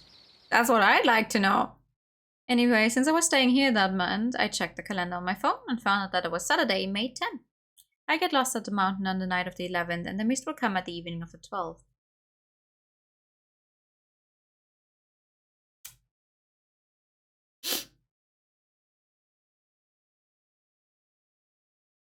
Okay, yes, we literally have just seen all of these. From what I could tell, I could remember everything. From what I recall, this was Chimi's first starting point. I was upset I couldn't tell her about this, but I hope she remembered everything too. Anyway, it looked like the sheep did what it had to. Now I just have to fix the problem. Well, it will work out. I wrote something down and left the inn. There was a list containing things I needed and things I had to do to solve the problem. I knew 3 things I had to do pretty well. I had to stop the people of Yasumizu from killing each other in the feast. I had to deal with the Master of the Loop who wanted the monster's resurrection, and I had to deal with the Miguruma, the leaders of the feast. Things wouldn't be solved if at least one of them wasn't cleared, and unlike before, I only had one chance. It would be pretty boring if I messed up after all this resolution. I'd just take it easy. Having the song of the same name, I slowly parked my bike. After filling up the tank at the nearest place, I looked at the map again. The main road was packed right now. I had to pick the quickest route while avoiding it. I didn't know the lay of the land, but I knew my destination, so it wouldn't be hard to get there. From my current perspective, the me from weeks, no, months ago, had abandoned all responsibility and just wandered aimlessly out of frustration and an abundance of free time. I was different now. I had a goal, a place I had to go to, and people who needed me. Thus I didn't have to hesitate anymore. I had to hurry. To Fujiyoshi, the misty place once called the Werewolf Village, the misty garden of God. Alright. I went without any breaks, stopping only to refuel, and finally arrived. Honestly, I could barely stand, but my thirst and hunger were way worse. I had to rest at least once, seriously. My thoughts were dulled. I needed to raise my blood sugar. But there was something I had to do before that. シャーセー。無事戻りましたよ、羊さん。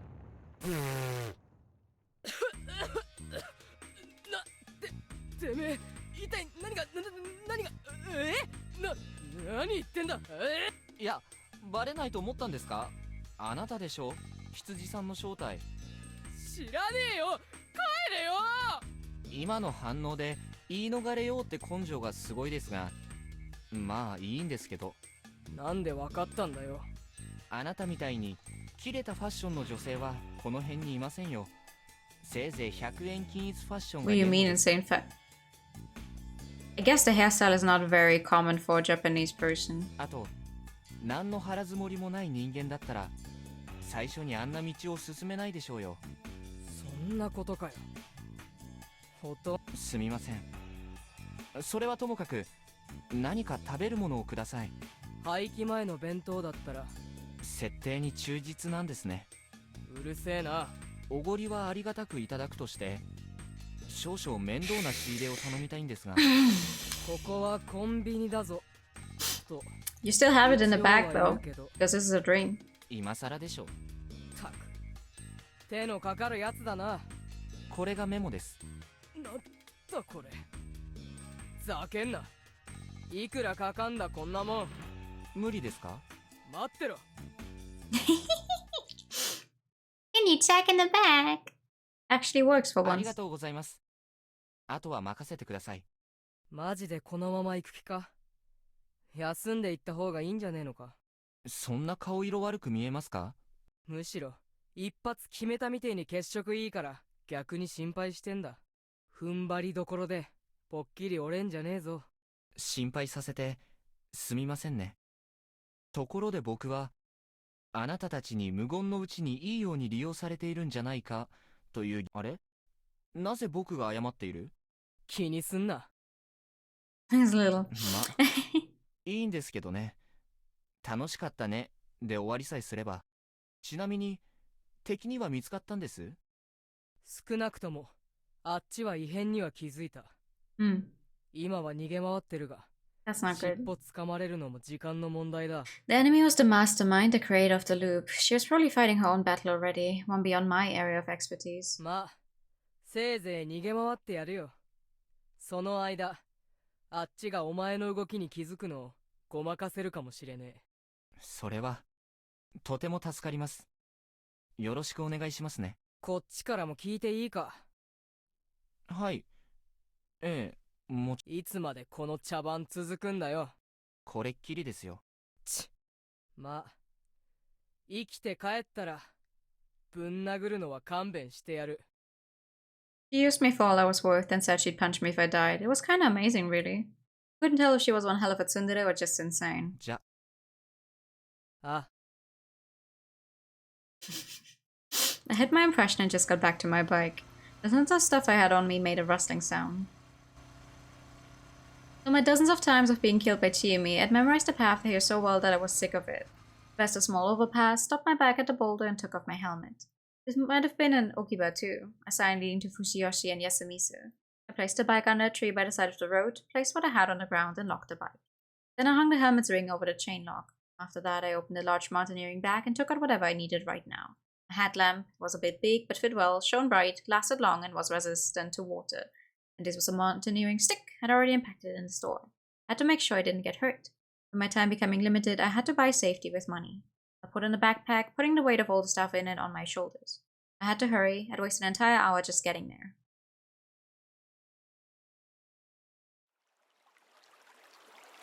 The distant sounds of water became louder, and I finally made my way through the darkness and arrived at Sadanaga Rapids. I unhesitantly took off my pants, got in some loose trunks, and covered my feet in work tabi and climbing sandals. I placed my clothes in a waterproof backpack, closed it, and put it on again. In my fights with Chiemi, I'd found out that crossing Sadanaga was pretty dangerous. It would be too pathetic if I fell and died here. I just couldn't let that happen. Anyway, it was time to go. All the rustling coming from the backpack felt like someone was laughing at me, saying that my worries were for nothing and that I was jumping in shadows. A cold stream of mane numbed my skin, and it felt like it was trying to sap the warmth from my body. But I couldn't give up. If I did, this would have all been for nothing. Too many people would suffer. However, I wasn't motivated by some sort of justice, a sense that I had to protect them. I was just interested in the fact that this struggle would end up saving so many lives. It was an amazing trait. I also wanted to get even with some people and set myself free of this one-sided obligation. It was a selfish motivation, but that was exactly why I could give it my all to it. I made it through the water and reached the other side. Naturally, there was no girl sawing off her shotguns here or the flashlight she brought. Not this day, anyway. I arrived. Everything was as expected so far. No, I dropped the climbing stick in the water, so that wasn't great. It was within my margin for error, though. I had to calm down. Getting distracted by my mistakes would keep me from focusing. I looked at my phone. It was out of the service range, of course. The time was 12:53 a.m. Pretty early. It would work out. I changed my clothes and shoes, then got on the cliff. Shit. My memory told me that the cliff was the most dangerous place, especially for a non-local like myself. I tried to be careful, obviously, but the other stick I used for climbing broke. I almost fell and reflexively used my hands, cutting them on the sharp stone. After making it up the cliff, I took out some whiskey, disinfected the wounds, and applied some first aid with a handkerchief. Thinking about what I'd do next, the wound was really painful. Maybe I had to loop back, and you can't loop back anymore. This is your last try. Also, thank you for the posture check. Of course, that line of thinking would become habitual. It was a good thing I'd over-prepared. I had only one life now, so I had to keep that in mind. With that slight shift in mentality, I got back to work. First one of the 3 objectives. I had to stop the people of Yasumisa from killing each other in the feast, and this was actually the hardest thing to do. Thus I had to be both extremely careful and extra prepared. I would be proving a hypothesis. I was really pissed I hadn't thought of this sooner. I'd have loved to try it when resetting was still an option, but I was pretty confident I was right. If it wasn't here, I'd had to be in another place that I knew well, but this one seemed way more likely. I began preparing. I took out a 20-meter-long climbing rope. I had 5 spares, 100 meters in the back too. Of course, I took up the most space in the backpack. Freeing one of them up, I tied it up as if I was preparing to hang someone in the feast. Passing one swivel ring through the rope, hanging the other one on another climbing rope, I made a 40-meter rope. It was enough to cover a cliff this tall. With this, I now had a way down below the hanging pine.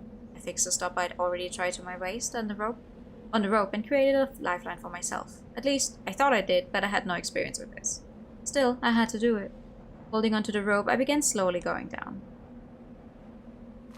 At first, I spun around, messed up while handing the stopper, slid down a few times, and was generally on the verge of getting myself killed. Eventually, I began stopping the spin by touching the grass and branches on the cliff and figured out how to rappel down slowly. Finding what I was looking for while climbing down was hard work. I felt water drop on my forehead and thought it was rain, only to realize it was actually blood from my hands falling from the rope above me. That made me keenly aware of the pain and pressure from using my aching hands. It brought back my exhaustion, drowsiness, and muscle pain. It came with a mental fatigue, and it couldn't have come at a worse time. Why was I doing this? The stupidity of it came back to me. What if this was all for nothing? Of course it was. Shit. Before I knew it, I was muttering some profanities. I felt like it would help me shake off the urge to cry, the pain, the misery, and the patheticness. Even so, it had to be here. The entrance had to be closed. All of Yasumisa had taken it for granted that people had to be hanged from the pine. That wasn't word of mouth or anything. It was an idea that came naturally, and it was with them their whole lives. That meant that it was pretty much the work of God. However, the idea of hanging one side of the rope on a tree, the other on the neck, then pushing the victim off felt illogical. Were they doing it because the only cleanup they had to do then was cutting the rope? Well, during the feast, the corpses did fall to Sadanaga every now and then. The lack of sound had to be God's doing, but that wasn't always the case. Some corpses had been caught on a cliff or fell on the river bank. Whenever that happened, the body was not only not cleaned up, it became a very real bother, reeking and full of disease. If you just wanted to hang the victim, all you had to do was put the rope over a branch and pull it up. That was often done outside of here. If what mattered to them was dropping the body in Sadanaga, then pushing them off was enough. Even if they were just focusing on making a kill certain, there weren't many times they could actually do this. I didn't think that a murder method that had only been done every several dozen or so years would become part of Yasumisa's common soul. That seemed especially unlikely when, for the past 500 or so years, the locals only used the feast to control the local community. In that case, I imagined that the truth was different. The hanging wasn't for killing, it was to meet God. The unique way of praying, where they joined their hands and hid their faces, had to represent the remains of the lifeline that had held before God. Thus, I surely arrived there if I went down. I believe that. Believe. Suddenly something appeared. About midway down the cliff, on one of the links between the climbing rope, I found a large boulder sticking out from the bottom directly across from me. It was large enough to stand on. There were pine saplings on it, probably the children of the hanging pine. It looked suspicious. I had to get there. So I began swinging. Moving my legs and waist, I slowly created a swinging motion. The climbing rope made noise as I clung to it. The fear of it disconnecting and the fear of hitting the boulder struggled violently, but I managed to ignore them. When the swing was good enough, I waited for when I was over the boulder and stuck my legs out. I ended up having to grab onto the little pines, and my hands hurt like hell because of the prickliness, but that didn't matter now. I adjusted my headlamp and started examining the place more thoroughly. Bingo! Right behind all the growth there was an aged wooden torii. Felt my vigor return, but I needed to press on. Behind the torii there was an aged door sealed by decayed chains. I pulled on it, and the chains just broke, letting me go in. This was no way to hide a guard, people of Fujiyoshi. I opened the door wide, hunched down, and stuck my head into the hole. It was big enough for a crouching adult to pass through. It was a hole in the side of the cliff angled slightly upward. It was an artificial place created by digging through the rock here. It was dry inside, probably due to the slope and the door protecting it. Alright. It wasn't exactly what I expected, but it was pretty damn close. Now I needed to secure a way to get here from the bottom, create a camp, and take away the root from the top. Thankfully, the young trees here were firmly planted and had large trunks, so I could easily tie a climbing rope around them and make my way down. With this and that, I successfully went down to the riverside below. I then got back up to the hanging pine, got my stuff, and took care of the climbing rope. Some would come to the graveyard before the mist began, so I did know something was up if they saw the rope. It would all go to waste then. I had to hide until the mist came. This, too, was part of stopping the people of Yasumisa from killing each other in the mist. It was absolutely necessary for the cause. Boulder! I began creating the riverside camp. Actually, it was on a rocky area above the riverbed. They couldn't see me from the top if I was here, and a flood due to the rain wouldn't be a problem. Though it wasn't much of a camp, I just took out a blanket and lay down. After drinking some bottled water, I looked at my phone. It was past 3 on Sunday night. There would be rain in 24 hours, and Sadanaga could gain some water. I had to get everything done in the hole until then and prepare for the great act. But, well, it was enough for today. 疲れた。I had arrived at Yasumisa a day earlier than normal and confirmed a theory of mine. All that was left now was to enhance the proof and prepare the fakery. I could just go to sleep for now. I'd have to do things right after the night cleared, so I'd set a time and just nap rather than sleep. There. Good night. Wouldn't it be funny if I just stopped right here? He said good night.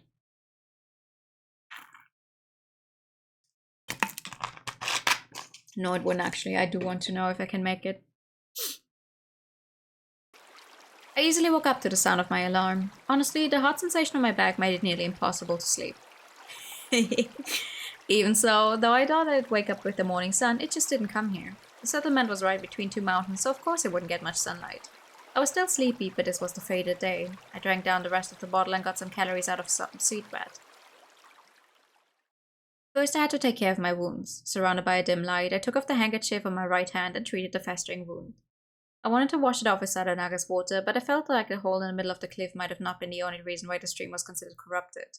I washed it off with water from a new bottle instead. Then I put some more disinfectant and a fresh bandage on it.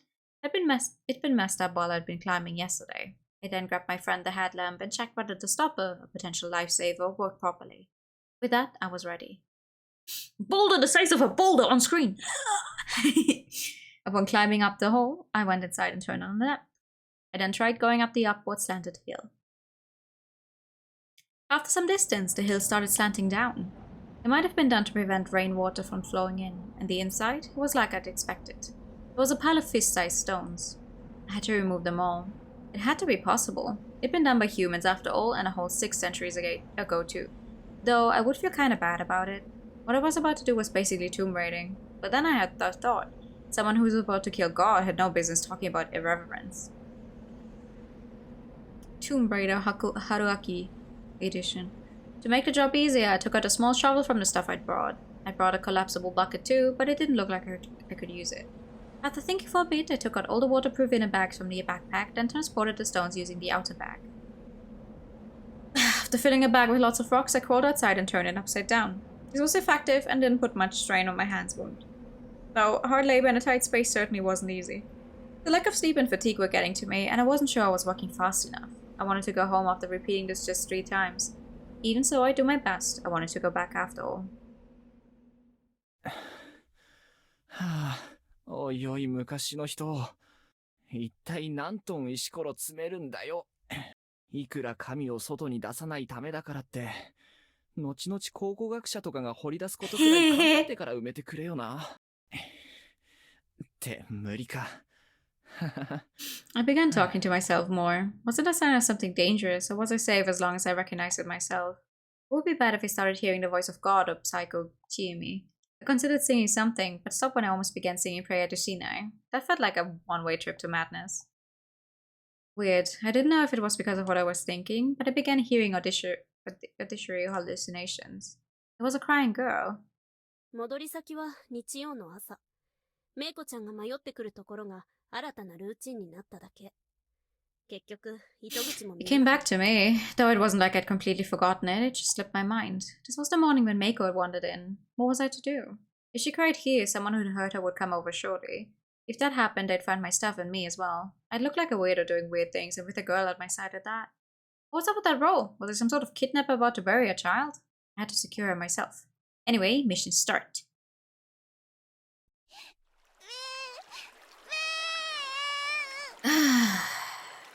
I don't know, I was actually pretty happy with her not showing up for a while now.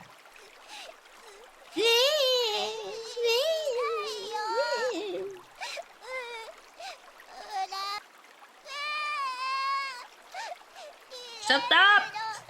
Child!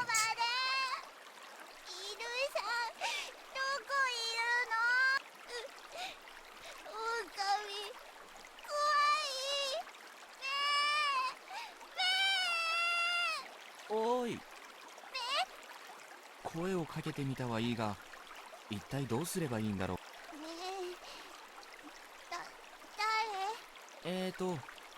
この辺りのものだよ。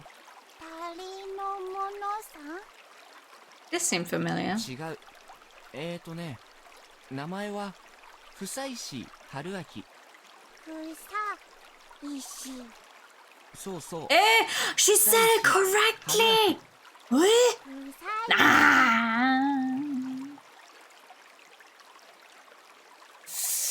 I give up. 違う。いいや、もうそれで。Where'd she get that U from anyway? Kuseyuki felt like some sort of anonymous message board's mascot お thing. 腹が空いたの？僕の顔をお食べよう。Did that joke not work on modern children?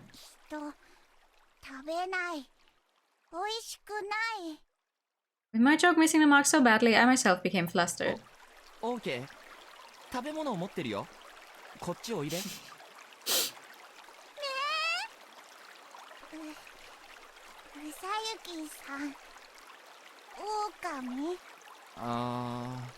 It reminded me that she was afraid of wolves that were completely unrelated to the ones in Fujiyoshi. Well, I wasn't one of those wolves either. If I said that, it would make things more complicated later. 僕はね、君が怖がってる狼じゃないんだ。Listen, I don't want to know. I was thinking the same thing. Why does she know what people taste like? Meiko in her cannibalism arc? うん、僕はいい狼なんだ。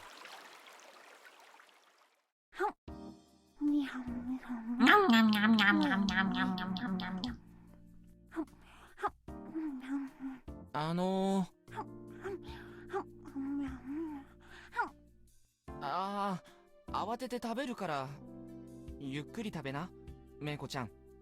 ほら、スポドリ。それ、私？おっと、ごめん。君の名前は？わからない。Oh yeah, she didn't know her name or where she lived. 迷子の子猫ちゃんか。猫さん？いやいや、迷子といえば猫だなって。私、猫さんじゃない。そうだね。めいめい言うから羊さんかな？羊さんは成功例よ。Successes? What? Talking of she reminded me of her. What the hell was up with her? 名前わからないなら困ったな。メイコでいいよ。じゃあそう呼ぼうかな。さゆきさんはいい狼さん。そうそう、いい狼さん。悪い狼さんを殺す。Why do you know those words? そうだ。いや違う。What a scary thing to say. What kind of environment had she grown up in? そんな殺すとか。We thought that several times during those other routes as well. Like, who are you? ダメ？そう。殺すっていうのは Maybe she's one of the 怖いことだからね。children the Migurumas bought and she escaped from there. よくない。いい子だ。だからボコボコに I mean, I don't know if the Migurumas still actively buy humans. そうそう。めそのめいめい言うのは何なの？家畜。よくわかんないな。変？変というか、なんだろう。珍しい。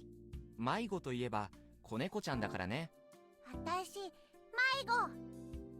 そうそう。迷子の子猫ちゃんとくれば、大概の男はメロメロさ。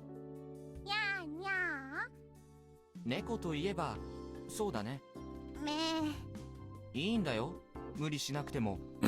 十分強ければ。What is this? いられるさ。難しい。ごめんごめん。Conversation sure went off the rails. I probably shouldn't have brought that up to a child. Would I also become a father to someone someday? What a scary thought. Yeah. お腹はいっぱいになったかい？ Yeah. My guy. よかった。ちょうどパンは全部なくなったところだった。って全部かよ。ふさゆきさんの Don't become a dad, please. Please don't do that to the rest of the 大丈夫。 world. 僕はもう食べたから。ごめんなさい。メイコちゃんはいい子だな。いい子？そうそう。He's the kind to go get the milk. いろんな悪いことをしても And then some 最後には cigarettes 許 for して good もらえる measure. からね。ね？でもあんまりいい子すぎてもダメだぞ。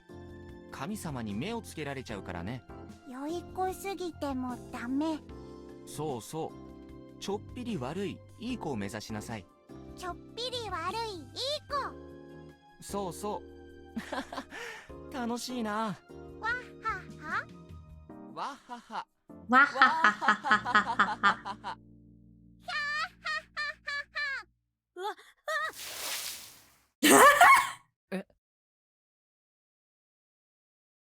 Jimmy popped out of nowhere, sneaked in here basically. She slipped on some rocks and was all wet.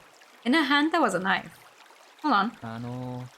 ひょっとして絶望の果てに僕をぶっ殺しにかかってる状態のちえみちゃんですか？うん。今回は思考を変えてブシブシ殺そうと思って。殺すのよくない。そうだぞ。よくないぞ。何これ。というか、なんで春明さんが今いんの？ Funny story that. というか、いきなり振り出しがまた戻ってね。ちえみちゃん、落ち着いて。あれ？そういえば、そっか。楽しい時は終わってたんだった。She disinterestedly threw the knife into 危な Saranaga. いでしょ。どうせ今回も無駄になるんだろうし。無駄にはならないね。どうして？これが最後のループだから。I was further in confusion and worry. あー、ごめんね。ちょっと難しいお話があるんだ。お姉ちゃんと？なぜ威嚇されているのだろ女心の理解不足。う。いや、そういうあれって、いい。あっちで遊ぶ。流されないように気をつけてね。I really wanted to keep watch over her, but this was probably my last chance to meet up with Chiemi. Good act needed some hired hands after all. で、何故めいこちゃんに春明さんのどす黒い部分を危機として教え込んでたの？あんまり楽しくて。いや、引く。あまりに引いて正気に戻った。それはともかく相談があるんだ。相変わらずの軽やかさだね、春明さん。とりあえずこっちの疑問に答えてよ。最後のループって。諸事情あってこれで最後。ただし正確に言うと We get to fight God! これしくじった Oh, we want to fight God. 僕は多分君以外 I'm の trying to みんな make 同 it 様 work this time. 巻き戻るたびに記憶がリセットされるようになる。君のことも忘れた。ただのバイク事故車の不妻子春明になるだろう。 I don't think she's even 5. 待ってよ。それって。そんなの、私、また一人ぼっちになっちゃうじゃん。そうはならない。どうして？ Just wanna make it work! 今回、全部解決するから。引くわ。なぜだ？かっこつけすぎ。そんなつもりは。それはともかく、映画とかドラマの見過ぎじゃないかな。今まで何百回失敗してきた？そんな簡単 Girl, I've spent over 40 hours here. I think we can make it work this time. 簡単じゃない。すでに嫌になるほど苦労してきた。というか、すべて失敗だったこれまでのループの総決算が、僕も君も、ゴールする資格と実力は十分に溜まっていると思わないか？実力？ああ、決着には、君の力が絶対に必要になる。ないよ。私に力とか。ただずっと無意味 Don't be so fucking down on yourself, please. 根に持ってるな。元カノか君は。知恵み的にはそのつもりですけど。Well, I couldn't deny that we were kind of close a bunch of deaths ago. 君にはあるじゃないか。何千何万だかの繰り返しの果てに蓄積した神。もちろん今回君の怒りと決意でもって、この弾で神様を撃ってくれ。I took out some ammo and handed it to her. いつどこで誰のそれは、その時が来ればわかる。しっかり散弾銃を切り詰めて、その時を待っててほしい。待って全然わからない。説明してよ。それは、言うわけにはいかない。なんで？それも、言うわけにはいかない。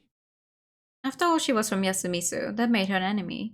In fact, she was the enemy in this case. She didn't have to know that I needed help for my act. It would be bad if she did.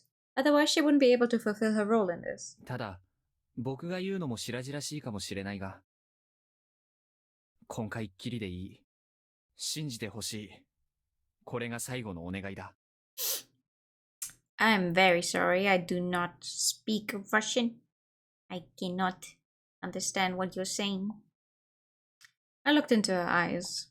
She closed hers, thought about it for a bit, shook her head to shake something off, and nodded. わかった。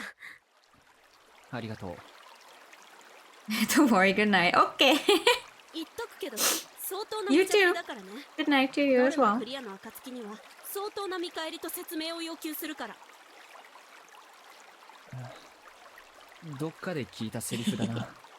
大昔すぎて忘れた？いや、一本取られたよ。見返りか。何がいいかな。素敵な男を紹介してくれるとか？任せて。へへ。じゃあまあ、最後に何が起きるか楽しみにしよっかな。ついでにメイコを休みずに連れてってやってくれるか。最後のお願いじゃないじゃん。いや、これはついでのつもりですよ。まあいいよ。前の時もメイコちゃん見つけたの私だし。なんでサラナガに来たの？居場所がなくて。って言わせないでよ。ごめん。他にはあんまり誰も来ないよね。そうだね。リカ子さんのお墓参りくらいかな。それでも今日一日はメイコちゃんのかかりきりになるはず。オーケー。問題ない。そのロープって秘密。わかったよ。この悪者。以上？以上。メイコちゃん、お姉ちゃんと上行こっか。ね Our conversation ended there. She soon tried to make her way, so I said see ya, but none of them even looked at me. Resolve. I had to introduce her to a good guy after all. I had another actor now. All that was left now was physical labor. I continued hauling the rocks. After all, I didn't know just how deep this hole was or how many rocks there were left. Nothing would be stupider than running out of time at this point. Even if there was nothing there at the end of this, I had to find out as soon as possible. The answer to one of the final two mysteries had to be right here, and if it was exactly what I expected. Good evening! How you doing? I could get a weapon to finally get the better of God. My hands hurt, and the dusty cave made my eyes and throat feel unpleasant, but strangely enough, I felt vigorous. Strange considering that nothing much had changed from how it was in the morning. I didn't forget to drink and eat. Meiko ate the bread, so I had to make do with what I usually did. I wanted to eat veggies and meat. I wanted to rewatch some DVDs and flashes. I had to get some new shoes and get a good shelf in my room. As I worked, my mind was filled with unrelated ideas. In that case, cup of Earl Grey tea? Sounds good. I had to return and get myself some good money. These thoughts raised my total motivation a lot. I'd solve this. I'd end this. I'd go back. I'd given myself a really long vacation here. Now I wanted to stretch, hop on my bike, and get on the slow road back home. I'd go back like I came, alone. Even so, I'd have lost the emptiness by then. In the afternoon, there was a period when it was a bit sunny here, but as the evening came, that faded too. There'd be rain tonight. I didn't want to lose my stuff to a flood, so I put it all in a waterproof bag and went back to work. My fatigue was at its limit. Even so, I continued digging and tossing aside the rocks. I continued until after nightfall, but then there were no more rocks. Instead, there was a layer of sand. What is he looking for? Around two, huh? The ancient people sure were clever. But I was close. I was sure of it. For now, though, I would rest. Normally, this would be the time I'd be getting myself drunk silly at Chiimi's or the officer's place. Back then, I really didn't expect that I'd end up doing public works here. The fatigue and muscle pain were just murderous. But I was so fulfilled that I found it kinda pleasant. I slept within the cave. Bing! Monday. The next day, I woke up with such a brutal muscle pain that I couldn't even move. I hadn't been like this since 2 years ago when I gone skiing for the first time. I had no choice, so I spent around 30 minutes stretching, then left the cave. I charged my phone with a disposable battery and checked the time to find out that it was 6 in the morning. I had about 10 hours left. I'd find it. I began digging through the sand. I dug. I examined the sand for anything significant. I couldn't throw away the sand, so I pushed it to the side. If I didn't find anything, I might have had to use the sand itself as proof of divinity, but it turned out that I didn't have to worry. After a few hours, I finally found it. ようやく会えましたね、神内様。いや、その名はあなたに対する冒涜だ。あなたはこう呼ぶべきですよね、狼様。Deep within the parted sand, I faced the thing inside. It was a skull. A human skull, pure white and without a single scratch on it. It was most definitely divine. 日の目を見るのは少し後かもしれませんが、すぐです。ご家族ともども、もうしばらく待っててください。I carefully pushed it to the side, then began digging again. I hit. I found more and more bones the more I dug. There were 3 skulls in total. I didn't know if it was all the sand here or the dryness of the place, but despite being 6 centuries old, they still kept their original shapes and glittered like sacred ashes. If I wasn't careful, I could break them, but I felt like I had to beg these Okami-sama for strength. Strength to kill them, and... あった。I found it. A relic left by these Okami-sama. I was certain of my victory now. I gently returned the remains of the soon-to-be ex-gods to the sand and left the cave. Without a scratch, huh? Yeah! This feels like one of those moments where they don't tell the artist like what they want and they just write their text and are done with it. It's like without a scratch, the artist is like, okay, I should draw a skull. Okay, here you go. It was finally at the decisive moment. The preparations were complete. Now I needed to create the best ending. The first step, to stop the people of Yasumizu from killing each other in the feast. I would call it I'm Not Afraid of Wolves. Starring Haruaki Fusaishi, co-starred by 2 ladies that happened to join in. I would put up a good fight. And kill God.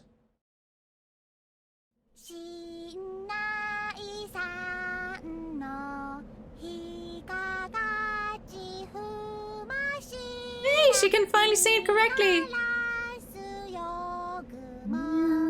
そうそう、よくできたね。お姉ちゃん、あ、ふさゆきさんだ。ふさゆきさん。Yeah, love killing God. メイコちゃん、おいで。わーい。ダメ。なんで？あれは、あいつは。芹沢千恵美。黙れ。She pulled out a gun and pointed it at me. Her eyes were those she had when looking at God. It was made even worse by the fact that she saw God in herself too. That would be over soon. まだその時じゃない。ごらん、皿長から霧が今にも溢れようとしている。それこそ僕が望んだ唯一無二の時だ。黙れ。みんなを呼んでおいで。どうするつもりで。全てを終わらせるのさ。さあ、行って。メイコはこっちへ。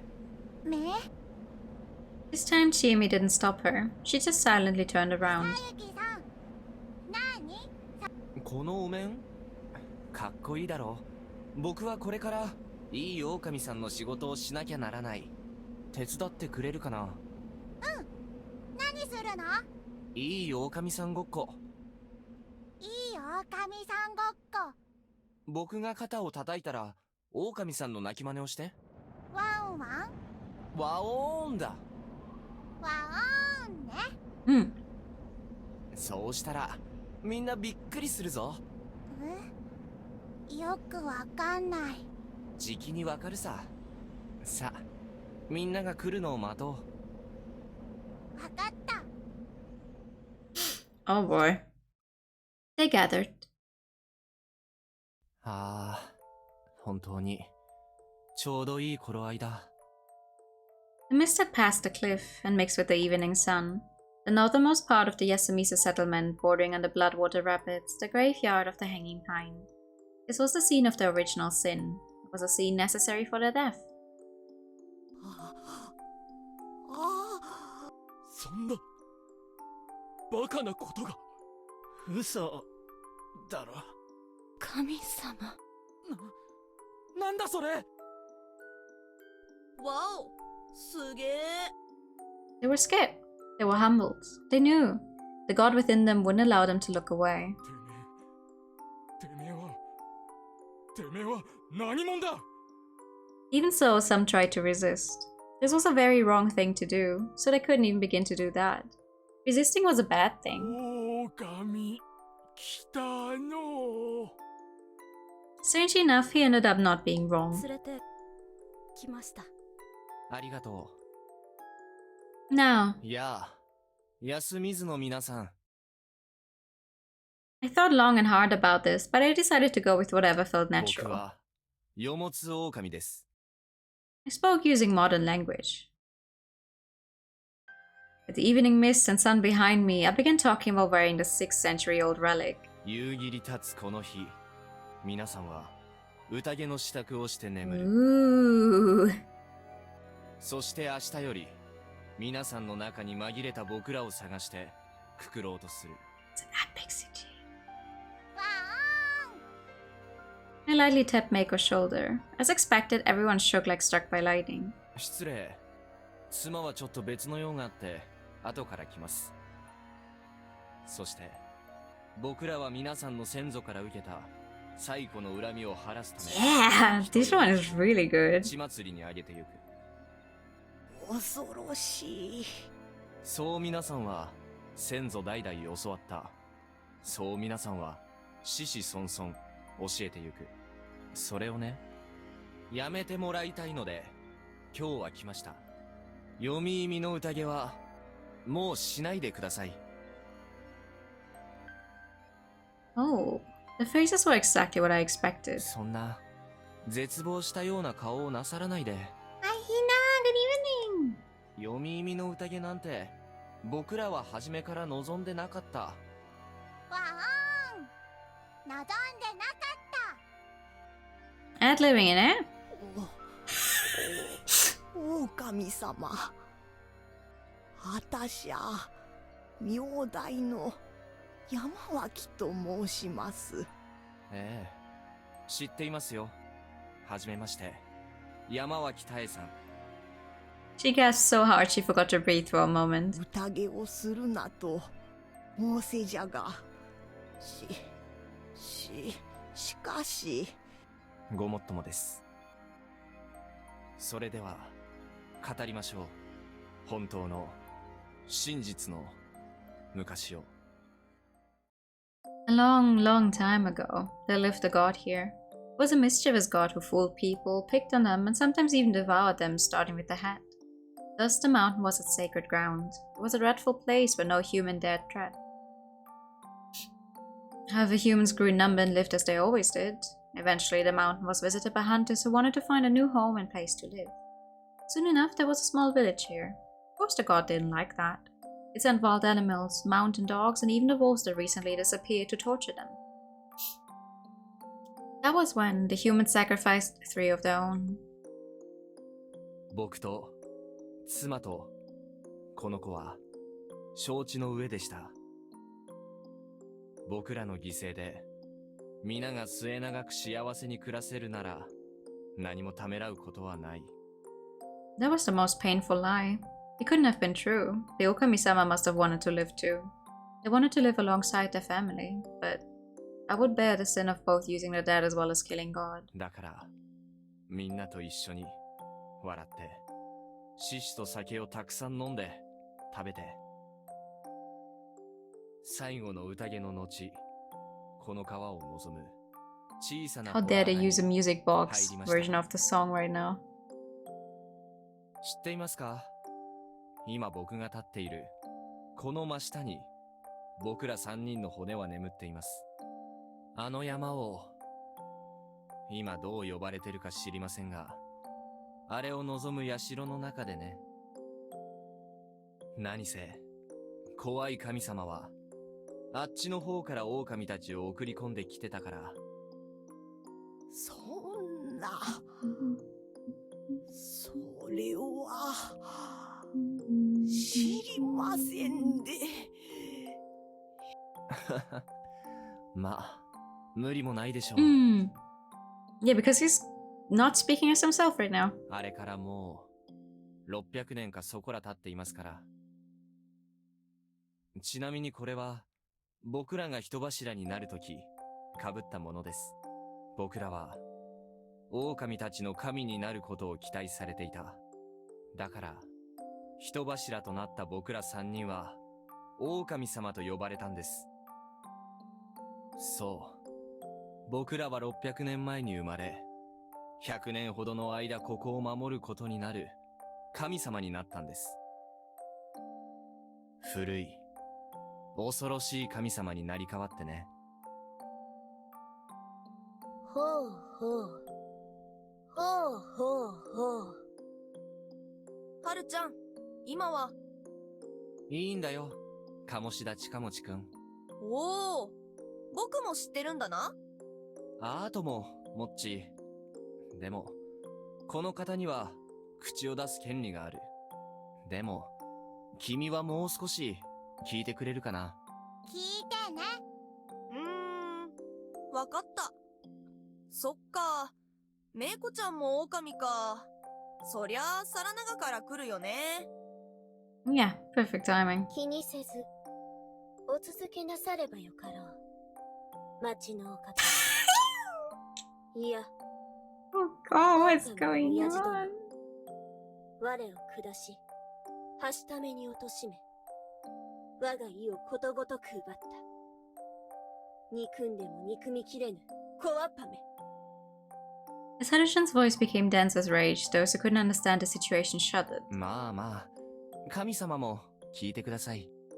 ここからは、僕らにとっても面白くないお話だ。Without divine blessings, the village grew large. However, not everyone was happy.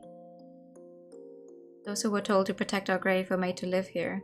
There was a barren land with little light, lots of mist, and ground hard to traverse. It was made worse by a battle that happened then, and the blood spilled in the river. The place was fearsome, yet they continued to defend our divinity. It was an honor and a respectable cause. But eventually, there was an emotional distance between the people living on the mountain and those living here. Those who lived under harsh conditions and those who prospered began to fight and despise each other. After a long peace, they forgot to respect the ones living here. That was when it happened. The people up the mountain put poison in the waterways here. They made a lot of people here ill, and to get back at them for this, the people from here willingly changed themselves into something scary.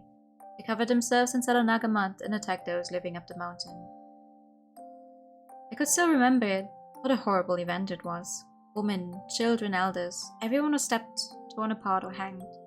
In the end, the victors were the people living up the mountain. They ate well and had greater numbers after all. However, they became afraid of the people here. They had reason too. We were at their side. They thought that the mud-covered attackers were our divine wrath, the anger of the Okami-sama, the gods they neglected and the priests treated as cruel. So they decided that they would steal God. After long plans and many dark conspiracies, they successfully stole our divinity. They took our appearance and even our name. They played with great god Okami to create the name Shinai. Then they created his servants, snake, monkey, crow and spider, and spread the divine powers among them. Though we couldn't complain much, considering our own power was stolen from the old god. They began worshipping Shinai-sama, the false god, atop the mountain, and made everyone know that they were the rulers of the mountain. They left the people here with the divine remains. We became simple servants. The old god had it even worse. He was called Mujina, Badger, and was quickly forgotten completely. After all, the ones who benefited from this now were the families worshipping the four servants, the ancestors of the modern-day village hats. And, once our divinity and powers were stolen from us, all that was left was the fear. They were still afraid of the god worshipped by the disgusting rebels. Fear was so significant that I couldn't wash it away. And we became the fearsome divinities you know as Yomotsu Okami. It was a fear and reverence closely tied to this place. That's why I was always here, as a defeated god alongside the old god. We had no powers. Our powers were now being used by Shinai-sama. Shinai-sama from when he was wearing the disguise of the Wolf Guardian, and finally the other four guardians. I'll say it again, we had no powers. 僕らはこれまで、一度も、読み意味の宴で人を血祭りにしたことなどありません。僕らが守るはずだった人たちが死んでいくのを、ただただ、悔しい思いで見殺しにしてきただけです。悔しかった。だから、わかりますね。読み意味の宴をやっていたのは、神ではなく、人です。そんな。野里、清之助さん。あなたの家は、少なくとも、そのことに抗おうとしていましたよ。すべてが終わったら、蔵の地下を調べてください。野里の家の、先々先代から続く、戦いの記録を、読むことができますよ。本当、野里には罪がないのですか？もちろん、あります。ただ、幾度も宴を演出し、休みずの住人たちを殺し合わせた身車と、それを知りながらも、実をとって見ぬふりをした樋口と比べれば、野里の家にはまだ、咎を注ぐ余地があるかもしれない。それは、野里の名を背負うあなた自身の、これからの行いにより、先達の足跡を追い、すべてのしがらみを解いてください。人が包み隠した歴史は、人の手で紐解かなければなりませんから。わかりました。しかし、狼様。もう、こんなに霧が立っておる。宴をせなんだら、せんでもいいのでしょうか。あたしゃ、恐ろしい。確かに、ここは危険です。身車の手の者が今に、宴をしようと、いや、あなたたちを止めようとして、追いかけてくるでしょうから。でも、心配しないでください。僕の妻が、皿長を抜ける案内をしますから。皿長を恐ろしい。大丈夫です。僕らは、よもつ狼ですよ。ばあちゃん、待ってくれ。Okay, Takumi-san. あんたが普通じゃないことはわかる。俺のこの休みず生まれの体があんたのことを神だって認めてる。でもだからって信じられるかは別に。It's Yasumi's grown? What are you saying? わかっています。室匠さん。僕らがあなたたちを騙して、あなたたちを黄泉に連れて行くのではないと、どうして断言できるのか。皆さんをまとめる若頭として、あなたがそれを心配するのは、あんた、すべて知っています。Of course I did. I knew everyone here. I looped around here way too many times not to know. They were all just normal good people. They bore the poverty in their unfair circumstances while stressfully surviving the days like anyone else. That was why they always killed each other. そうですね。最後に、皆さんそれぞれに言っておきたいことがあります。Now, Kami-sama, it was time for work. I need your divinity to help me save your adherents. 室匠さん、僕らは、あなたが8年前の読み意味の宴の犠牲者たちを、そうとは知らされずに埋葬する姿を、衝突しがちな小さな女の子、芹沢千恵美さんを、病で死に瀕し、虐げられながらも、この休みずのために何度も戻ってきた、その、力強く、他の誰が思わずとも、不死の守り神だった僕らは、あなたに深く感謝します。俺は、いずれ里は開かれ、古きものと新しきものが混じり合うでしょう。そこには必ず、すれ違いやいがみ合いが起きるでしょう。そんな時、あなたは苦悩するでしょう。迷うでしょう。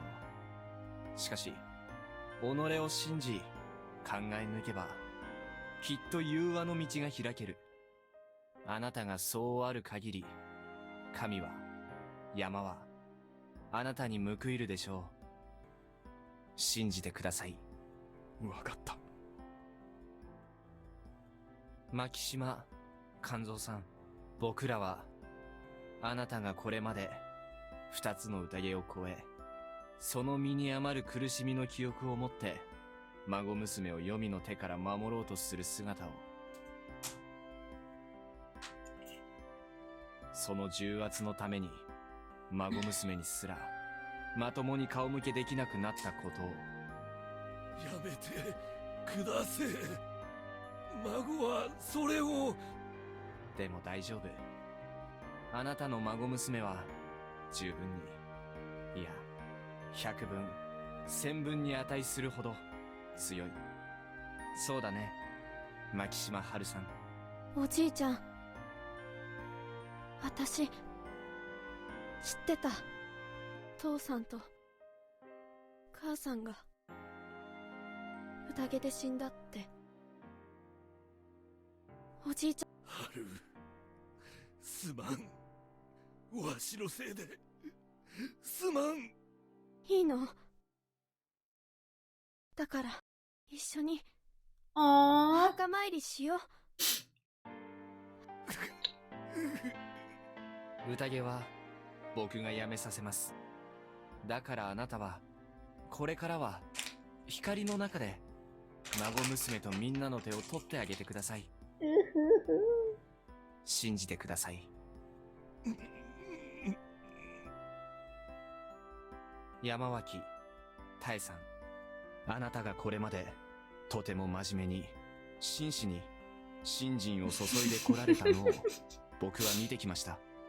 たとえ信頼明神やお守りたちが One singular sniff for 虚像 real. に過ぎないものだったとしても、僕は見てきました。あなたの人生はとても尊いものです。おお、あたしは Oh no! ただそう言うてほしくて。若い子たちのことは少しだけ多めに見てあげてください。そして正しい物語を伝えてあげてください。そして信じてください。当然ですわよ。野里清之助さん、あなたには Sneakily getting up to get a new drink by just putting in an auto. あなたはできる人なんだから。 Nothing I ever do sneak, but you know. 心を広くお持ちなさい。上下関係ではなく、手を取り合って進むことを、あなたは大学時代に経験しているはずだ。安水の皆さんは、十分に認めるべき才能にあふれた方々です。そして、あなたと組んでいろいろするのは楽しかったですから、卑下することはない。何のことで？いえ、ただ、信じてください。承知した。織部香織さん、あなたほど大変な目を見た母親を僕はこれまで知らない。夫を読み意味の宴で亡くし、こんな場所に住まわされ、それでも立派に二人を育てた。あの人はやはり覚悟はありました。ただ、あなたはもっと自分を誇るべきだ。息子ではなく、自分をね。そもそも、あなたは息子だけじゃない。この場の全員を、美味しい食事で幸せにしてきた。それならば、あなた自身を幸せにすることだってできるし、他のみんなも、あなたを幸せにしなきゃ公平じゃないんですから。ね、匠さん。ああ、その通りだ。そしてあなたも、信じてください。ええ、神様。織部安永君。僕にはわかりません。あなたを信じるべきか、少なくとも合理性はない。ああ、君はそれでいい。最後まで考えて警戒していなさい。夜道を抜けて安全な場所に至る、その最後まで気を抜いちゃいけない。ただそれが終わったら少し力を抜いてみたらどうだい？君は若いのに気を張りすぎて生きてる。勉強とかも少しサボって When God tells you to skip a class or two. 探してみたらどうだい？そうすれば君のお母さんが自分のことをどれだけ愛しているか気づく余裕も生まれるさ。安永、お見通しですか？そして全てが終わった時には改めて信じてください。Right? Maybe I'll start believing if God told me to skip class. わかりました。織部義嗣くん。Why are you late? Oh, you know, God told me to skip. Huh? 俺は信じねえ。ああ、君もまた、君も兄貴と同じだ。責任感が強くて、お母さんのことが大好きで、それらすべてに不安を持っている当たり前の少年。そして、兄貴が頭で戦うのに対し、君は肝っ玉で戦うことができる男だ。君は君で、もっと自由に暴れられる場所を探してみるといい。It was a hiccup, but thank you. 頭より根性がいる分野なんて、いくらでもある。兄貴の背中じゃなく、未踏の道を追い求めなさい。あと、お母さんを大事にな。確かな絆があっても、きつい言葉は少しずつ、それを弱らせるものだよ。義継。一般論として、信じなさい。わかったよ。もっち待ちくたびれたぞ。うん。君は別に、信じなくていいや。ほう。でも、面白そうだろ？この先、何が起きるか。だな。オッケー。楽しみにしてなさい。ただあれだ。自分が興味ないと思ってるものが、興味深いものに繋がってるかもしれない。例えば、人の気持ちとか、恋心とかな。恋、ねえ。そういうのも、目を向けてみな。でないといずれ何かを失っても、痛みにすら気づけないぞ。本当はもう、全部わかってるんだろ？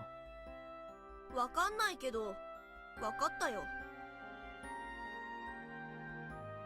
牧島、春ちゃん、稲、神様。なんじゃ狼殿。あ、ここで一つみんなの誤解を解こう。安永くん、もっち、この方は、本物の神様だ。え？そりゃあおかしい。僕らの秘密のスーパーハルちゃんなんだ。あ、言っちゃった。スーパーハルちゃん。ああ、きっかけはそうだ。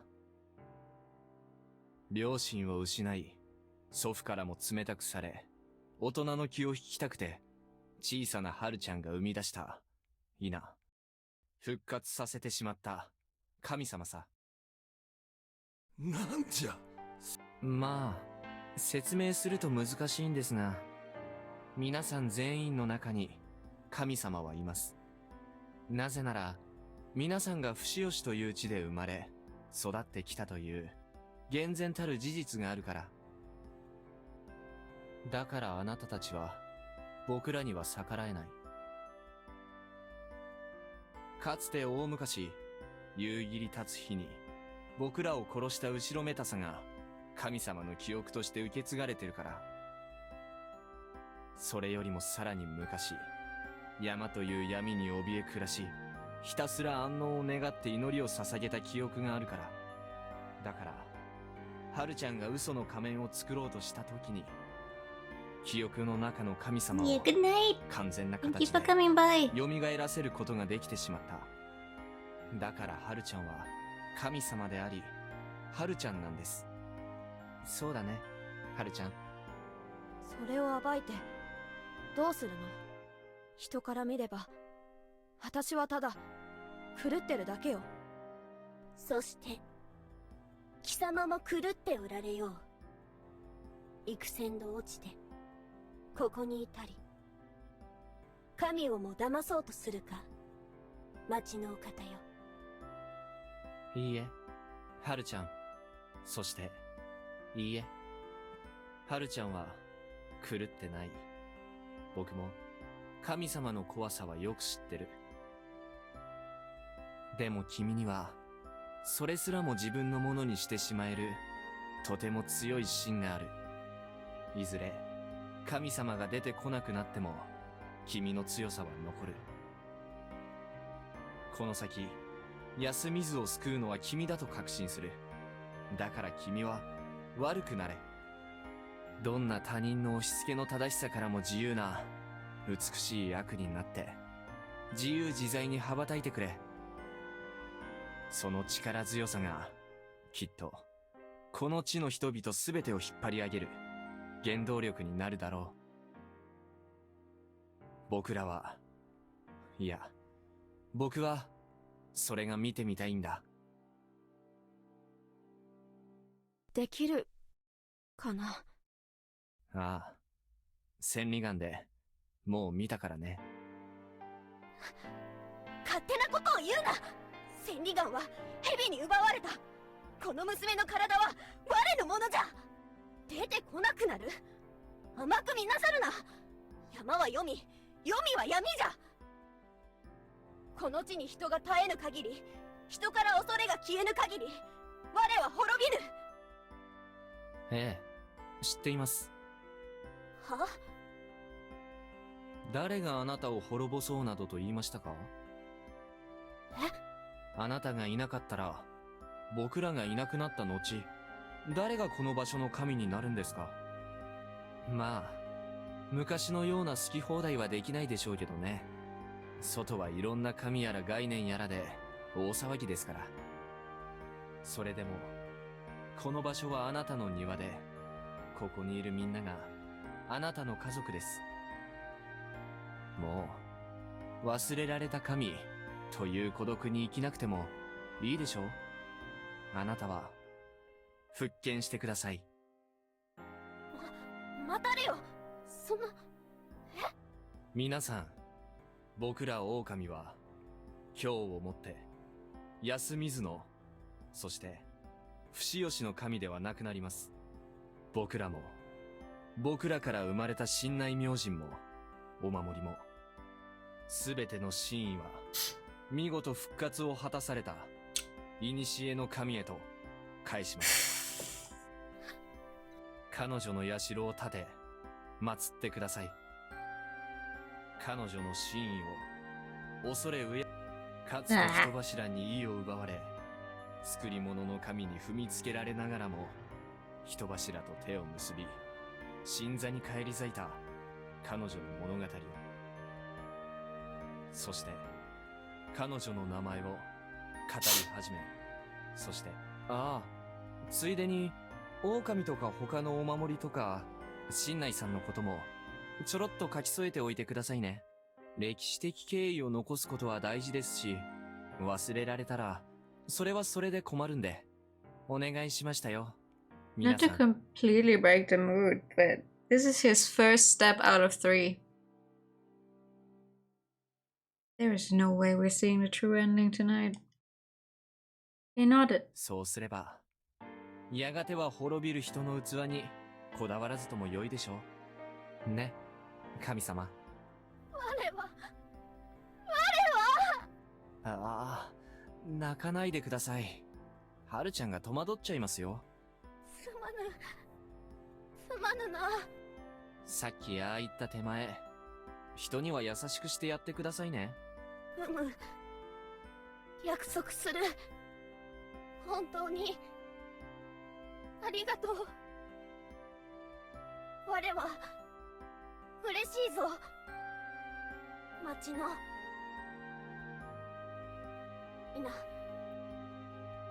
狼殿。ああ、はるちゃんぐっしゃぐしゃだ。ほら、ハンカチとかないけど。もっちってば、なんか本当にぶれないな。己だけは最後まで我を恐れまいな。うん、はるちゃんははるちゃんだ。神様も含めて。社ができるまで我も守ってくれるか。はるちゃんのついでにね。やっすん、そういうことでいい？ああ、僕の妹をよろしく頼む。じっちゃん、その格好なんとかね。チェ Such an emotional moment. Do something about those clothes. これからのもっち次第。オッケー。あとここまでありがとう、春秋。ま、そういうことだから。ああ。バイ、はるちゃん。一つ連絡です。これが済んだら、皆さん10分以内に最低限の荷物をまとめて、皿長に降りてください。そこに、僕の妻がいます。彼女の指示に従って、脱出してください。Who is he talking about? Everyone complied. あと、狼じじいさん。あなただけ、広場に残っててください。さて、ごめんね。待たせて。芹沢千恵美さん。嫌よ。君のこれまでは、神様の意を狩る、下道の悪意によって踏みにじられた人生だった。嫌だって言ってるでしょ。君は恐れ、もだえ苦しみ、周りと衝突をしながらも、力を求めた。強くあるための力を求め続けた。その結果、君には僕らや神様が見えるようになった。あなたは神様じゃない。その結果、君は神を手にかける資格を得るに至った。神様は殺せない。普通はそうだ。でも、殺せないわけじゃない。名を与え、後継を廃し、その資格を受けし英雄が生まれ、そのための武器を手に取れば。Basically, make everyone agree. 神は、殺せる。資格は、他ならぬ、僕が与えよう。僕の娘、こっちへ。あなたをやりたくなんかない。 I called Mako over and hugged her tightly. さあ、構えなさい。A sort of shotgun slipped out of her sleeve. She couldn't resist at all. ここまで、本当に、よく頑張りました。This moment, I felt like I was speaking for someone other than me. これで、最後のお願いです。撃ちなさい。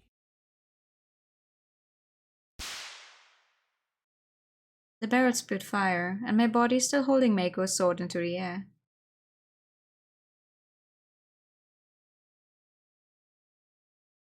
Not like I could actually die, though.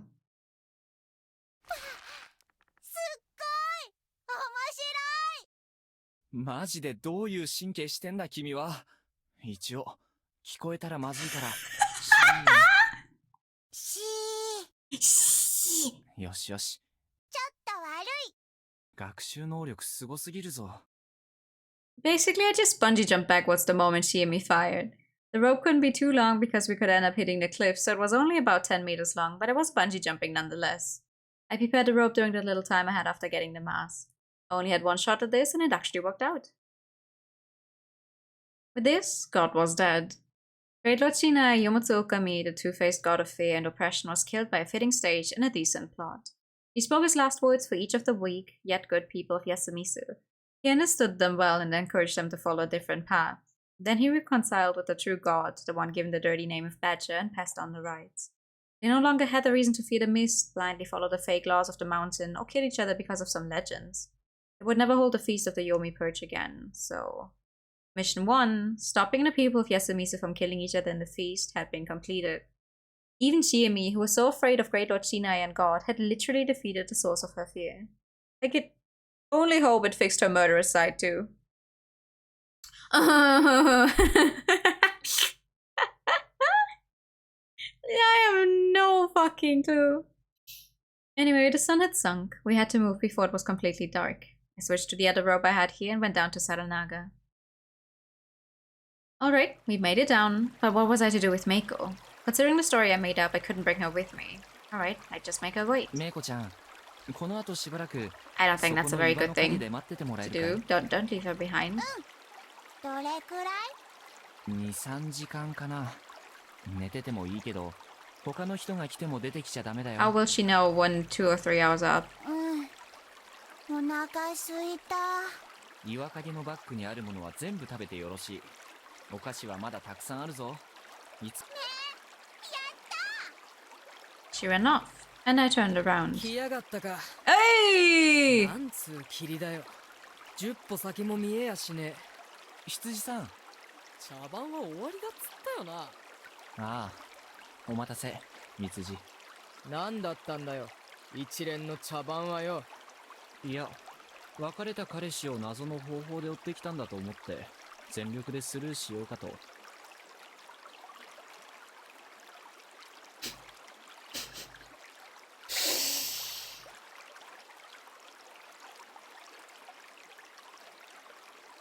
You two dated? That's the ex you kind of... Oh, okay. Yeah, alright. Good for her! Good riddance! 聞くだけ無駄だった。Oh my god, good for her. Get away from him. Listen, just run, girly. Just go. 君はいつも有言実行だよね。こんなのは無理なんだいっつんだよ、バカ。Behind her there were 3 rubber boats with oars. これからどうすんだっけ？これから半ば放心状態の一団がやってくるから、適当に神様っぽいことを言って誘導して、適当な宿泊施設に保護。後半はいいけど、前半は何なんだよ。まあ、迷信とやり合うための方便ってやつさ。君だってある程度、ここがまあな。めんどくせえ。あのコンビニ店員のノリはやめときなよ。一応言っとくけど。Something godlike, yes. ありゃ相手がてめえだからやったんだからな。いくら俺でもあんな非常識じゃねえっての。プレイだったのか。マジで殺すぞ。Do it! Please. 君の能力とか、バックグラウンドとか、後ろについてる組織だとか、そういうのは当然、聞いていいんだよね。まあ、もう会うことはねえし、聞かなくても問題ねえだろ。そう言って別れて2週間くらいで再会したでしょうが、あれ何なの？偶然だ、と言いたいとこだが、まあ、縁ってやつかもしれねえな。本気で言ってるのか？ああ、世の中そういうもんだからな。本気の蜜汁ほど信じられるものはない。信じよう。本気っぽく見えるてめえほど信じられないものはねえけどな。We laugh. で、そろそろ真面目な話しよっか。もうすぐ、俺は黒幕に捕まるぞ。まだ耐えてたの？まだってなんだおい。こっちは必死に時間稼いでるつもりなんだぞ。なるほど。なるほど。だから何もなかったのか。オーケー。めちゃくちゃ助かった。じゃあなおさら、急がなきゃだ。まあ、一応、気をつけろ。なんか君には、父に赴く時を見送られてばかりだな。Deserved. 父って。まあ、さっきは助かったから、次も助かるな。いいから無事に帰ってこい。別に迎えはしねえけど、死んだら後で目覚めが悪い。了解。まあ、生きてたら一歩入れるよ。いや、考えてみたら、てめえが死んだらどのみちゲームオーバーだから、別にいらねえ、連絡。ひどいな。やれやれ。ま、行ってくる。まずは神様を殺したんだっけか？ああ、次こそ、君の要件。巻き戻りの黒幕と、やり合ってくる。Mission 2. I had to deal with the Master of the Loop who wanted the monster's resurrection. This one didn't need as much preparation or acting skill as the first one. All the info I'd gathered over the loops was enough to make me certain by now. I just had to face the person one-on-one and be completely honest. That was easy. But person was the problem. I'd probably be walking on a fine line here. I had no idea how well my thoroughness, guts, and verbosity would hold up against the enemies, and once the final mystery was revealed, I wasn't sure I'd have what it took to properly retaliate. It was something I'd have to consider at that moment. I had to do it.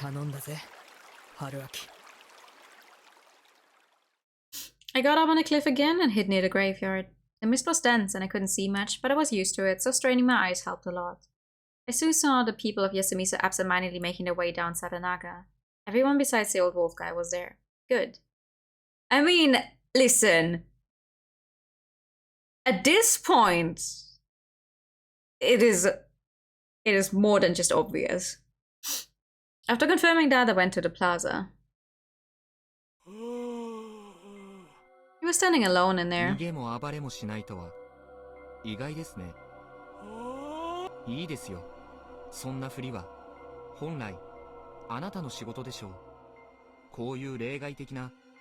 てめえと Hey! 話したくてな。You switched pretty quickly, yeah? やめてくれて助かります。手っ取り早く済ませましょう。てめえ何者だ。身車の手のもんにしちゃ。じゃが。He was putting his hands into his clothes to take out a weapon, surely. Unfortunately for him, I already knew his cards. 俺の砦をようも崩してくれた。僕はあなたの弟子ですよ。はあ？まあ面倒なので説明は省きますが、あなたがいなければ僕はみんなを助けることはできなかった。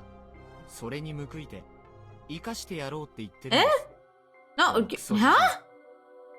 His eyes were filled with a silent anger. まあ60年だか前の事件を今さら蒸し返しても You let him live, really? あなたが心を入れ替えてちゃんと安水を守る気を持つならこのまま生かしておいてもいいでしょう。随分と身車は廃れますよ。今日は何も起きない。今後霧が立っても一切何も起きない。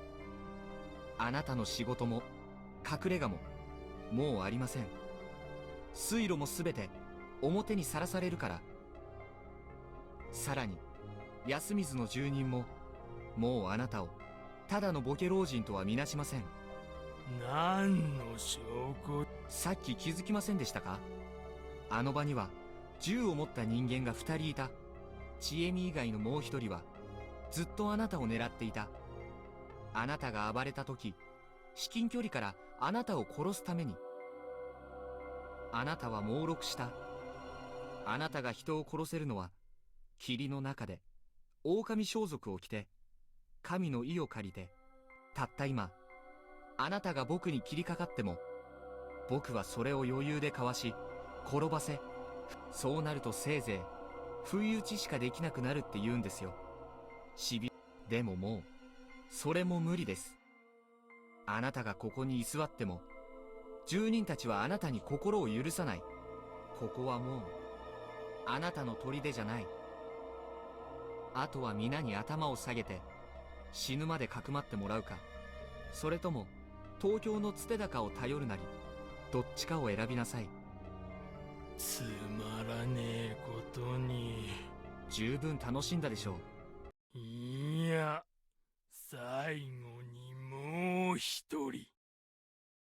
よけてみ、わけの。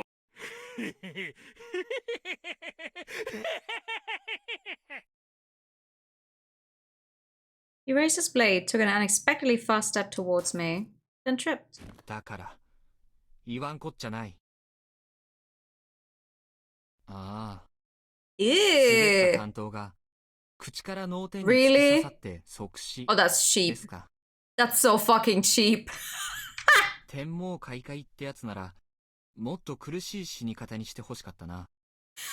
希代の悪人の最後としては。He tripped and killed himself accidentally. Wow. 草が結ばれてる？誰だ？こんないたずらやったのは。その誰かには一応感謝しておこう。罪悪感を持たれてもあれだからほどいておくか。 Fitting to an old fart like him. Yeah, I guess. Anyway, I was satisfied with the result. I thought about this and that, but as long as he was alive, he'd have always been a danger to someone's life. That was all he'd done his whole life, and it was best to accept his death for what it was. Leaving his corpse, I went off where I had to. Of course, he wasn't the one in charge of the dream, so he wasn't my real target. Extra mission! Get rid of the latent threat, the wild old man. Completed. Mission 2, dealing with the Master of the Loop who wanted the monster's resurrection, would begin now. Not in a dining hall back home, huh? Then maybe here. Corporate's plans must have changed badly because of Mitsuji's hard work. こんばんは、リカ子さん。 She was right there. あなたはどなた？ Final confrontation! But she's still speaking as slowly as ever. Oh boy. いいですよ。そういうのは。ご存知なんでしょう？全部。不妻子春明様、お待ちしておりました。 The two acquaintances who'd never met exchanged a greeting. It was a very normal greeting, but that was what made it warped and strange. そりゃ、光栄だな。でも、こんな形では望まなかった。何も知らぬまま、夢の中に Playtime's over. 遊んでおいて、あの羊は仕留めました。ご心配なく。彼女はただ夢に触れる手立てを私に取り上げられた。ただそれだけのこと。再び蘇る円環の中では彼女は無力なる観客として指をくわえて。否定はしないんですね。あなたが全ての黒幕だということの。先ほど望まなかったと申しましたが、私は存外喜んでおります。春明様がそこまで私を知り、幾万の夜と命を賭してこの場に至ってくださったことに、長き宴の末にこのような日が来ようとは私も思いもしておりませんでした。 I'm holding on to it. Maybe なればこそ she'll change. 知りとう存じます。春明様、どのように知られたのですか？私。え？だってあなた、さっき全員が揃った場でいなかったじゃないですか。え？それだけですか？いや、違いますけどね。お聞かせください。Oh my god, game, please. It's really serious now. Stop breaking your own seriousness. Please! Come on! Nah, she gone back to the heart of the matter. She'd probably punch me if I said something like, "You're a spider, of course you're pulling the strings." I take it seriously.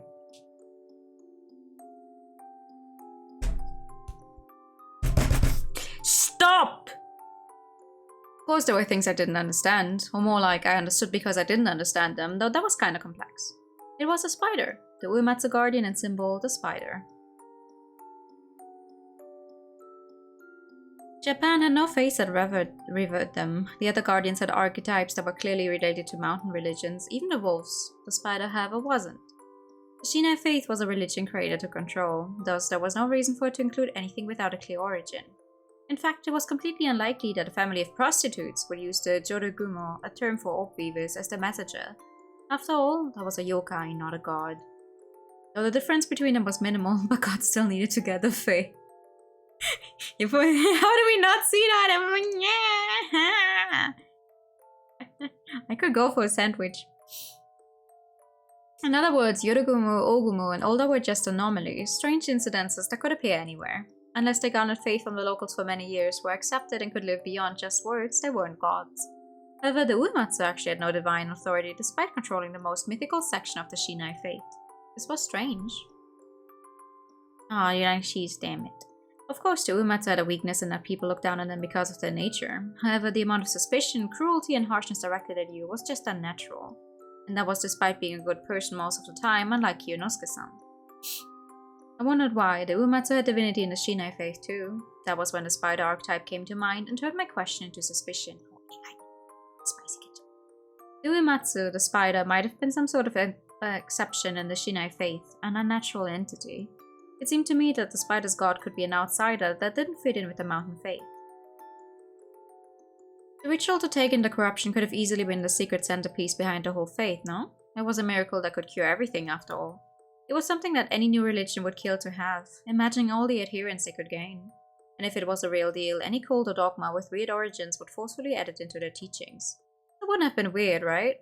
The historical documents prove that many outsiders had come to help create the Shinai faith. Some might have been people from shrines that wanted to take the snake, monkey, or crow for themselves. Then they also might have given themselves authority by putting their symbols in their teachings. Current village heads might have been the descendants of such people, though that could have been a stretch. Now who was to say that the Uematsu ancestors didn't enter the settlement during this time and ram their symbol into the religion? Heretics who believed in a warped god. It was included in the religion, but only on a surface level. The truth behind it had been hidden by the Uematsu and wasn't included. That made everyone here unconsciously feel that there was something unnatural, something wrong about them. Thus they were looked at with scorn, and that was probably why they could take the disorderly profession of prostitution as their family trait. But that was just an assumption. You could tell me if I was wrong later. Next, it was time for doubts about her as a person. I'd experienced the looping phenomenon. At first I thought it was something that had happened once I died, but then I realized that wasn't right. I keep my bases a secret, but I realized a few things once I thought about the loops that had happened without my death. For example, there were loops that happened without me having any memory of dying. I'd underestimated it, thinking that was only because some memories, especially ones after your death, weren't saved properly. However, there were definitely loops that happened without me ever dying. It was just a general image of the loop that gave me the idea that the mist, death, and rebirth were linked, making me assume that I must have died. When I thought of it like that, I started thinking that the loop happened not with my death, but with the dream's master. That was the opposite of how it usually was in such scenarios. Normally, the master's death meant the end of the loop, but most people had died many times within all this looping. Looking at it that way, the loop should have stopped a long time ago. The master should have died, yet the loop didn't end. Thus I began believing that the death of its master activated the loop. That would make sense. After all, they could try it again if they messed up.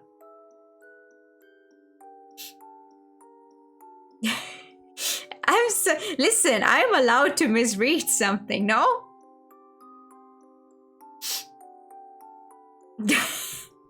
They could instantly take full advantage of the looping as I first thought I had. Of course it was possible that the culprit was in a safe spot far away like Kami Fujiyoshi or just the mountains. That would make them impossible to reach, but they could reach his place all they wanted. Of course the Miguruma observed Yasumisu from a distance, so they could have done that easily. However, there was something strange. I'd seen so many deaths, but there was one person whose corpse I'd never seen. It was Meiko. No matter the route, I hadn't said it. What?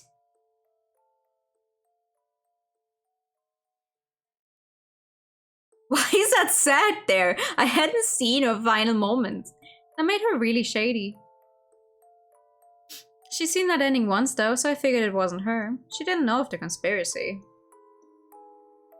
But there was someone else who seemed shady. It was you, Rikaku Uematsu. I'd only seen your corpse once, when it was supposedly all over but you were hanged in the hole. I looked soon after. Well, I tried killing myself then, but looking back at it, the mists were already there before I fell. Looping was strangely linked to the mist. For all I knew, I might have looped without actually dying. Besides that, I'd never seen any of your corpses. You were the only one who'd left the game in unusual ways. Chief example of that was the Yumibito transformation. You'd gone insane and been locked in. But you'd stayed alive to be alive, right? Even if your madness was real, it should have been impossible for you to survive inside your house for a few days. If that was just some sort of act, you could have drank some water or hidden some food for yourself to survive. Well, I didn't think it was a complete act, but even so, your actions were strange. The reality that you took in the corruption of the feast actually made my suspicions for you all the more certain. The Yumibito transformation was just you taking Shiemi Serizawa's murder penalty for her, right? That had to have been impossible. After all, the Feast of the Yomi Purge was an artificial killing spree run by the Miguruma. It wasn't something that could be cured by your ability. However, if there was someone who knew about the cameras, the Eye of Miguruma, and was capable of asking for something like that, someone who could bend the rules like that without undermining the Shinai faith, the Miguruma would readily accept their wish to die instead of the actual rule breaker. There had also been one time you told me to run. Had you expected for your desire to succeed for the same reasons? While thinking that you looked a bit shady, I'd found even more proof of that. If the culprits were really the Miguruma, like I'd said before, they were surely observing this moment too. They could use a safe position to easily press the loop button or something. I considered that the culprit had watched it all from the mountain with clairvoyance or something, then reset everything at certain times. But the culprit seemed too naive for that. Anyone who watched enough would easily understand that I kept my memories. They would recognize me as dangerous and take care of me. That meant that the culprit had to have the perception of a normal human. Just to make something happen in Yasumizu, it had to be someone in Yasumizu. You being the culprit would also explain why you prepared Meiko a separate place. After all, you knew that the mist was coming. And lastly, you'd said this. もし明日会えずともいずれまたいずれのせいでより穏やかなせいで巡り合いますよ That wasn't right, was it? The Shinai faith either denied or forbid resurrection. That was why they said rise not. It was forbidden for something to go to Yomi then come back. Someone who could say that was either part of a different faith or knew about the loops. I turned out to be right on that. One more thing. And another! And another! あの日墓毛越しに春明さん一目見たその時から That's what I said as well! This was not the rule where you saw me through the shadow of the leaves that day. That was weird. This was a mistake that I made several times myself. He'd said something based on memories of an event from a previous loop. I did think you were extremely careful in that regard, but you weren't above slipping up. You said those words in a timeline where I'd moved to Yasumizu. When we'd first seen each other then, you were behind a rock, one of the Okiba at the entrance to Yasumizu, not behind some leaves. It's like one of those commercials, but I'm not done yet! Just like when you're playing Uno, and you're just throwing down cards like, and again, and it's my turn again, and you can't go, and it's my turn again, and a +2, and a +2. That was the day after I crashed and ended up in Chiemi-chan's room. Our very first meeting, right? You also had memories of the loops. From your perspective, did you have any other reason to hide that besides the fact that you were the one behind all this? 以上ですかええ。不足ですかいいえ十分です私は先ほどあなたがここに現れるまでは And another. 何が起きて Not done yet. 私がずらした夢の始まりが私の許しなく二度も揺り戻されたそもそもあなたや芹沢様が夢に変化をもたらす理由もただあなた様の Yeah, we slipped up. 僕がもうやったと We definitely slipped up there. お言葉から I knew I shouldn't have said that lightly. もしそうならあなたがなぜか記憶を保っているならどれだけ素敵だろうと繰り返す宴の中自分たちだけが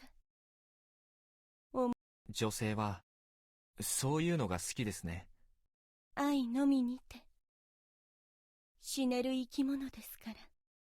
特に植松の娘はね。 They sold love and lived by feeding off of it. That didn't make sense. あなたが愛を語るのは奇妙だ。なぜあなたの神は怨念の神だろう。そこまで知っておいでで。消去法ですよ。あれだけの奇跡を起こせながら真意を感じさせないほど廃れた存在。忘れられた雲の神たり得るもの。植松家は土雲だ。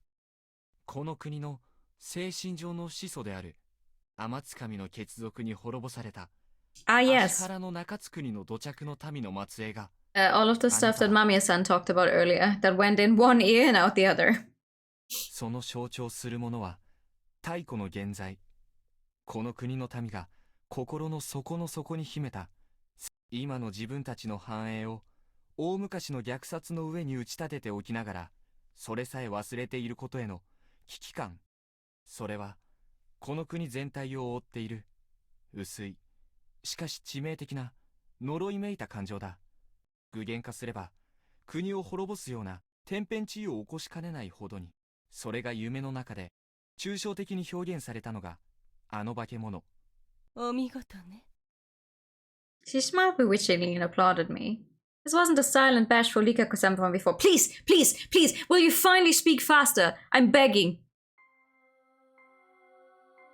This was an entrancing, shameless Uematsu, her mask as a prostitute.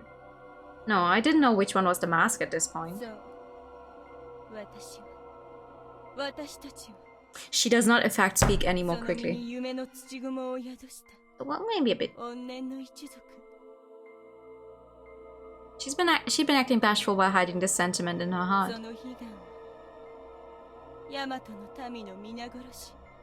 She speaks 1% faster. God damn it. If that is her sole goal, she'd praise the devotion and sacrifice of the people of Yasumisu and use them. What do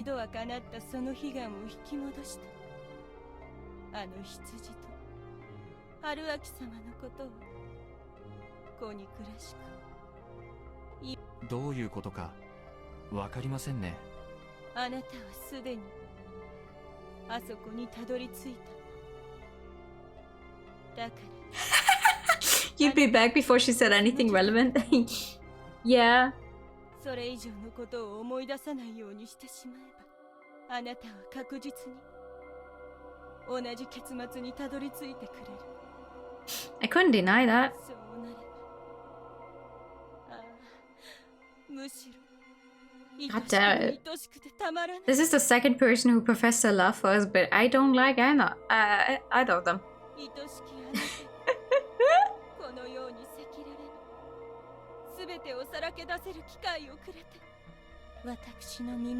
Oh god.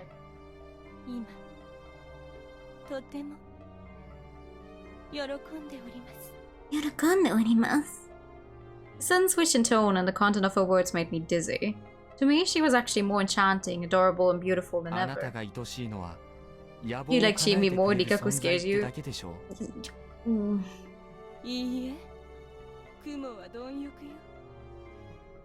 I mean, yeah, I do like Chimi more than I like her, but still.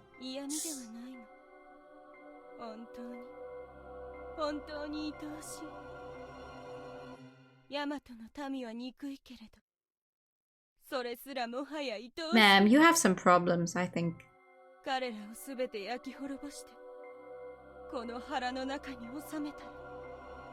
She rubbed her abdomen. Everyone in this game has problems, that's true. Oh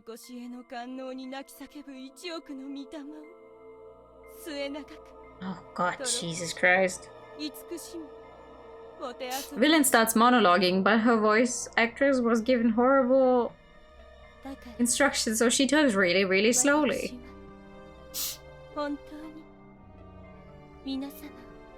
Rikaku's just insane. The spider's archetype was a great mother. That was what this reminded me of. She suddenly looked away like she was bashful. The situation was abnormal, but the geisha was one that could shake the core of any man. わからない。 Really? ですよ。 I think you're just weak, my guy. わかるわ。いずれご存知なのでしょう。夢の土雲が復活する条件。わかりませんよ。あなたの目的はあの化け物の復活。そのために読み意味の宴を繰り返す。意味不明だ。事実、その二つには直接的な関係は全くない。ただ、怪物が復活したあの瞬間だけ、宴の結果に極めて特殊な条件が発生していたのはわかる。それは、霧が出た時点で休みずにいた藤吉村住人の全員があなたを除き死亡していたということ。ああ、そこまで。I knew it. もしこれがあなたの目的なら、あなたがこんな異様で持って回った陰謀を起としたことには、なるほど、植松家には大量殺人を行える権能など存在しない。余震は一人や二人殺せても、あなたの細腕では絶対に目的を遂げることはできない。その上、植松家は休みずで敬遠、または嫌悪されている。だから殺し合いの機会を利用する。うまくいかなければ何度でもやり直す。ああ、そこまでは分かりましたとも。That was where the final secret lay. It pissed me off, but I had to ask her directly. しかし、分からない。土雲の復活に関わる伝説上の根拠なんて、安水にも上藤吉にもどこにも転がってない。そもそも狼と土雲は無関係だ。である以上、陰謀の正体と Can we approach the onion? 利用した大量殺人と考えるしかない。しかし、それでも藤吉村の人間がなぜ犠牲になるべきなのかわからない。黄泉の民として安水の住人が何人死ねばいいとか、そんな話かもしれないと思わなくもなかった。でもおかしい。上藤吉の人間である野里清之助氏が宴に招かれた理由がわからないからだ。なぜ彼だったのか。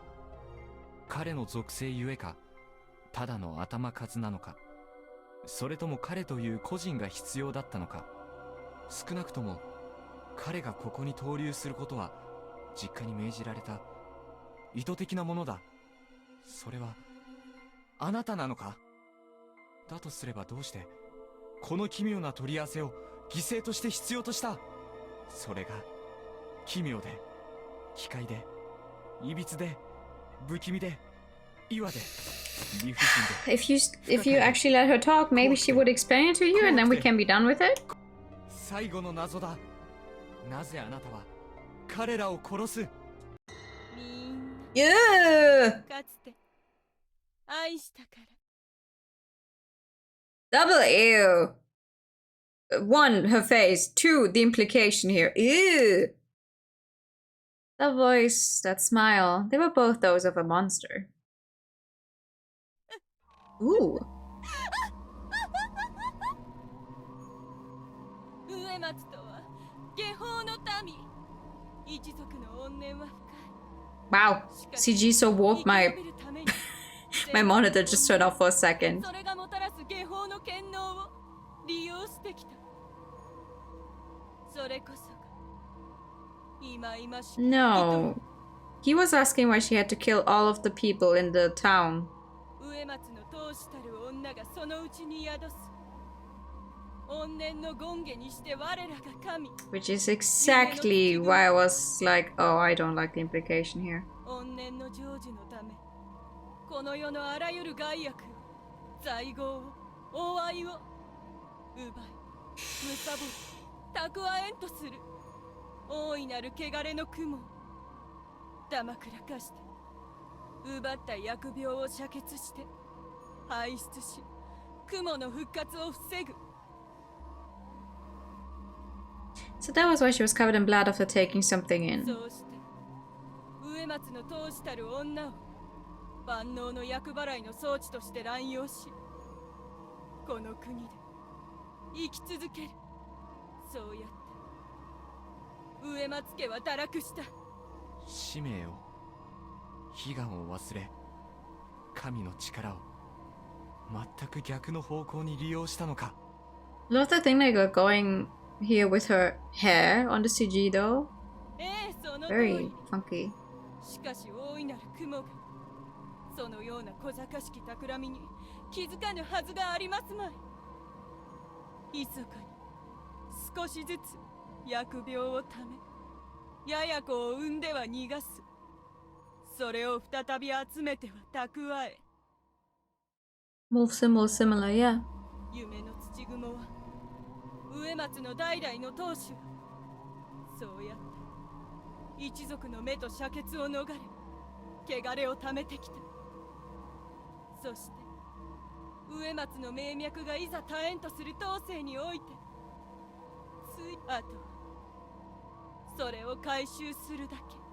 みんなを愛したというのは、文字通り Ugh. 愛したわ。そしてやや子を宿させた。 Oh man. What a disgusting truth. この集落でコレラが発生した時、浄化のため。しかしあなたなら死ぬわけがない。あなたの力は本物だから。当時あなたはとても幼かったはずだが。そう、この村の長者がそんなこと気にするはずも Double, ない。 triple, you. 香織さんは義継君を産んだ時難産だったと言っていた。私は苦しみを、血の汚れを引き取った。口を使って。春ちゃんについては狼付き騒動の時にあなたが引き取りをしたんだったな。ええ、ムジナ様はとても可愛らしかった。雲の復活には黙認をいただいたわ。天津神の秩序が滅びれば、再び山の闇、黄泉の闇の権勢が戻る。ああ、素晴らしい。狼じじい氏はあんな非道な人間だ。無理やりどうにかしたってことがあるかもしれない。あれは思い出したくない。鴨志田近持ちについてはもちろん義兄の振る舞いの相談で引き取りもしたし、彼は可愛いけど上藤吉では仲良くしていたわ。安永君はあの子はちょっと可愛かったから合宿の時に寝てあげたの。最低だ。あの子は夢だと思っているから大丈夫よ。最後、芹沢千恵美、身車千恵美は身車が飼っている狂犬病にかかった犬に噛まれた時引き取りを行った。ええ、そのとなぜ彼女の汚れを。だってそれが大昔神内様の軍門に下る上での約束だったんだもの。神内様の汚れは神の罰。おいそれと引き取ってもらっては困る。だから引き取れない。いいえ、引き取らない。当然あなたはそれを知っていた。千恵美はそれを覚えてないようだったが。びっくりしすぎて細かいことは忘れちゃったみたいね。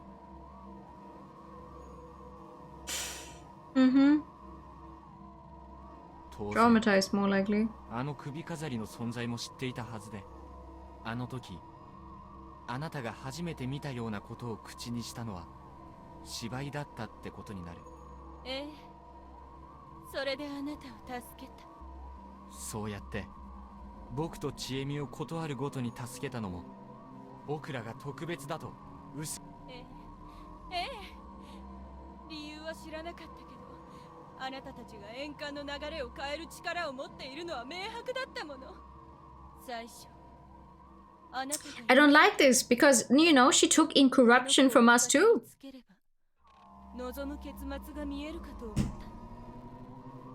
She slept with us too. That's not good. As a result, she continues to give Chiemi a good impression, making her less suspicious. If Chiemi, someone who could keep her memories, found out that she was the bad guy, her conspiracy would become impossible to achieve. しかし、そこにはたどり着けなかった。あの子はうまくなかった。No, it was not looped away.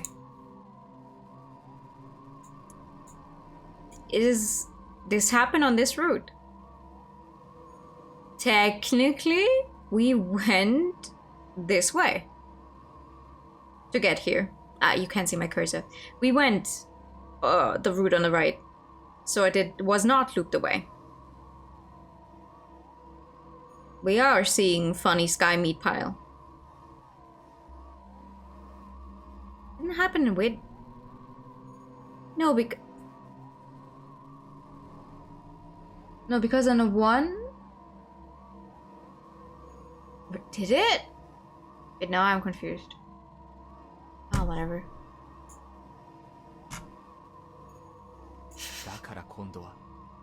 I just remember there was one ending where we didn't survive it. Oh, never mind. There was just a bad ending if she was hanged that we didn't survive. My bad. Don't mind me. Moving on.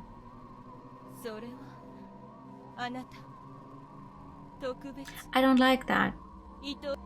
ただただ好奇心の赴くままにやや子を一人一人解き放ち聡明で淡麗でこの上なく歪んだ心をお持ちの共に参りましょう。 Well, it is an accurate description, no? 体の上で果てなき閲楽とともに夜道を渡る旅へ。 Yeah, absolutely not.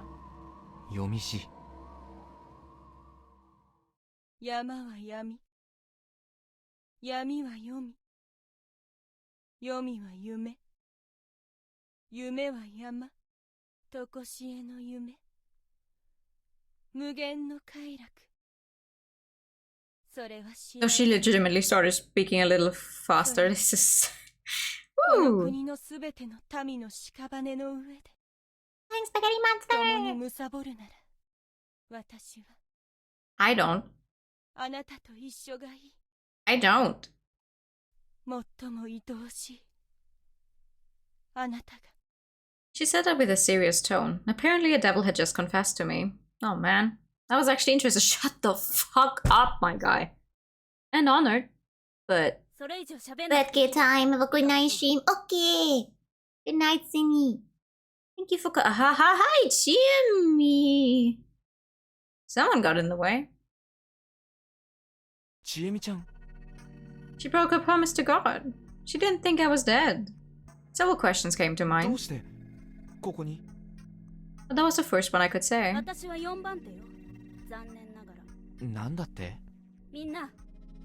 A moment later they entered Haru-chan, Mochi, and... Hey! Mission 2 had an unexpected development. 野里さんが最初よ。植松さんを置いていけるかって。そんでボートを降りて戻ってきたおっちゃんをなぜかはるちゃんが追ったから、そりゃ僕は追うよね。 So it's not even a one-on-one? 仕事を一つ忘れたことを思い出しての。それでようやく私も呪縛が解けた。みんなが動き出してるのに。全部知ってる私が神様殺しの余韻に浸ってる場合じゃない。 Come on, people, leave more talk before anything happens. Fuck yeah! So she really had realized my plan, but even so, she couldn't resist God. ヤス君や匠兄ちゃんに後のことを頼んで、私がしんがり。というわけで、最終局面乱入部隊の隊長はあなたよ、野里さん。正直同情するけど。リカ子さん、さっき言っていたことは。すべて事実なのか。道すがら芹沢千恵美が言った巻き戻りは我々の殺害はその果ての But yeah, you're so right. None of that happened this time around. My bad. 野里様、今まで騙し No, she went back to speaking slowly. 申し訳ありませんでした。Hikako-san used her usual voice, but that just made it stand out more. She bowed her head. あなたが私に Go back to being evil mastermind that speaks even a smidge くださっていること more quickly. あまり滑稽でそんなお顔はなさらないで。他のお方よりはあなたは Thank you. それで春明様との永遠の交わりの寝台くらいにはして差し上げましょう。Yeah. いいから黙れっつってんですよ、リカコさん。撃つの撃ってそれで完全な最後の円環が完成する。幸せな夢、かつてなりかけた最上の地獄を、愛しい愛しい春明様を奪ってゆく私を、それをことほぎとして夢をなすわ。 No, it was the second one. It was the second one. It wasn't wit. Because we were not a wolf. It was the one where Chimi and Mochi were the wolves. Because they were the ones who put the poison on the... not in the food, but on the plates. そっか。神様は殺せたけど、死んで完成する神様はどうしようもないのか。どうすんの春明。我はもう土雲殿の企みからは手を引くが、それでも難敵ですぞ。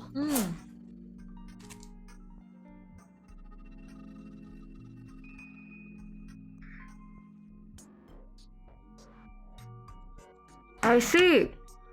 Okay. I would like to...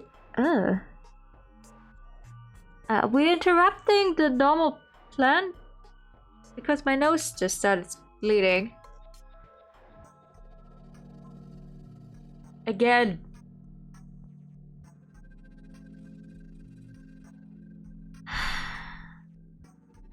Are Mochi a thing now? I mean, Mochi has been in love with Haru for like the entire time.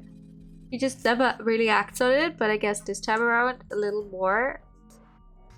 I don't know if they actually end up together. Oh jeez, oh fuck.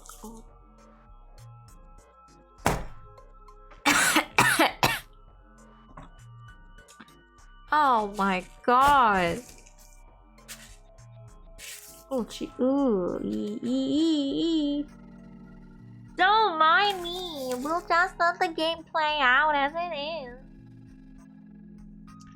Man, this was troublesome. I would have liked this to be finished in secret. Mission 2 became unexpectedly lively. 皆さん、せっかく集まってもらって悪いんですが、 I still had to say it. 僕は彼女と共に行きますよ。Eh?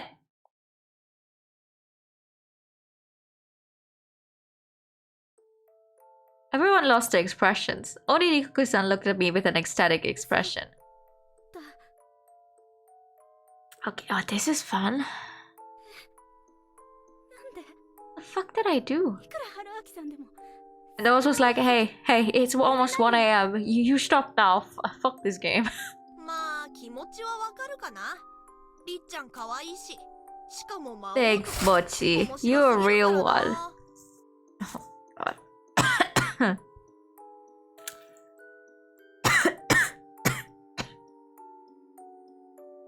Oh, this is fine. リカコさん、もうやめてくれ。すべてが事実だとして、 You. 死んで手に入る幸せなんてあるはずがない。あれ、お医者様らしいお言葉。あなたの人生は確かに辛いものだっただろう。あなたの一族が味わったのは確かに比類なき苦難だっただろう。だからといってそれをすべて放り投げて修羅に走るなど。 Don't you just love the taste of blood in your throat?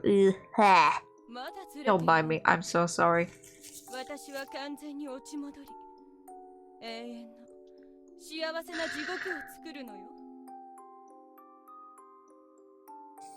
そんなもの幸せではないと言っている。あの日私を救ってくれたあなたは私が幸せにするのだと言っているのだ。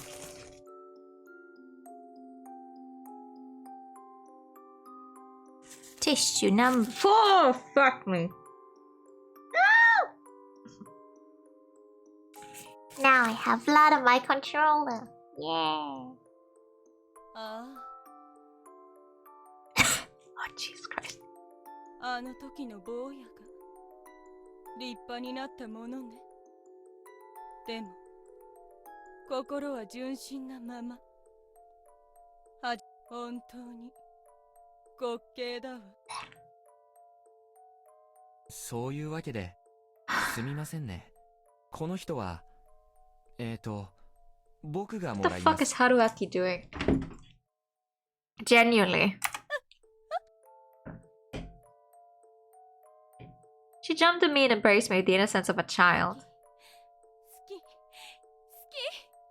愛してる。I don't. I also don't know where this is going. ようやくあの時の賭けを清算することができるのね。賭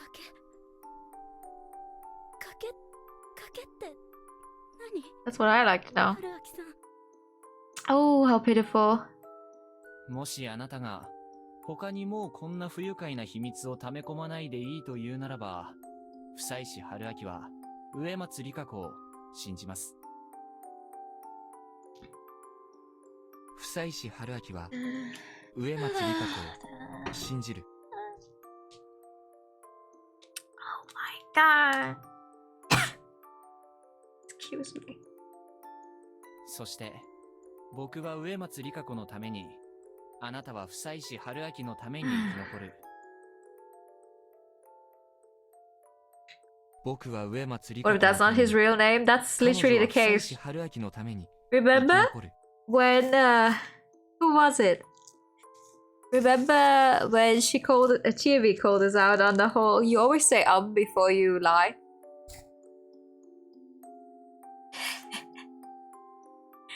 And we saw a few scenes afterwards where he said his name.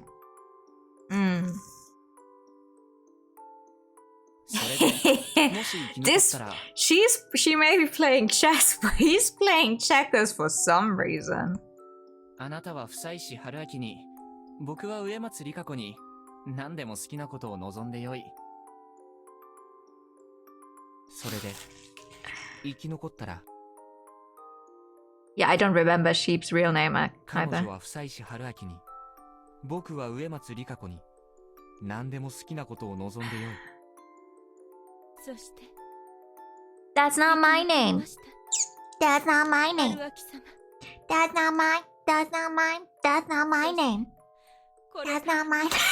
生き残ってゆく。That's not my name. あの時の植松里香子を救うための方便とは言わせない。 That's not my name.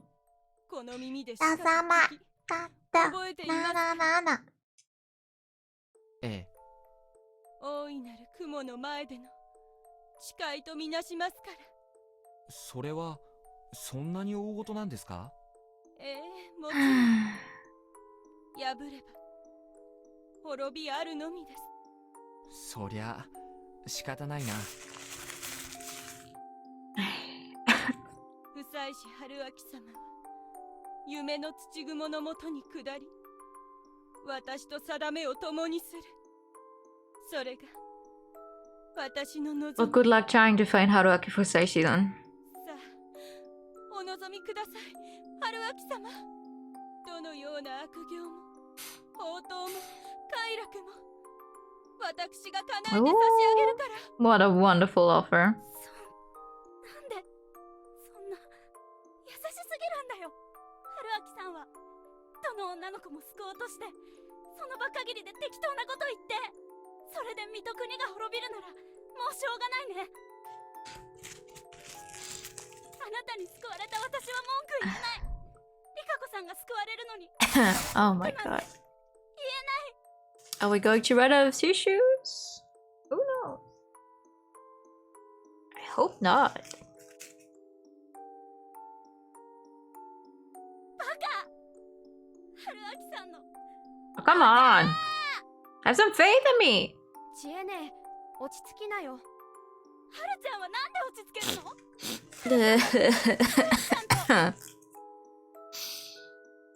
の？まあ、我の場合は It's a bit unfair since she can read our mind. Come on. 少々ずるいがの。 Don't do that. Come on. 私が教わったのは悪だし、春秋がいなくても好きにするし、気に入らなかったら勝手に奪うし。ただね、いたいけない田舎娘に悪を教え込むようなひねくれた腐れ下道の春秋がそんな約束すると思う？ Yeah, here we go. Rikaku-san hesitantly loosened her grip. Then she took a step back. Her eyebrows were furrowed in suspicion. Oh, how pitiful. 名前は There it 久石春明。 is! 東京で大学院生やってます。久石春明って誰ですか？ There it is! I really didn't expect to be caught doing marriage fraud.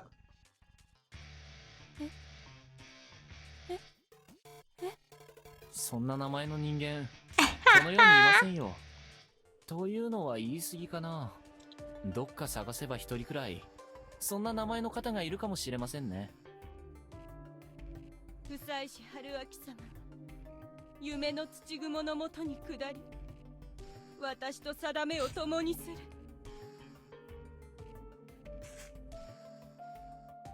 かわいそうに。そのなんとか春明さんは夢の土雲と定めを共にすることが決定してしまった。彼女は夫妻師春明に、僕は植松里香子に何でも好きなことを望んでよい。 He specifically said she can ask anything from a guy named that way, but also talking of himself like me. Yeah, thanks. Good thing. Good thinking. We're all thinking of the same thing here. 僕は植松里香子に好きなことを望んでいいわけですが。 Look at his eyes! He was born ready for this. たく。おお。なんだ。 She suddenly took out the dagger from her sleeve. やはりあなたは最高ね。 Aw, no, let's not do that. Come on. 駆け引きは次に持ち越しましょう。あなたが覚えていたら。だけど。Oh, I'm so sorry for coughing into the microphone. The dagger went to her throat. Crap, I had to make it in time. I had to just tell her to stop this conspiracy. And at that moment, all light vanished. In the midst of that,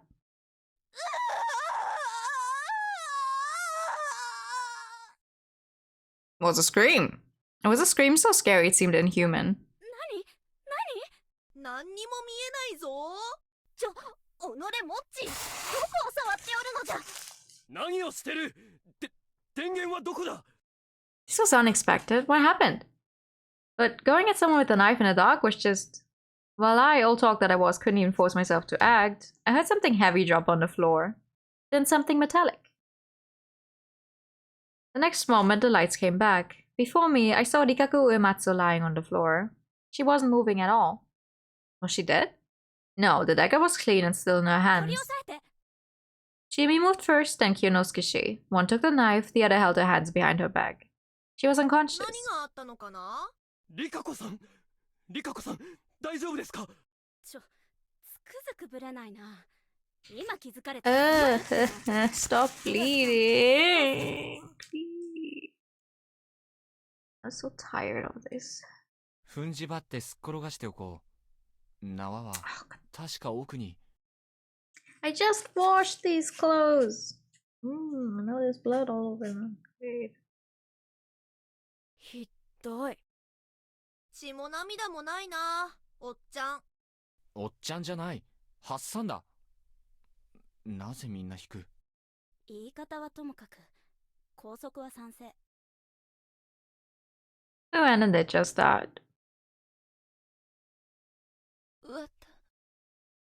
私は目覚ましたけど、舌とか噛まれたらやばくない？なんか布をかませようよ。頼む。彼女にはひどいことをしないで。 Bro, get over it. だから自殺させないようにしなきゃ大変なことになるんだって。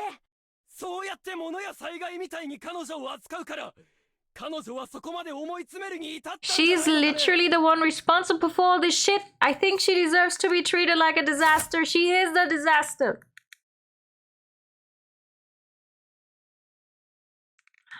Kyoto's gonna make me more mad than indeed. Oh, haha.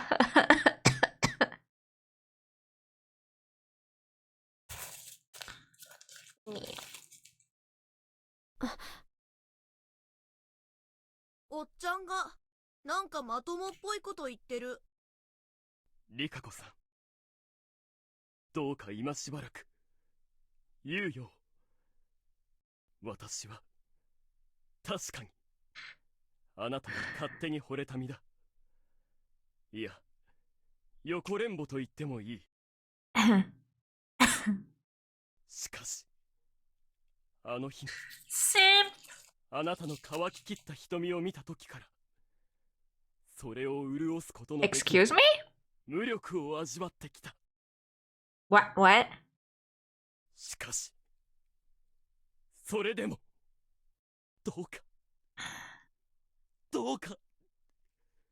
Who the fuck says that? Ever since I saw your dry eyes, I wanted to make them wet, huh? 試みさせていただきたい。 He was really straightforward, but it didn't really matter to her. 雲が夢の土雲が Nah. なくなってしまわれました。 She said something we didn't understand. あれどこへ行ったの土雲。私のすべては私に愛しいということを教えてくれた神様。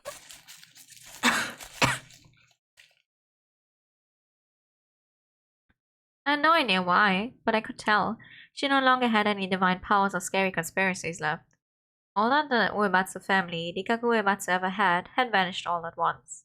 And even 僕 so, は植松里香子が土雲の復活を放棄し、ただの人として、女性として、まっとうに幸せになることを。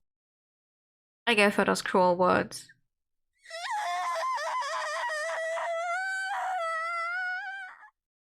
She began crying.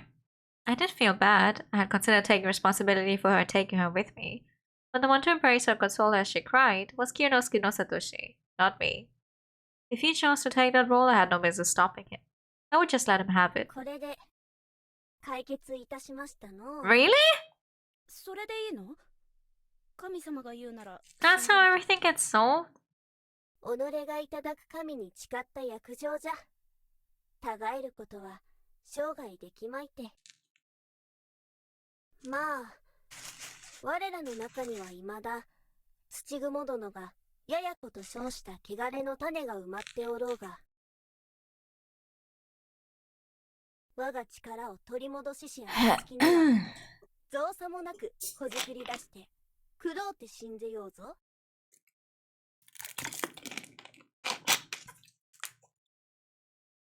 Oh, Jesus Christ.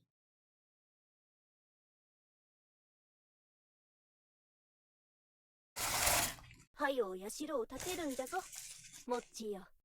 オッケー。やあみんな。不妻子。 Yeah, you're clearly not. うわ、詐欺師の人だ。ひって一応不便だから春明さんって呼ぶけどさ。おとも女としてあれはないわ。植松里香子にちょっと同情した。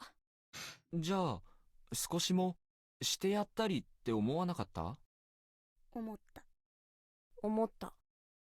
Such honesty. ま、そういうことでごめんね里香子さん。さよなら。春明様の赤。 Mission 2. Dealing with the Master of the Loop who wanted the monster's resurrection had been completed. Nothing more needed to be said, even if it gave me things to think about. 君には何をどういったものかまだわからんが。 That's okay. 気にしないでください。僕もです。それでもおそらく君は彼女と、そして我々すべての恩人ということになるのだろうな。 Was my pleasure. いや、本当気にしないでください。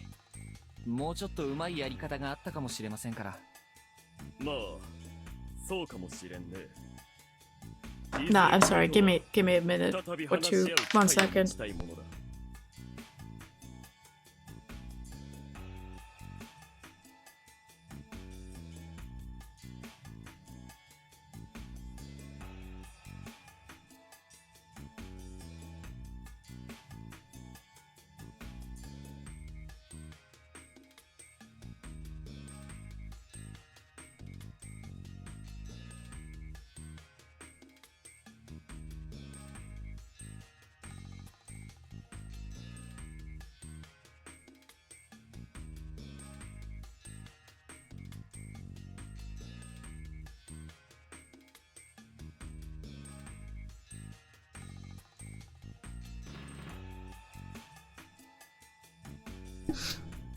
A minute or 2 or 3.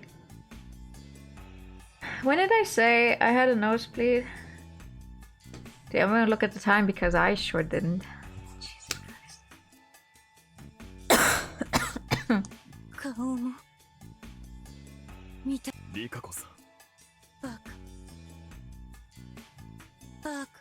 Yo, you tried to kind of destroy the entirety of Japan. I think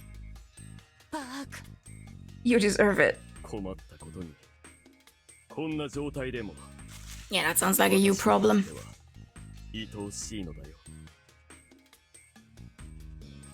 Same actually, but I wouldn't admit it out loud. Man! 僕にそれを止める権利はありません。Should get better taste in woman. あなたが彼女を根気よく説得しようとすることはね。一応、筋 As は if you 通 had してくだ lasted さい near 20 minutes. Oh, cool. Isn't that fun? 当たり前だ。一方的にどうこうしたりなどせん。ただ、生活 Maybe 上 it'll 必 stop 要 soon な手伝い then. くらいはさせてもらおう。了解です。You bite him to pieces? Oh, come on. Rikaku-san had become a completely different これ character. で撤収していいものかね。少し待っててください。最後の片付けがありますから。 And we still have the entire Miguruma family as a thing here. それにはちょっと歩かなきゃならない。 Yeah. そうだな。野里さんとモッチ、それにハルちゃんはここに残って。一応大丈夫だと思うけど、リカコさん見張っといて。 Please don't. I'm actually already close enough to that anyway. それしかできないなら全然 OK ですけどね。ついていかずともよろしいか？ええ、伝えるべきことは伝えます。良きかな。おう、土雲殿。あの時は散々もてあそんでくれましたな。何をする気かね。その手つきはやめたまえ。モッチ、みんな止めて。おもしろい。君はハルちゃんと神様のおもり。ぶしゃあない。というわけで、最後の始末。上から来る人たちを追い返す。Oh, we chased back the people coming from the mountain. Question 3. Dealing with the Miguruma, the leaders of the feast. Now, would it go peacefully or violently? わかったよ、詐欺師さん。Harsh. Deserved. 聞きにくいんだけど、うん。リカコさんとの昔のことって大丈夫なのかな？実際覚えてないし、覚えててもまあ子供の時のチューとかと一緒でしょ。I wouldn't quite agree with that, but if it helps you, okay. I didn't know if that was how it was, but I would just assume she was right. Couldn't say anything if she thought that. まあ、実際何があったかはよくわからないから。うん。実際野里のボンクラとはもう言えないか。清之助さん以外は覚えてないわけでしょ。死にかけとか夢の中とか。モッチーは覚えてるぞ。モッチーは絶対気にしないでしょ。Good point. はるちゃんはさっきの感じだと折り合いはついてるのかな。神様がまだいる間はあのことについては受け持ってくれると思うよ。いなくなる頃には春明さんによればはるちゃんもしっかり強く成長してることだろう。The Haruchan's god was real. It was still a mask she'd made to bear the pain she'd experienced as a child. When we just talked, she mentioned it herself, but the tone was that of God. It was something that she could only say through the voice of God. The wounds were just that deep. The same could probably be said for Chiemi. 私からも聞いていい？うん。神様って結局何だったのかな？君は分かってたんじゃないの？姿や怖さが分かってただけで正体とかは知らないよ。Yuko's one of the main enemies. Oh, But even the kissing Chiemi CG was just when she was falling apart, so... Oh no!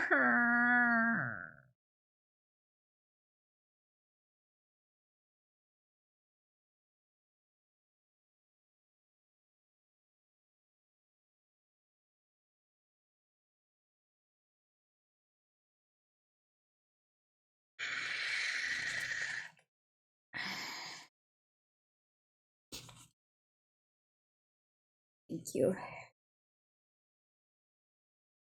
I don't know, maybe they just didn't have enough money for more kiss CGs.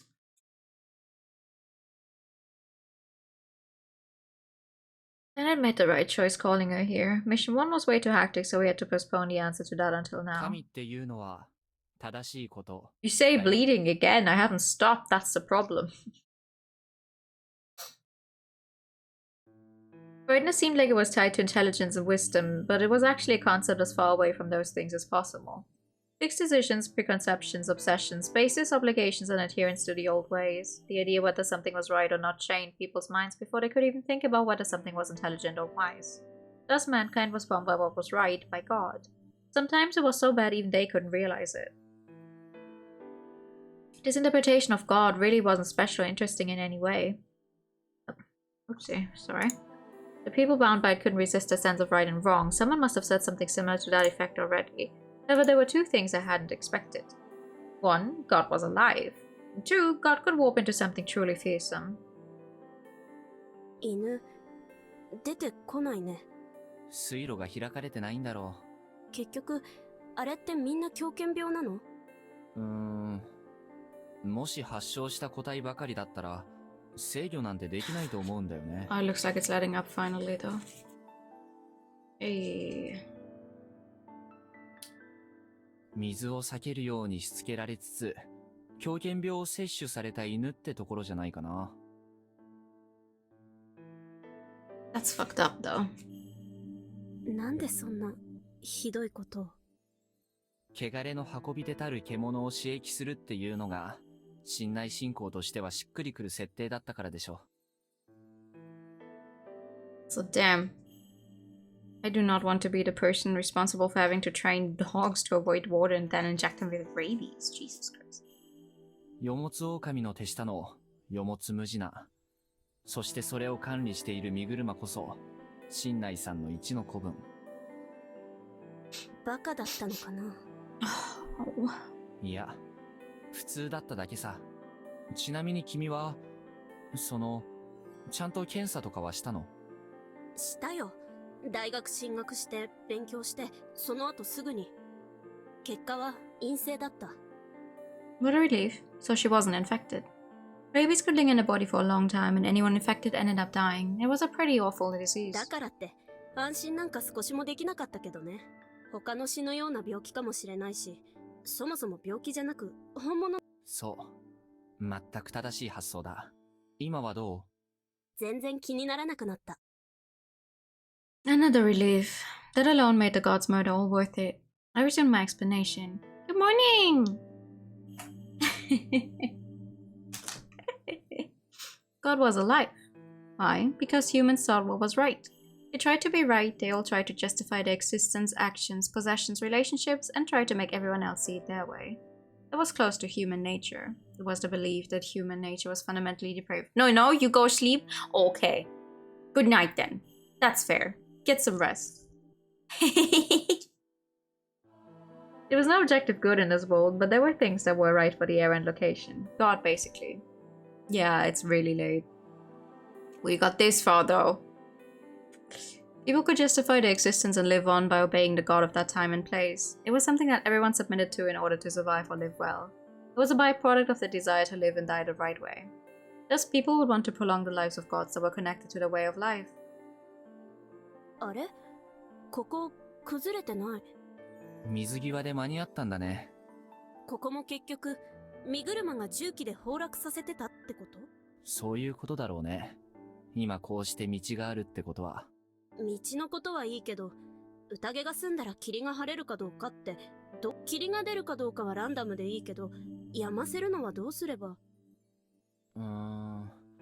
植松家の不思議能力もどうやら存在したみたいだし、身車にも長者として、そのくらいの力はあったんじゃない？ Wouldn't it just disperse at some point? Like to have a giant machine that spews out the mist at some point. If you turn it off, the mist would clear. 櫓の見張り、天気板だったんでしょ。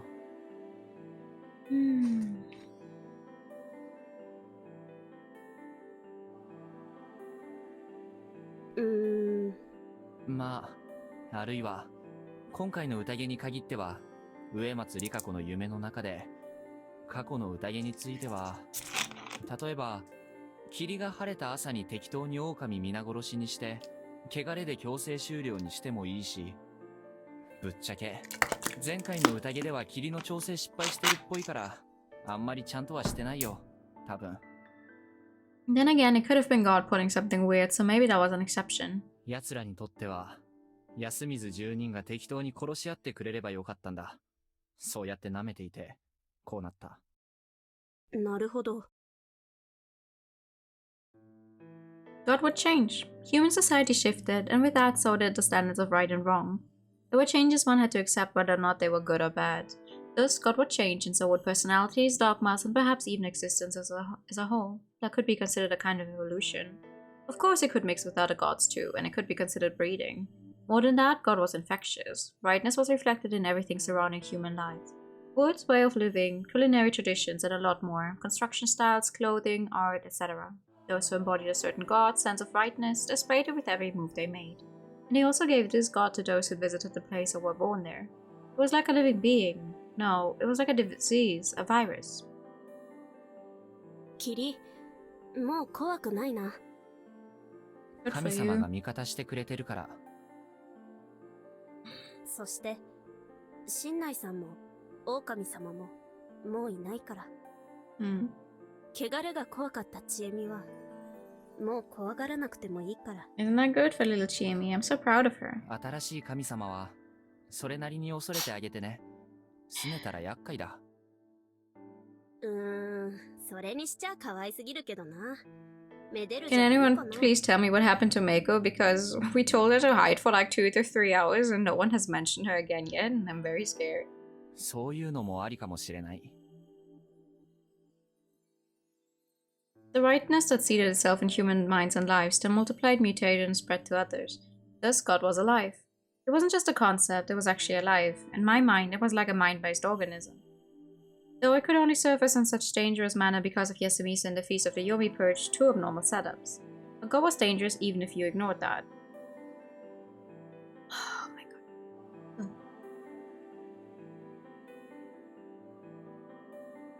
I'd mentioned before that there was a moment when God became dangerous. God was at its most dangerous when his name was forgotten. A golden hour has passed. Oh, true, true.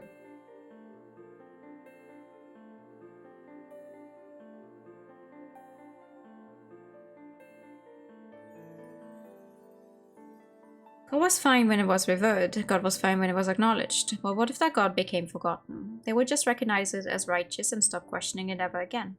When distressed, people invoked God even if there was no religion involved. That was what kind of animals we were. Normally, such gods represented only the rightness and goodness within the heart of a single person, so it wasn't much of a threat. However, gods who had been forgotten only had their identities forgotten. They still retained the power to influence people.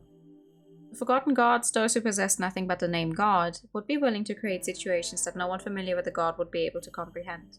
The Miguruma had planned a warped plot that clearly wasn't worth the effort and could even end them if exposed, and the people of Yasumizu had reluctantly accepted it and gone on to kill each other. That was all the fault of God. Of course, you could say it was directly done by Great Lord Shinai or the Snake, but at the core of it all there was a fear of death and darkness. The mountain was the darkness, and the darkness was Yomi. The mountain used to be a strange realm that birthed endless darkness and death. Thus, the people here at Secrets could readily murder others and could hide that from the world. The truth behind the feast was the unforgettable loyalty to God. そして、君が神様を延々と恐れ続けた理由ってわけ。考えてみれば、君が僕にここの食べ物を食べさせようとしなかったのは正しかったのかもしれないな。ある流れでは、僕も確かに神様に感染したことがある。自分が自分でないものに操られる感覚は確かに怖い。操られている自覚もないのに操られるのは気づかなければいいけど、君はたまたまただ一人気づいてしまった。だから怖かった。無理もないさ。ま、今回はラッキーなことに神様本人と談判できて話がついた。まあ、そうだね。結局、人は誰かに操られているって状況は変わんないわけだけど。Yeah! Maybe he should have gone into acting. 全員に巻き戻りがどうのって言っても理解されない以上、あれがベスト。わかるけど、なんかもやっとする。あらゆる存在は他者からの影響を受けてそこにいる。それを望まないなら、僕みたいに。それは気づいた本人があがくべきこと。誰かにしてもらったり、押し付けられたりすることじゃない。あなたは最初から自由だな。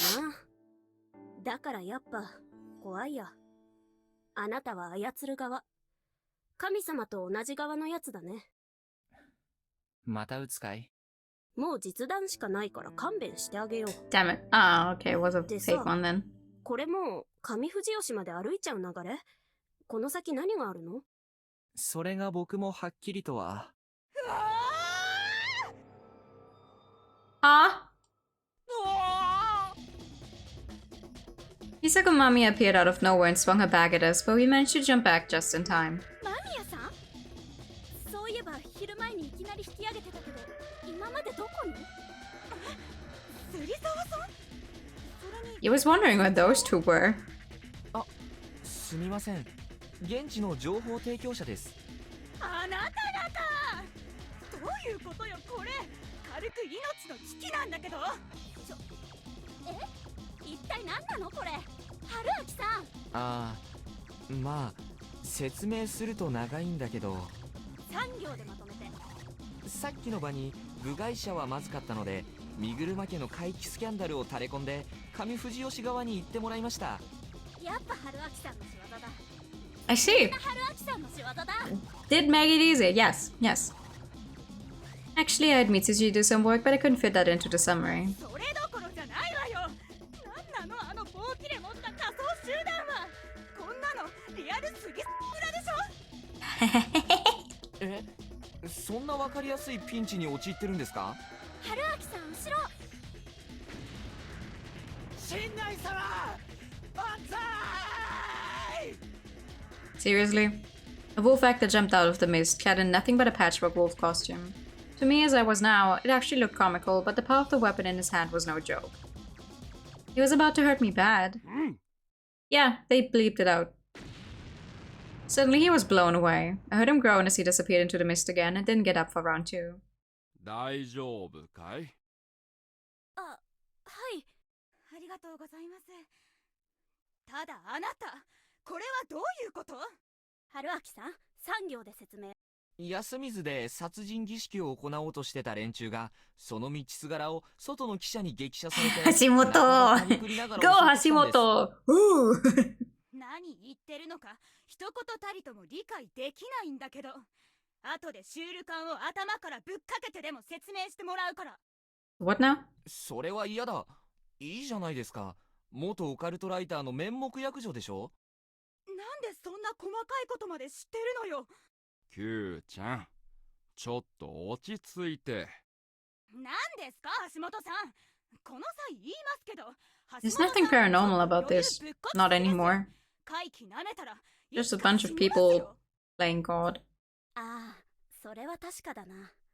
まあまあ、僕のことはいいんだけど、怪奇云々の前にまず、物質的な脅威に対処しないと、まずそうだな。Why does he finish those words? Several wolf actors jumped out of the trees making weird screams. Oh, Jesus Christ, lady! Are you crazy? Oh, my ear. Ah! What the fuck? こうなったら棒切れ相手に銃はまずい。じゃあどうしろって？ A stick flew by her, messing up her hair. Oh my god, who mixed this part? As Jimmy dodged, Hashimoto-san had moved into everyone's blind spot and blasted away two of the enemies. ひどい。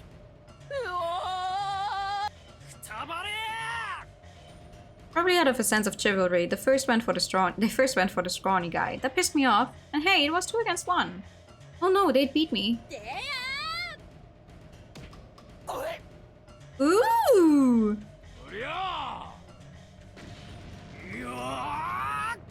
Let's go! Hashimoto-san tackled one, while Chimi-san landed a jump kick on the other, saving me.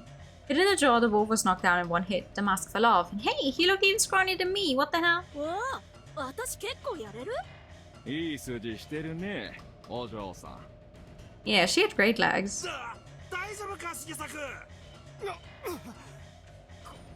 こうなったら一人でも。 Maybe don't use your real names. That's not a good idea. Mamiya, son, please. Oh. Mamiya-san was actually doing good work, just swinging her shoulder bag around. 知ってたかしら？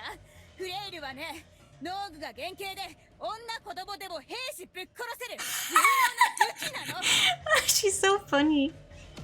Whoa, Flail's advantage was that you didn't need that much power to hurt with them, but this gourmet rider was so strong that it didn't matter. Was the bag full of rocks or something? All the ones he didn't have were knocked senseless. Yeah, he just had to put that in there casually. まだ来るの？キリがないね。まずいです。あい。こうなりゃやってやるわ。っていうか、春秋さんも戦ってよ。だらー。 I hadn't expected Mission 3 to be an all-out battle with this group. It didn't last longer than 10 minutes. Everyone on their side was scrawny, while everyone on my side, myself excluded, were berserkers.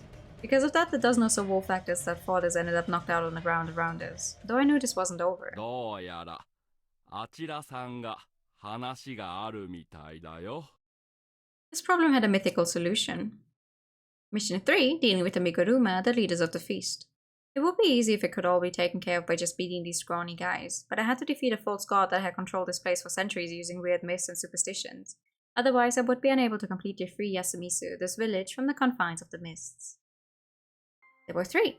They were positioned and presented in a completely different way than the ones who clearly did the dirty work. Their parent was fancier too. They were the great Lord Shinai, Yomotsu Okami, that had appeared before the Hanging Pine. They were unarmed, signaling that they didn't want to fight right now. 貴様らは何者だ? Loyal to the role, he asked that. どうやら妙に事情に詳しい者がおるようだが。 They'd seen it with the eye of Miguruma, huh? 当然生きて帰れるとは思うまいな。こっちのセリフよ、偽物。 No. It can't. Her eyes didn't show a hint of hesitation, and her words didn't show a bit of fear. God was dead, she'd killed it. Thus she had no reason to fear, obey, or tolerate a fake. One more step. 一体何なんです？返答次第では警察を呼びますよ。ああ、すみません。ややこしくなるので、ここは僕が。あなたも超怪しいんだってば。彼に任せよう、Q ちゃん。橋本さん。まあ、妙なことをすれば潰すから。ほんと、あなたにはかなわないな。さて、身車家の者に古き山の神からのことづてを授ける。They were shaken. この言葉の意味がわかるなら、貴様らも身車の位高きものなのだろう。聞け。かの神はよみがえった。狼は死に、影たる狼も死んだ。他の狼は去り際のたまった。もはやよって貴様らにもう聖域を犯す理由はない。帰って皆に知らせよ。もはやこの山に信内明神はおらぬと。長者家は間もなく廃れよう。それまで身を正し待つがよいと。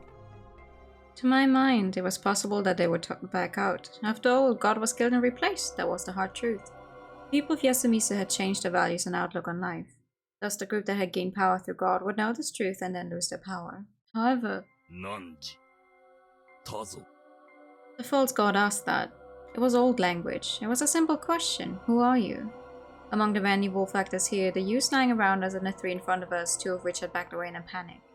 The elder in the middle stood out. His eyes were looking ahead. Beyond that mask, I could see unwavering black eyes and unshaken vigor. This wasn't the strength of a god, it was just the strength of a human. He used it to face me head-on. He used it to ask me whether I had what it took to end this mad conspiracy. That was the challenge of the very last boss. Fucking beat him, please! I'd lose if I said something bad. I'd lose if I showed any sort of hesitation. I'd lose if I stayed quiet for too long. I felt as if the mask was laughing at me.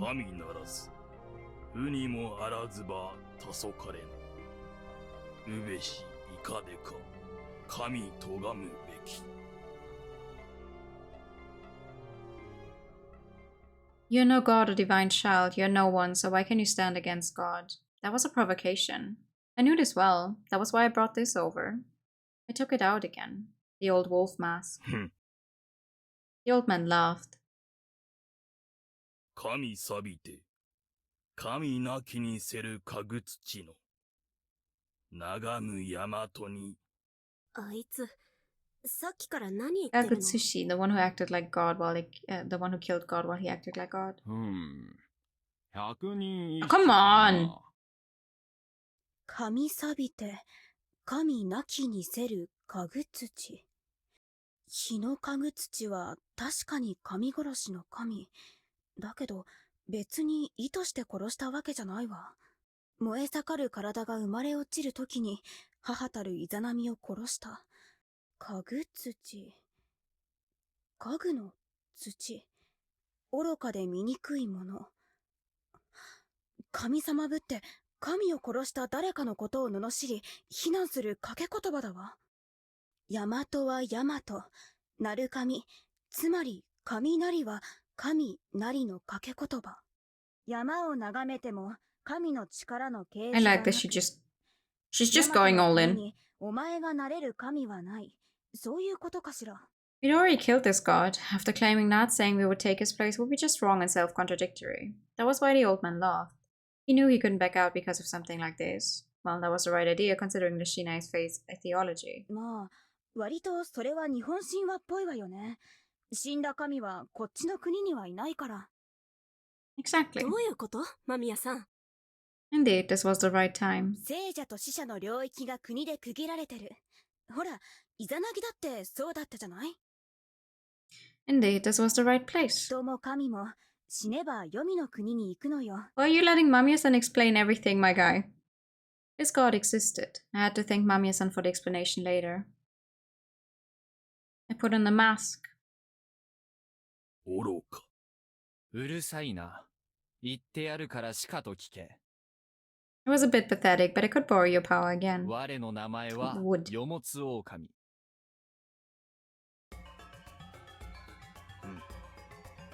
汝申せしは狼。今はここにあらず。さればこそ我。狼にあらず。汝、狼ならば、我もまた狼なり。不死吉の地を治めたる、老面の神なり。いや違う。ここは不死吉じゃない。黄泉だ。Serenaga's mists were all around ここに us. 僕とあなたがいるからには、あなたも僕も死んだことに Yeah, 相違ない。That's the word that tripped me up, but I was thinking the same. It's probably rain. さらば、次なる夕霧の日、来たらば、我ら、 That sure is a way to write his old words. Then the god would resurrect whenever the mists come. What an appropriate thing to worry about. The solution was simple, though. 稲だ。なぜなら今日を最後に、この山峡に黄泉の霧の立つことはない。いかなれや。So he wasn't satisfied with the direct answer to his argument, huh? ならば、語ろう。僕とあなたの最後の物語を。あなた方の物語の続きを語ろう。After all, storytelling was my specialty. After the feast of the Yomi purge, the wolves left the village. However, then came the Sadanaga mists, and the wolves rose up from Yomi to kill people. The people were scared and killed more and more people they thought to be the wolves' allies. The feast of the Yomi purge had become a fearsome massacre. But then it was found out that the wolves hadn't actually died. They had just fallen off the cliff, weakened, caught by someone, and locked up in dark prison. That someone was the snake. Shinai-san had turned out to be the wolves. The snake was using the feast to create an uprising against the wolves. To the wolves, the snake said that the ones who went against God's will were the humans, and continued to tell the people that the wolves were bad. The snake would then wear Shinai-san's clothes, appear before people, and control them completely using frightened words. However, the wolves weren't tricked. After all, the badger who'd come to the feast late came to the prison and told the wolves the truth. With the badger's help, the wolves escaped the prison and returned to the village. Regrettably, a lot of blood had already been spilled in the name of the Okami. The wolves were sad that the names would from now on invoke fear and hate among the people. Thus the wolves chose to set things straight. First, they went to the dream of a human girl who was born with the blessing of the snake, only to be marked by the wolves and chased out of her home. They told her to use powerful smoke and fire to burn all the guardians. She believed the words, and after lots of trouble, she obtained the powerful smoke and fire from a faraway land. Thank you for the follow, welcome in! Then she returned back home and used it to burn down the snake and its fellow guardians. With them at last punished, the wolves took everyone on a journey far away. With that, Mujina, the badger, and the old god who was once the wolf's servant, had now taken its place as the new eternal god of the mountain. One of the guardians, the crow, was allowed to stay and be the watcher of Yomi to prevent any from rising again. With that, Shinai-san was gone, leaving only humans, the crow, and the new god bringing forth the new age of peace. The new god occasionally brings the mist as a reminder of the wolves. It's a good mist that protects people's dreams, takes away diseases, prevents fires, and promises prosperity, so the people began to love it when they came. However, misty nights were when gods walked the earth, so the people cleansed, sheltered, and dreamt to not get in their way. Upon seeing that, the new god said, and they lived happily ever after. As I finished talking, I felt I could hear God giggle with a bizarre sort of amazement. Well, that was probably good enough. By the way, I'd chosen to say nothing about my daughter. I'd leave that part of the plot to the daughter herself. だから、蛇のおのおの方、僕もあなた方も、ここから去るべき時です。黄泉の国を経由して、遠いところへ。With that conclusion, I took off the mask. 迎え火の、卓や煙の切り立ちて、雲となるらん。震え口縄 What now? どうなったの？さあ、今の歌はちょっと難しいけど。Okay, that last sentence was. 蛇のことだっけ？ They were whispering to each other for a minute or two. Eventually, the masked old man began moving again, looked up, and spent a few seconds. Yeah, listen, well, hold on. Let's look at it together once more.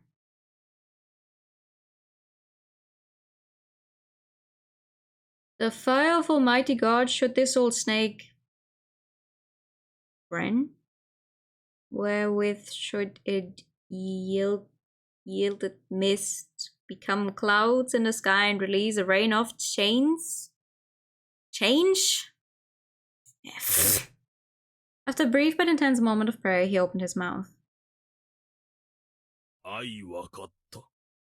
The two seemed perplexed. だから言うたじゃろうが、こんなものろくでもないと。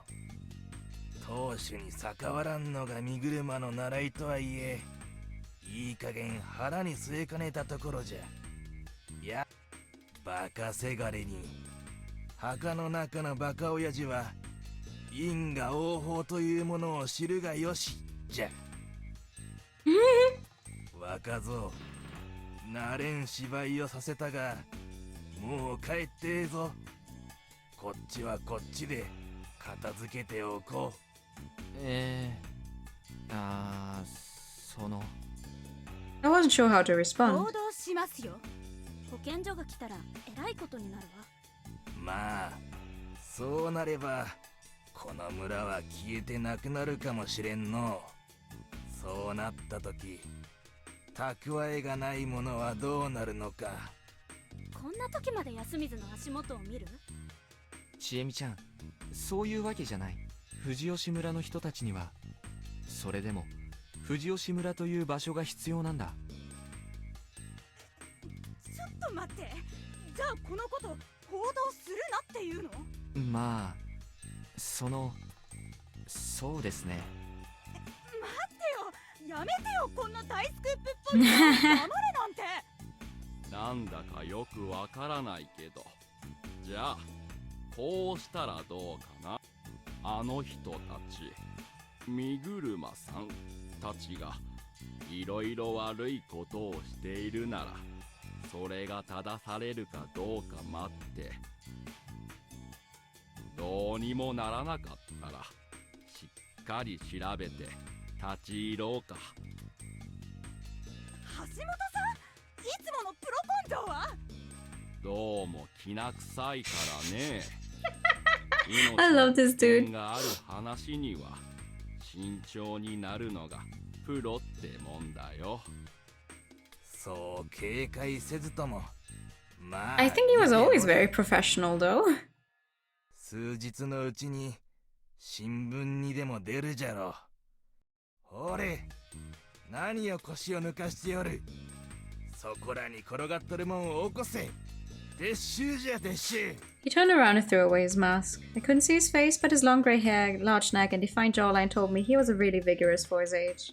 The fancy mask he dropped made a clattering sound on the wood and gravel. God once again returned to the earth. As if he felt nothing about it, the old man didn't even turn around as he shouted at the wolf actors and left. おじいさま。 I looked at Chiemi. 身車に孫娘など。 Oh!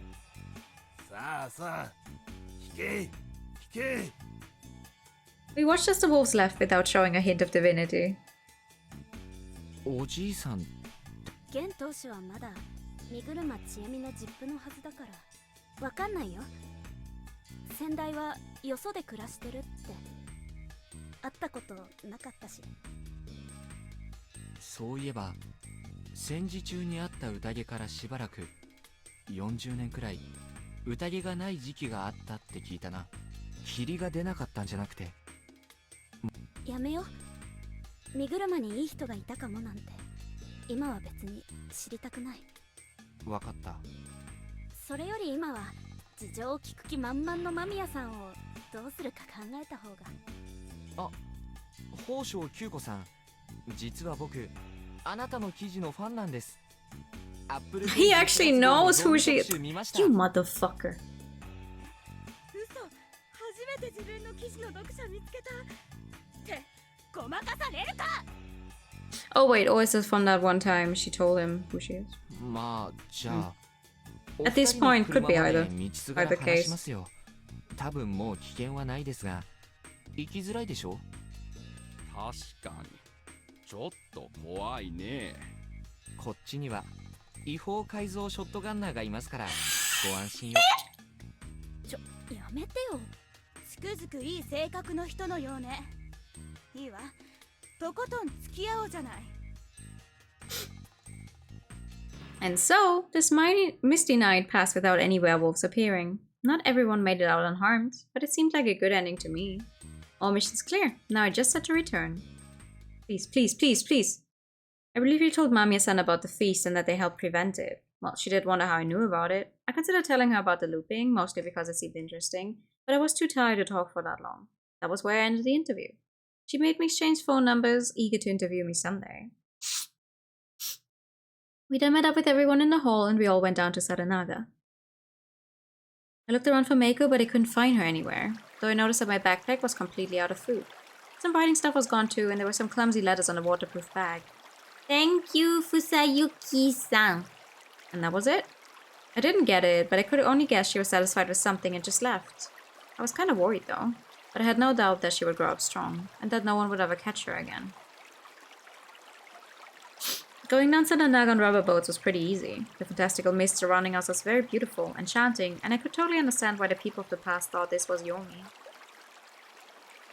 Eventually the mist ended, and so did the forest. Hikaku-san was watching as the mist grew more distant. She was silently crying. Yeah, I might have taken her side if everyone in Yasumisa were irredeemable scumbags.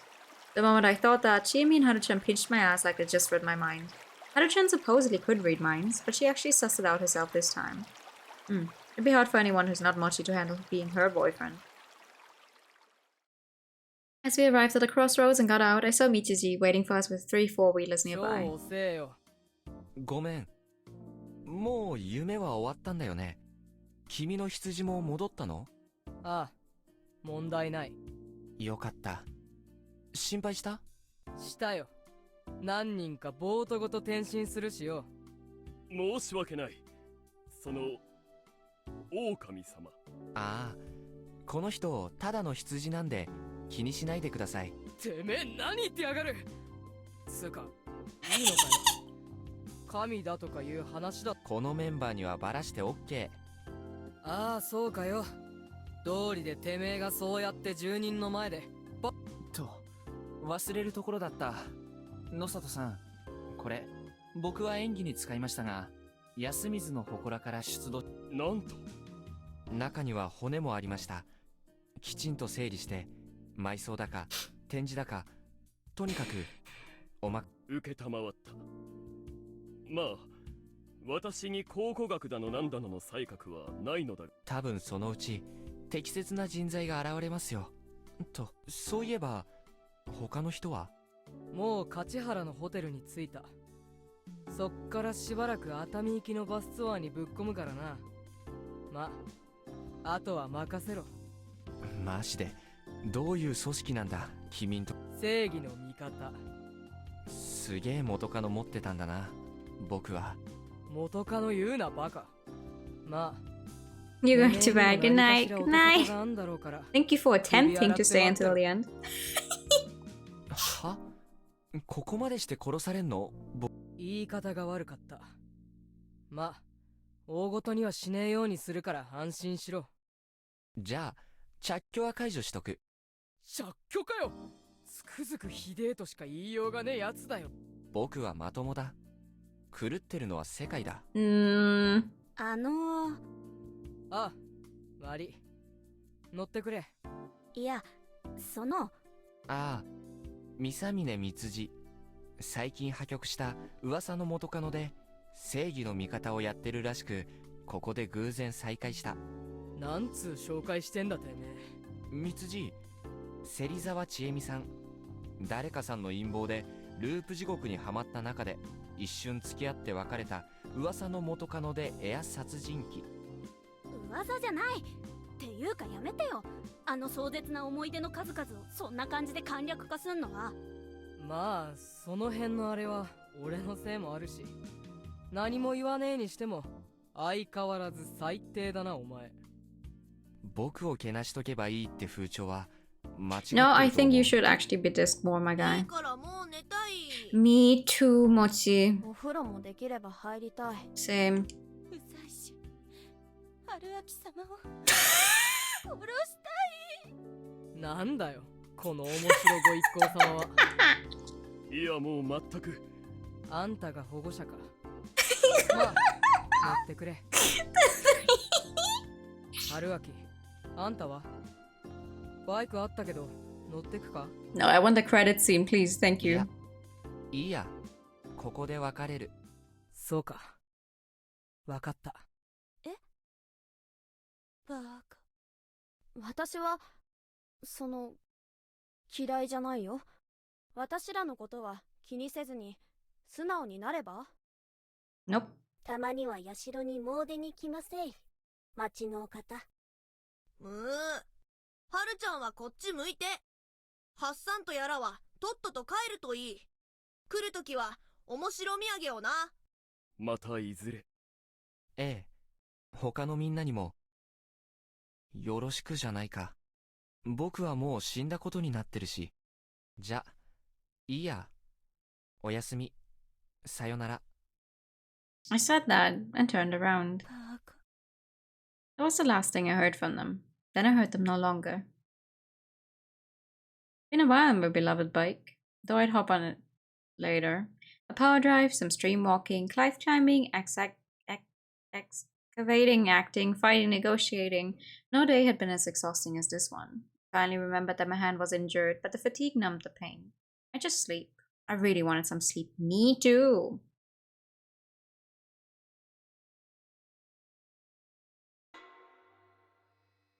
Are you for fucking real?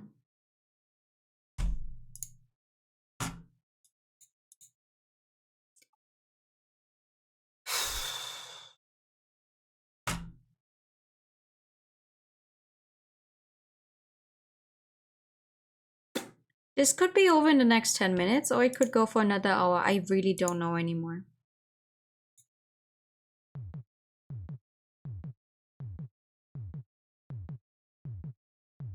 No. I literally did a 12-hour stream yesterday because I was like, oh, I just finished the game. No. Nah. No, I'm not risking that. We're stopping here. I'll play it. I'll play it next week. I swear to God. Even if it's another 10 minutes, sucks to be me, then we'll just do some other game afterwards. But it's still not the end. Also, there's alternate endings to this game as well. So we clearly we have enough. We have enough for more streams. Nah, I really thought we could get this done. It's 2 AM. It's Monday. No. I shouldn't even be awake at this time. This is so fucking stupid. This is fucking stupid. I hate this. Genuinely. Gives everyone trust issues. It does. Nah. Sorry. Next time. It can't be that much. It really... We have all keys. No, never mind. That's not where I wanted. We have all keys. What else do you want to give me, game? We just cleared the thing. How much else? How much is there? Next time. Next time. I have to make an entire schedule for next week as well. Anyway, I still haven't done that. Clean up all the tissue. Thank you for a nice stream. No, thank you for coming. I'm sorry to be stopping it this abruptly, but it's been 7 hours, and apparently the game doesn't want to fucking end. Yes, thank you for reminding me about the WOD. Thank you. I will do that. Thank you guys for coming.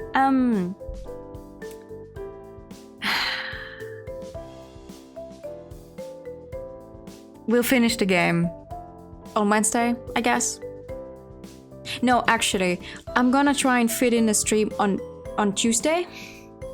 See how far we can get there, and if we still can't finish it on Tuesday, then we'll do it on Wednesday. God damn it, we cleared the mystery. What else is there? But yeah, thank you so much for coming by, everyone. Get some rest. You guys get some rest as well. But yeah, we'll finish the game sometime next week, I guess. We'll play more Tokyo Mirage sessions on Friday, and we'll start something new on Saturday that I have to figure out now. I wish all of you a very, very good night. Oh god, let me set up a raid to Semi, who's playing Brock the Investigator. I have no idea what that is, but it sounds fun, and I do like me some gators. Get some rest, everyone. Get something to drink. I will do the same now. I'll see you all soon. Have a very, very good night. I'll post the schedule in a bit. I just have to make it. Good night. And bye-bye. Bye-bye-bye.